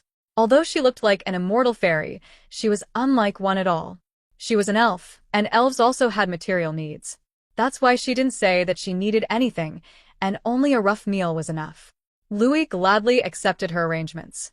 Since that's the case, I'll leave this garden fully in your hands while you live here. Although Louis liked the beautiful garden, he only used it when having tea and dinner. Compared to the elves who lived with nature, Louis preferred his own mountain of gold and silver. He clapped his hands to call the elven maids. The young maidens walked in gracefully and kneeled down in front of him. He looked at the light muslin they were wearing that revealed their wonderful body. His eyes flashed with regret, but still gave his orders. Take care of Her Majesty during her stay here. You have served her before in the past, so I don't need to tell you how to take care of her. There is no need to be polite, Lord Louis. Since I gave these maids to you, they are your ladies-in-waiting. You should not shirk from comfort. I noticed that you came to my city without any maids. Having these elves who are familiar with you look after you should give you a sense of familiarity. The elf queen listened and paused for a moment before saying, Since you have said so, then I would be honored. However, I have one more request. Please tell. I am very curious about your city. Can you give me a tour? Of course. For today, please take a rest in the palace. Tomorrow, I will personally accompany you and introduce you to every detail of the city. Louis smiled lightly. He nodded and agreed to the queen's request. It seemed that his methods of managing the city, which was different from other lords, had finally aroused the curiosity of a powerhouse of the world. Within his lair, Louis transformed back into his titanic dragon form and lay on his mountain of gold. The cold moon hung in the sky outside. And perhaps because the elf queen was present, it seemed to shine with a brighter luster than ever before. The palace at the summit of the city was layered with a thin film of frost. In the hall, Louis squinted his eyes as he rested. He would occasionally look at the female dragon close to his feet. Because Louis had returned to dominate the space, Noella was unable to occupy his bed. But as if she was sleepwalking, Noella would close her eyes and then move small steps at intervals until she was able to bury her head in the mountain of gold. The draconic fascination with wealth and shiny things made Louis chuckle a little. No matter how different this female dragon was from an ordinary dragon, she was still unable to resist the temptation of gold coins. But Louis was also affected by these instincts. He also loved these treasures, but he always tried his hardest to not let a dragon's instincts dominate his behavior. As long as Noella didn't try to steal his treasures, he would let her play around as she pleased. Noella could not believe this at all, because dragons would be furious if others touched their treasures, even if it was their partner. But Louis acted as if he was oblivious to her behavior of stealing the bed. The nails on Louis's claws rubbed the long sword that emitted faint holy light. Although it was not the same, it had a similar divinity as the goddess of morning. Louis had killed the legendary warrior who wielded this sword when he first arrived on this world. What was curious to him was that the weapon in his hand was related to the goddess of morning. From this, it could be surmised that the goddess of morning and the god of war were equal in status and indistinguishable from each other. But when they both wake up and return, the theocracy will probably fall apart. The gods would not allow their believers to follow other gods. As a result, they will have to make a choice. This conflict will expand infinitely and would cause the state to collapse. Louis's nails tapped the holy sword. It was unfortunate that it was only a lesser divine weapon and not at all useful to him. He was, after all, a dragon who used his body to fight, and so he did not need a weapon. When the goddess of morning and the god of war return, I do not know how they will cooperate. With the faith of the people on the line, the two former allies would definitely fight against each other to see who is dominant. What are you saying? Louis was talking to himself in the language from Earth. Unless the language understanding spell was used, no one in San Soliel could understand it. Noella had never bothered to learn it, so she could not understand at all. Don't be disrespectful now, call me Dad. What's wrong? Are you that unwilling? Do you want me to teach you a lesson now? Since the elf queen is just next door, why don't I call her to observe? Dad. Faced with Louis's threat, Noella did not hesitate between the options of obeying Louis or losing face in front of others, and decisively chose the former. Very good. Tomorrow, I'll ask Lisfer to bring you a roast suckling pig. I will let you use the seasoning I let you taste the last time on a whole roast suckling pig. Louis had plenty of experience in raising dogs. When they obeyed, they needed to be rewarded for subservience to become a reflex action. When Noella heard it, she truly acted like a dog and surprisingly wagged her tail. She raised her head and drooled at the edge of her mouth. A whole roast suckling pig? I can use cumin and barbecue sauce on the entire thing. She harumphed and stared at him with her dragon eyes like a husky. This is a reward for your obedience. Dad, dad, dad, dad. One roast suckling pig is too little. I can't eat my fill. Could I eat two? Two is enough. The Queen of Calamity, who once terrorized the continent, instantly gave up her dignity and wagged her tail happily. Don't talk about those seasonings that can't be bought with gold. You're just a poor dragon. What are you going to exchange it with? Giving you a roast suckling pig to eat is already on account of your contributions to Dragon City. B. Louis waved his hands coldly and slapped away Noella's claws. This world was close to medieval civilization, but there were no Arabian traders, no importers of silk, spices, and so on. So the high-quality seasoning being more precious than gold was definitely not a lie. In this era, where people had to budget just to get access to low-quality salt, Louis's pepper, cumin, and other condiments were rare beyond comparison. You? The Queen of Calamity pouted and buried her head in the mountain of gold. She also stopped wagging her tail. Looking at this beautiful female dragon, Louis could not help but stretch over her head and give her a sniff. He could clearly see that Noella was trembling. Noella was quite beautiful, whether in human form or dragon form. He felt that she was a great choice based on his aesthetics, especially in her dragon form, which greatly stimulated his desires. However, Louis had been abstaining from sex these past few days. He had been using his willpower and spirit to convert faith in preparation to venture into the goddess of night's divine kingdom. If he did not need to do so, he would have already eaten this female dragon.